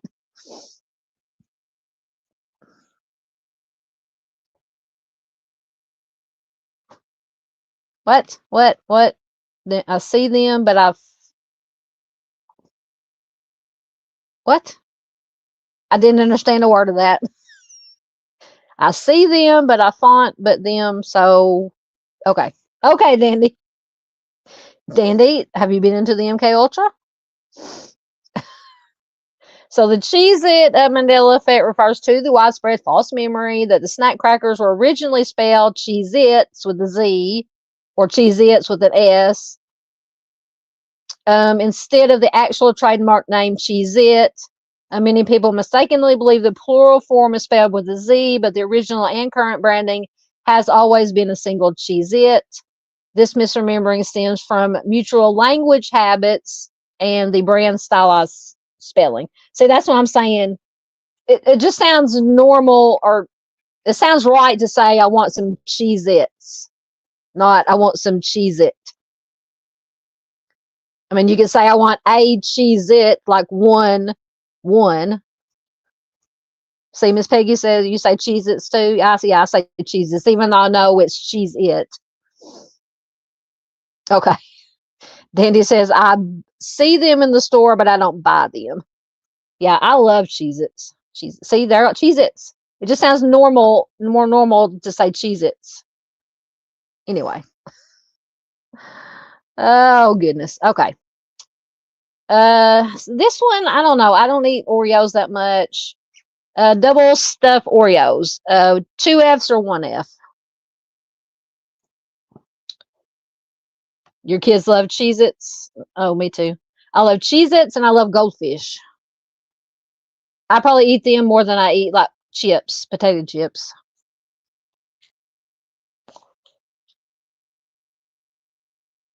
All right, let me look up the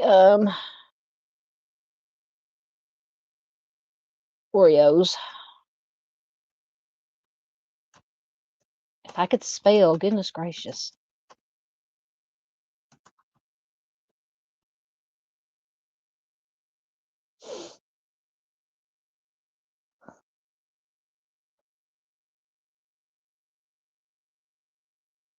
What are y'all celebrating, Miss Peggy? Miss Peggy. They're celebrating something. Her and Dandy are celebrating something. See, I never Dandy says 2 F's just like I give. I don't think I have any F's to give right now. Sunday says she didn't they don't know. So it says or Miss Barb says I like the original Oreos. I'll eat them every once in a while. I like the cookie part better than the cream, the filling. And most people, I guess, like the creamy part, the middle part, better than the cookie part. But I like the cookie part. So I guess it's if it's two F's or 1 F, or who gives an F. uh, so apparently it's 1 F. So the Mandela effect related to the Oreos that stems from a shared false memory where many people remember the cookies being called double stuffed, not just with 2 S, but stuffed, ED Oreos. But the actual branding is double stuffed with 1 F. Some people are incorrectly remembering the packaging having a second F or the cookies containing exactly twice the amount of filling as a regular Oreo when they actually contain about 1.86 times the amount. Uh, exactly, Dandy. All right, let's see. So I thought it was more interesting about the double filling amount. So, according to Google, many people recall spelling as double stuffed with two F's or double stuffed using a common word. However, the official product name has always been with one F. The stylistic choice by the manufacturer is a common source of confusion and is often misremembered. The double filling amount, the product is named double stuff because it contains approximately twice the cream filling of a regular Oreo. Some people remember it containing exactly double the amount of filling. However, experiments, so they actually did experiments and spent money on this. Experiments have found that double stuffed Oreos have about 1.86 times the cream of an original one, not the exact double. In summary, the double stuffed Oreo Mandela effect is a combination of misremembering the spelling of the brand name and the precise amount of the cream filling. They probably spent a lot of money to do this experiment to see if it had exactly. That's where our tax money goes to, people.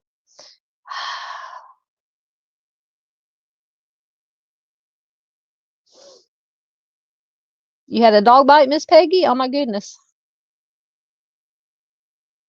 Yes. Standy says, so yeah, why wouldn't they double F it? Yeah. Sunday says, one F was given that day.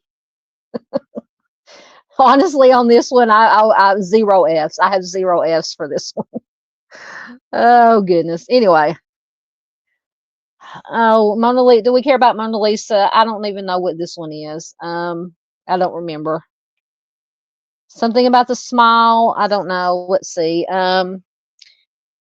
So there isn't a known Mandela. Why did I include this? There isn't a known Mona Lisa Mandela effect in the way that refers to a collective misremembering of a detail in the painting. Instead, there's the psychological Mona Lisa effect, where eyes in the portrait appear to follow the viewer. That is so creepy.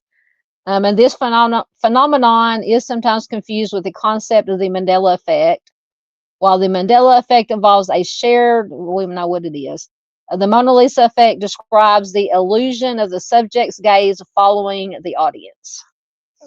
I have to make that bigger so I can read it. The Mona Lisa effect, psychological phenomenon, a well-documented illusion where the eyes of a portrait seem to gaze directly at the observer, no matter what the position. How it works, the eyes on the painting create the illusion of a direct line of sight to the viewer thanks to the artist's technique.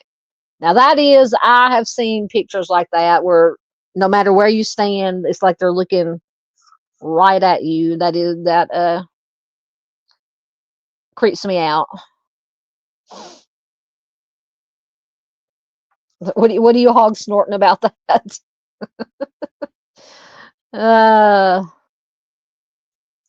Anyway, so that's the moment. But yeah, I thought it had something to do with the smile. They said her smile was either more of a smile or less of a smile. I don't know. Okay, we'll move on from. Oh God, this is one where I've always thought one thing, but now I think I realize why when I read the explanation why. Okay, so I don't know if we have any other Star Wars fans in here. Did C3PO have so on the left you see both of his legs are all gold, and on the right side it would be his right leg. The bottom half of his right leg is silver. So I don't know if there's any Star Wars fans besides me in here. Is that a smile? I don't know. I always thought the Mona Lisa smile, go back for a minute, was creepy. I just think that whole painting is creepy. I don't know. It's just something about it.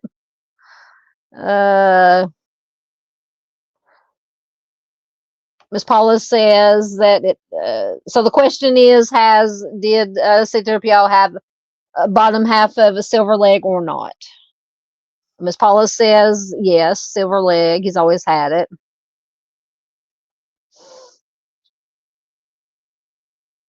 Yes, that's another reason I don't like dolls. Miss Peggy says, I used to collect dolls. My son said I had to put them away. The eyes were following him. Mm-hmm. Mm-hmm.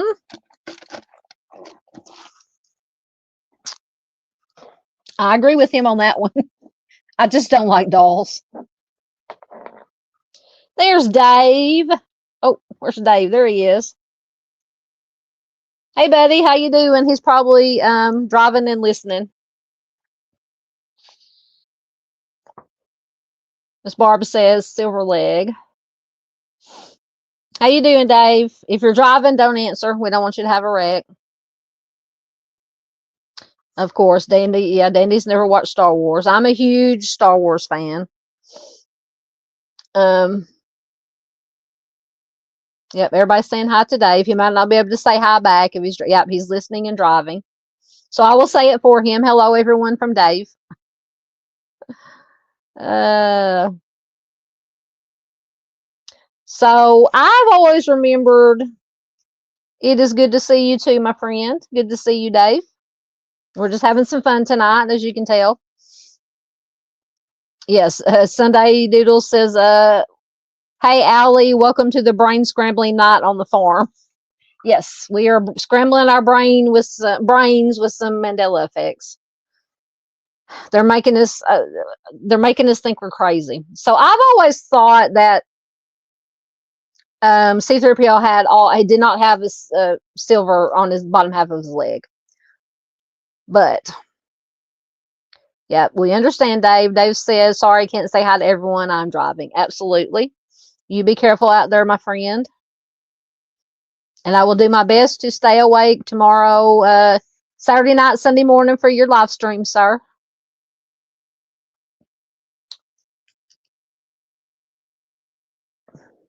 Well, we've been on here for 4 hours anyway.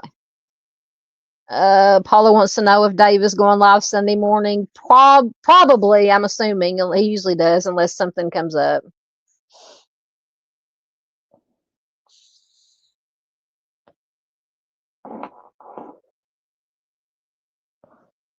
Miss Peggy says, hang on, can I go ask my son? Absolutely.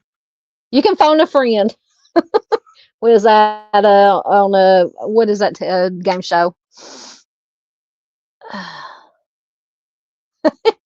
Yes, Dandy. It's okay. Ultra. Mustang says, hey, Al, good to see you.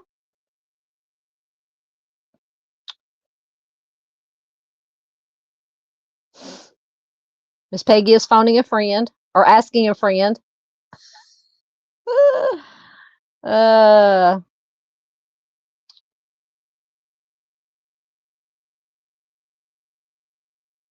Yes, the millionaire. Yeah, I had to be a million or whatever. Yeah, we're gonna win $1 million playing this game. Yeah, who wants to be a millionaire? Yeah, they have. You can phone a friend or something is one of the things. Miss Peggy's gonna phone a friend. I haven't. I used to watch that. So Dave said, "Oh my goodness." Dave says, "If I'm alive, yes, you better be alive, friend. Why would you not be alive? Be careful out there." And that's that on the old show. What was the name of that show? Oh, geez, my mom loved that show. We watched it. A police show. Old. Geez, Hill Street Blues. He would always say, "Be careless, be careful out there." Sunday says, "I'm cheating and going with Paula's answer, which is silver leg." Dave said, "Thank you, Mustang. Hello."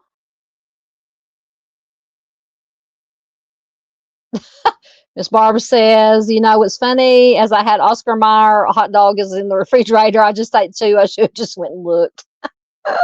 Hindsight's 2020. Oh goodness. Waiting for Miss Peggy.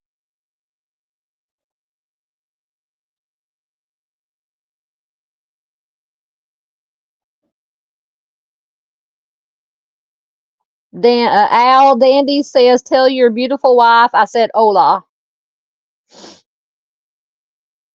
Yep. Miss Paula says, "Dave, just be safe. Can hardly wait. You make my Sunday mornings." Absolutely. Black Knight says left. Oh, is it the left side? His left leg? Oh yeah, maybe I may be looking at the picture wrong. I was looking at the mirror. Oh, left side. Okay. You're saying two gold. He never did it. I can't talk. That he doesn't have silver on this leg. Oh, okay. So Miss Peggy says not going to bother my son late. Him and his wife would forget. Yeah, watch out. Mr. Steve was in here earlier, Dave. Dave said, Mr. Steve and his high beams.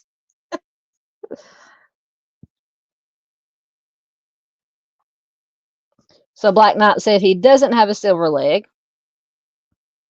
So that's what I've always thought.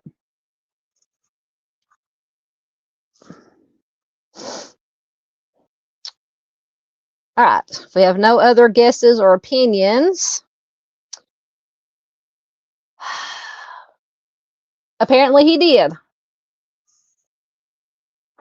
And I have watched these movies, especially the original, the original ones, what I call the original ones, which is episodes 4, 5, and 6. They came out in 78, 80, 83, whatever. I'm a geek. I'm sorry. Apparently, he did have a silver on the bottom of his. Thank you, sir. You are the best too, Dave. We love Dave. So it says some consider C-3PO's silver leg a Mandela effect because it's easy to miss. See, this is the only thing that makes me think maybe the silver only covers the lower part of his leg. He's often filmed from the waist up, and in A New Hope, which is the very first one that came out, which is episode 4. For example, he is filmed from the waist up at the Rebel base. And also, let me look this up. Give me 1 second.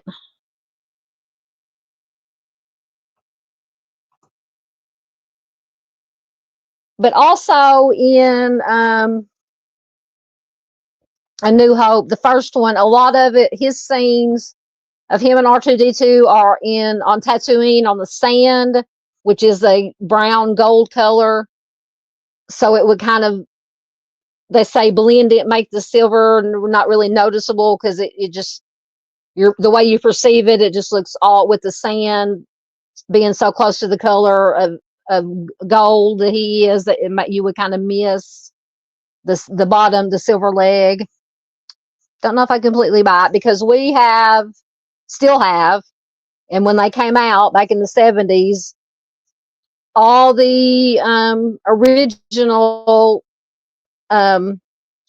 toys, figures, and then all the C-3PO figures we have, he did not have silver. He was all gold. He did not have any silver on his leg. So that could just been part of the marketing. I don't know. But I don't know. So let me see what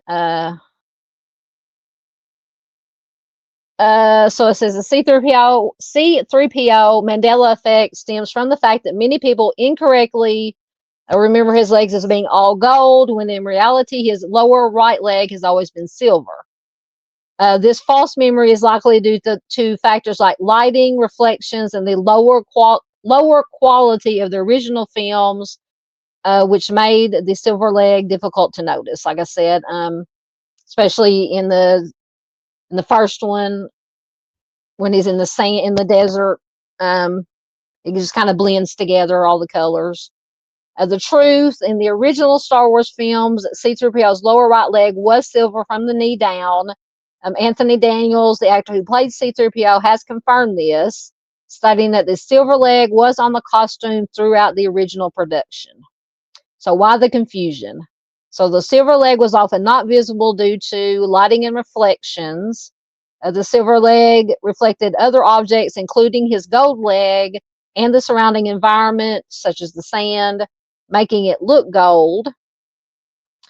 Film quality, the lower resolution and quality of the original films made the difference in color less apparent. Toys, early action figures, meaning the original ones, like we had, and marketing often depicted C-3PO with all gold legs, potentially reinforcing the false memory. The perception that the leg changed color is a result of newer, higher definition versions of the film and more detailed collectibles, making the detail finally noticeable to many viewers. So maybe that's why. I always thought he was all gold all the way down. Interesting though. Let me get back into your comments. Yep. Black Knight says, I call BS. I know. If it wasn't for the figure, the toys, the original toys from the 70s that we had, it was always all gold. There was no partially silver leg. So I have to call some BS on this. I don't know. Miss Barbara says she got it right. I know, yeah. Mustang calls BS too. Miss Peggy says, I watched all the Star Wars several times, but I couldn't remember. JCH, it's a new name. Welcome. They call BS too. I know.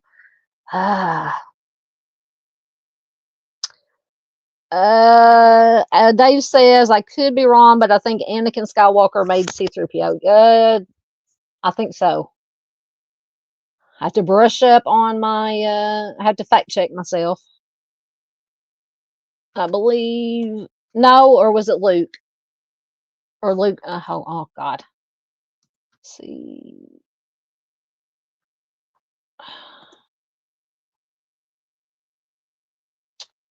Come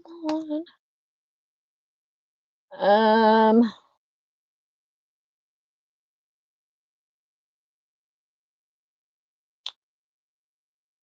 Yes. In the Star Wars universe, the droid was originally built by Anakin Skywalker. Yes, we were right. You're right, Dave. Original build, Anakin Skywalker, a young boy on Tatooine, built the droid from spare parts to help his mother Shmi. In its earliest form, the droid's internal parts and wirings were exposed since Anakin could not afford a covering. Yep, we were right.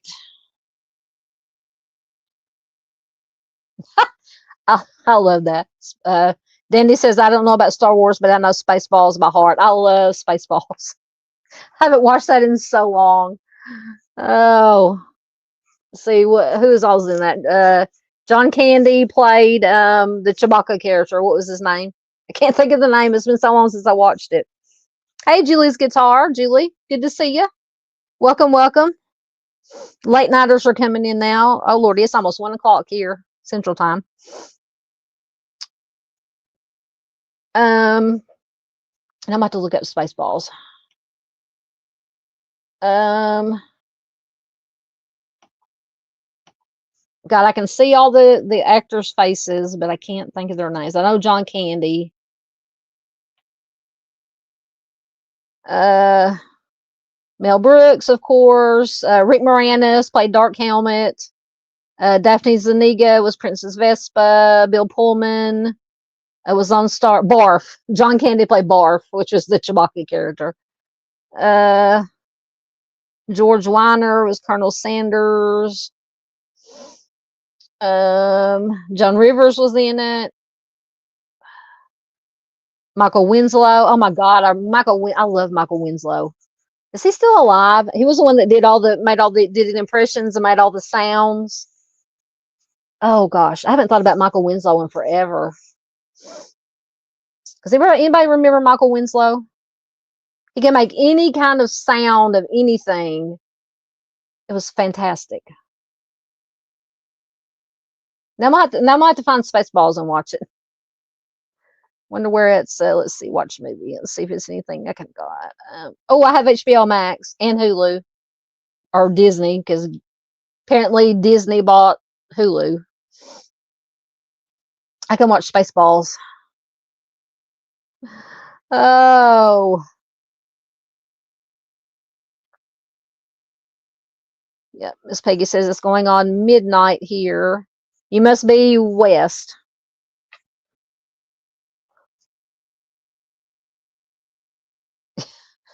Then it says barf, the smog, half man, half fog, man and dog. Danny, you're just having trouble tonight, aren't you? That's all right. I have trouble too. Oh goodness.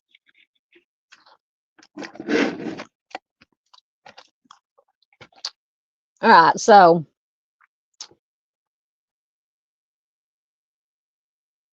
was he the guy from Police Academy? I think he was in Police Academy. Hold on. Yeah, Miss Peggy's in Colorado. Yeah, so you're west. Um. Oh no, gonna go to the right tab. Goodness gracious, I can't do anything. I'm as bad as Dandy.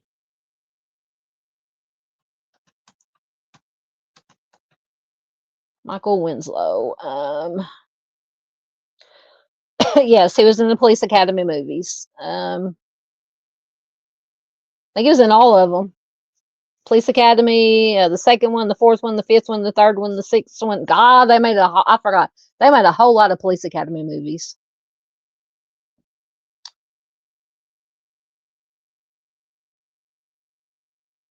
Yep, I love Michael. I love Michael Winslow. Michael Leslie Winslow is an American actor, comedian, and beatboxer billed as the man of 10,000 sound effects for his ability to make realistic sounds using only his voice. He is best known for his role in all 7 Police Academy films as Larvell Jones. Yep. God, he is so fantastic. I'm assuming he's still alive. It said he's still alive, I believe. Go to the Wikipedia just to make sure.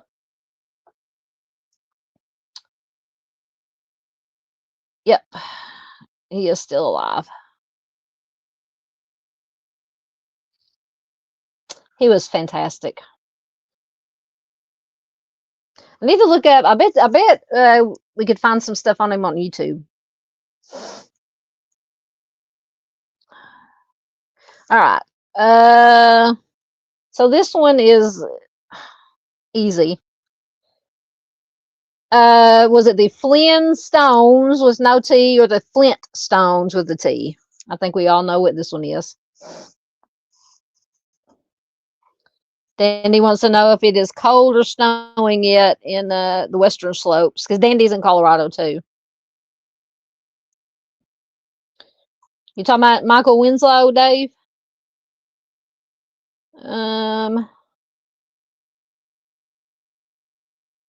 Says Michael Winslow is an American actor, comedian, beatboxer.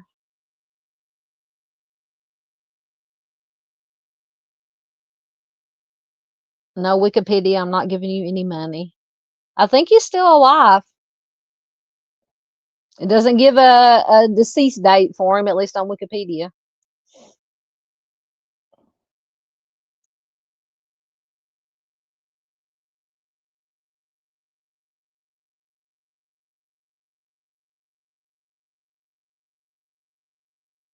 Oh, it says, I'm just going reading some questions that people ask about Michael Winslow. It said, why did Michael Winslow stop acting? He was forced to scale back his career in 1993 after the death of his first wife, Belinda. As a single father, he had to stop appearing in films so he could spend more time with his children. Oh my gosh, that breaks my heart. Apparently, he made a comeback on America's Got Talent. Let's see what that's about.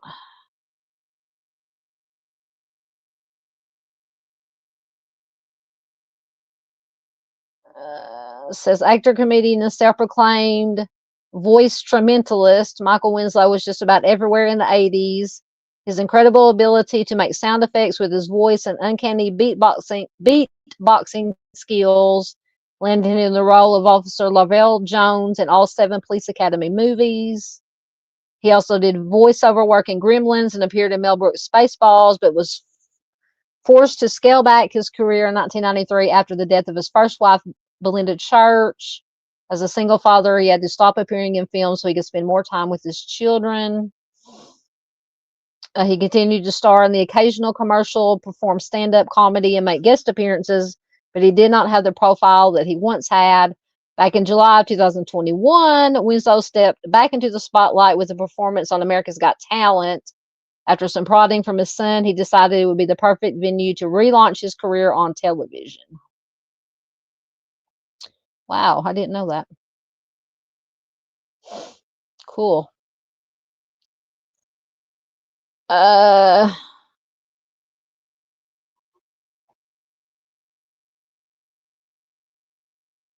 okay. Far says with a T, so Flintstones. Black Knight says with the T, Flintstones. Mustang says Flintstones. Miss Peggy says Flintstones. Thank you, Miss Barb. Miss Barb says, sorry, everyone, I'm falling asleep on you. You're just going to lay here and listen. Have a happy weekend. You too, Miss Barbara. Have a good rest of your weekend, dear. Yeah, after we get off here tonight, I'm going to go to bed. And I'm not going to do anything for the next 2 days but watch football. And remember, because I'm being selfish, Monday, Miss In Person Monday live stream will be Tuesday night because my Bears are playing on TV, actually playing on TV Monday night football. So I want to watch the Bears because they hardly ever show them down here in Arkansas on TV, but they are showing them Monday. So we will have our Miss In Person Monday live stream on Tuesday night this week. So I think everyone's in agreement. It's always been Flintstones because Flintstones doesn't really make sense. So it says the Mandela effect related to the Flintstones refers to the widespread memory that popular animated series was originally spelled Flintstones without the T in the middle, when in fact it has always been spelled with the T. Though the spelling is a rock-related pun, which is why the name has always included the T. So it's pretty self-explanatory. Trying to hurry. Oh, that was the last one. Oh my goodness. Okay. We made it through them. Yay. After 4.5 hours. Oh my gosh, this has been so fun tonight. I needed this. Some of y'all probably needed it too, just to relax, unwind, not think about anything too serious, except the fact that they're messing with us with some of these things. I truly believe that. So if you guys want to do some more mysteries, conspiracies, maybe once or twice a month, we will try to start doing more of these if you guys enjoy them. I like to do next time if we do one, do some celebrity conspiracy theories, because there are some crazy, truly crazy, crazy conspiracy theorists that have some, I don't know, it's just. So I like to talk about some of the more common celebrity conspiracy theories. Or if you guys have any, and we might do a part 2 of Mandela effect, because the article I got this from, I think it had 40, and I just did 20. We did 20 tonight. So at some point we'll revisit Mandela effects. But anyway, yes, we did it. Thank you, Miss Peggy says it was fun. Yeah, it's fun just to do something fun every once in a while. Thank you, Miss Farr. Was a great live. Really enjoyed it. Thank you, ma'am. Thank you, Mustang. And chat. Great live. Thank you so much. Yeah, Miss Peggy says celebrities. And there was, and I can't remember, just for a minute, and then we'll get out of here. The craziest celebrity conspiracy theory that I've heard lately, and this might have been going around for a while, and I just hadn't heard about it or read anything about it. But I happened to come, I was just, I get on YouTube, go down rabbit holes. I just put in celebrity conspiracy theories and, just watch whatever pops up. And I can't remember, Dorian something Dorian had a guy he was talking to that apparently believes, or I don't know if he truly believes it or is just doing it for money, whatever. He's written a book. He thinks that Garth Brooks is a serial offender. Really? So that's the craziest one I've heard lately. Now there are a lot of other ones that are out there that Katy Perry is actually JonBenet Ramsey. I don't know. That Avril Lavigne passed away a long time ago when they replaced her with a clone. Just things like that. Just really off the wall stuff that'll just make you go, what? Anyway, so we can do something like that. Or guys can feel free to give me suggestions. You can leave comments in the comment section after this is over, or send me an email. I'll try to remember to put a community post for suggestions for any kind of mysteries or conspiracies that you guys want to talk about next time we do one of these. Thank you, Miss Farr. Says thank you, mods. Thank you, chat. Yes, thank you, mods. Thank you, thank you, thank you, chat. Sleep well, stay safe, all live in light. Absolutely. Yeah, there's lots of stuff, lots of celebrity conspiracy things. Absolutely. Yeah, take care and stay safe, everyone. Thank you, Dandy. Says sleep sweet. Mustang says she was listening to Garth Conspiracy. And it's a guy I might have watched. His name is Dorian something or something Dorian, and he had this guy on. I can't even remember the guy's name, but he wrote a book. I mean, and he's just taking general. I mean, because it's back when Garth Brooks, I don't think tours much anymore, but back, in his heyday, I mean, I went to see Garth Brooks a few years ago when he was touring a lot. I mean, you can take anybody who tours a lot and who is all over the country. Basically, what this guy did was just, okay, so Garth Brooks was playing this show in, we'll say, like Chicago, and then this person, this is a suspicious death. I mean, you can do that with anybody. I mean, it was just crazy. Excellent. Farr says she's got a few celebrity conspiracies herself. Excellent. Thank you, Black Knight. Says sweet dreams. Thank you for being here, sir. Always good to have you here. All right, so I'm going to quit babbling now. Thank you, everyone, once again for being here. This was so fun. I needed this. I think we all needed this. Once again, Missing Person Monday will be Tuesday night. So everybody, sorry, I'm trying to multitask. Everybody have a good weekend, and I will love you guys, and I will see you guys Tuesday night. And as always, we're going to leave you with the fur babies with Tigger and Biscuit. So I'll see you guys soon. Was my outro going to play?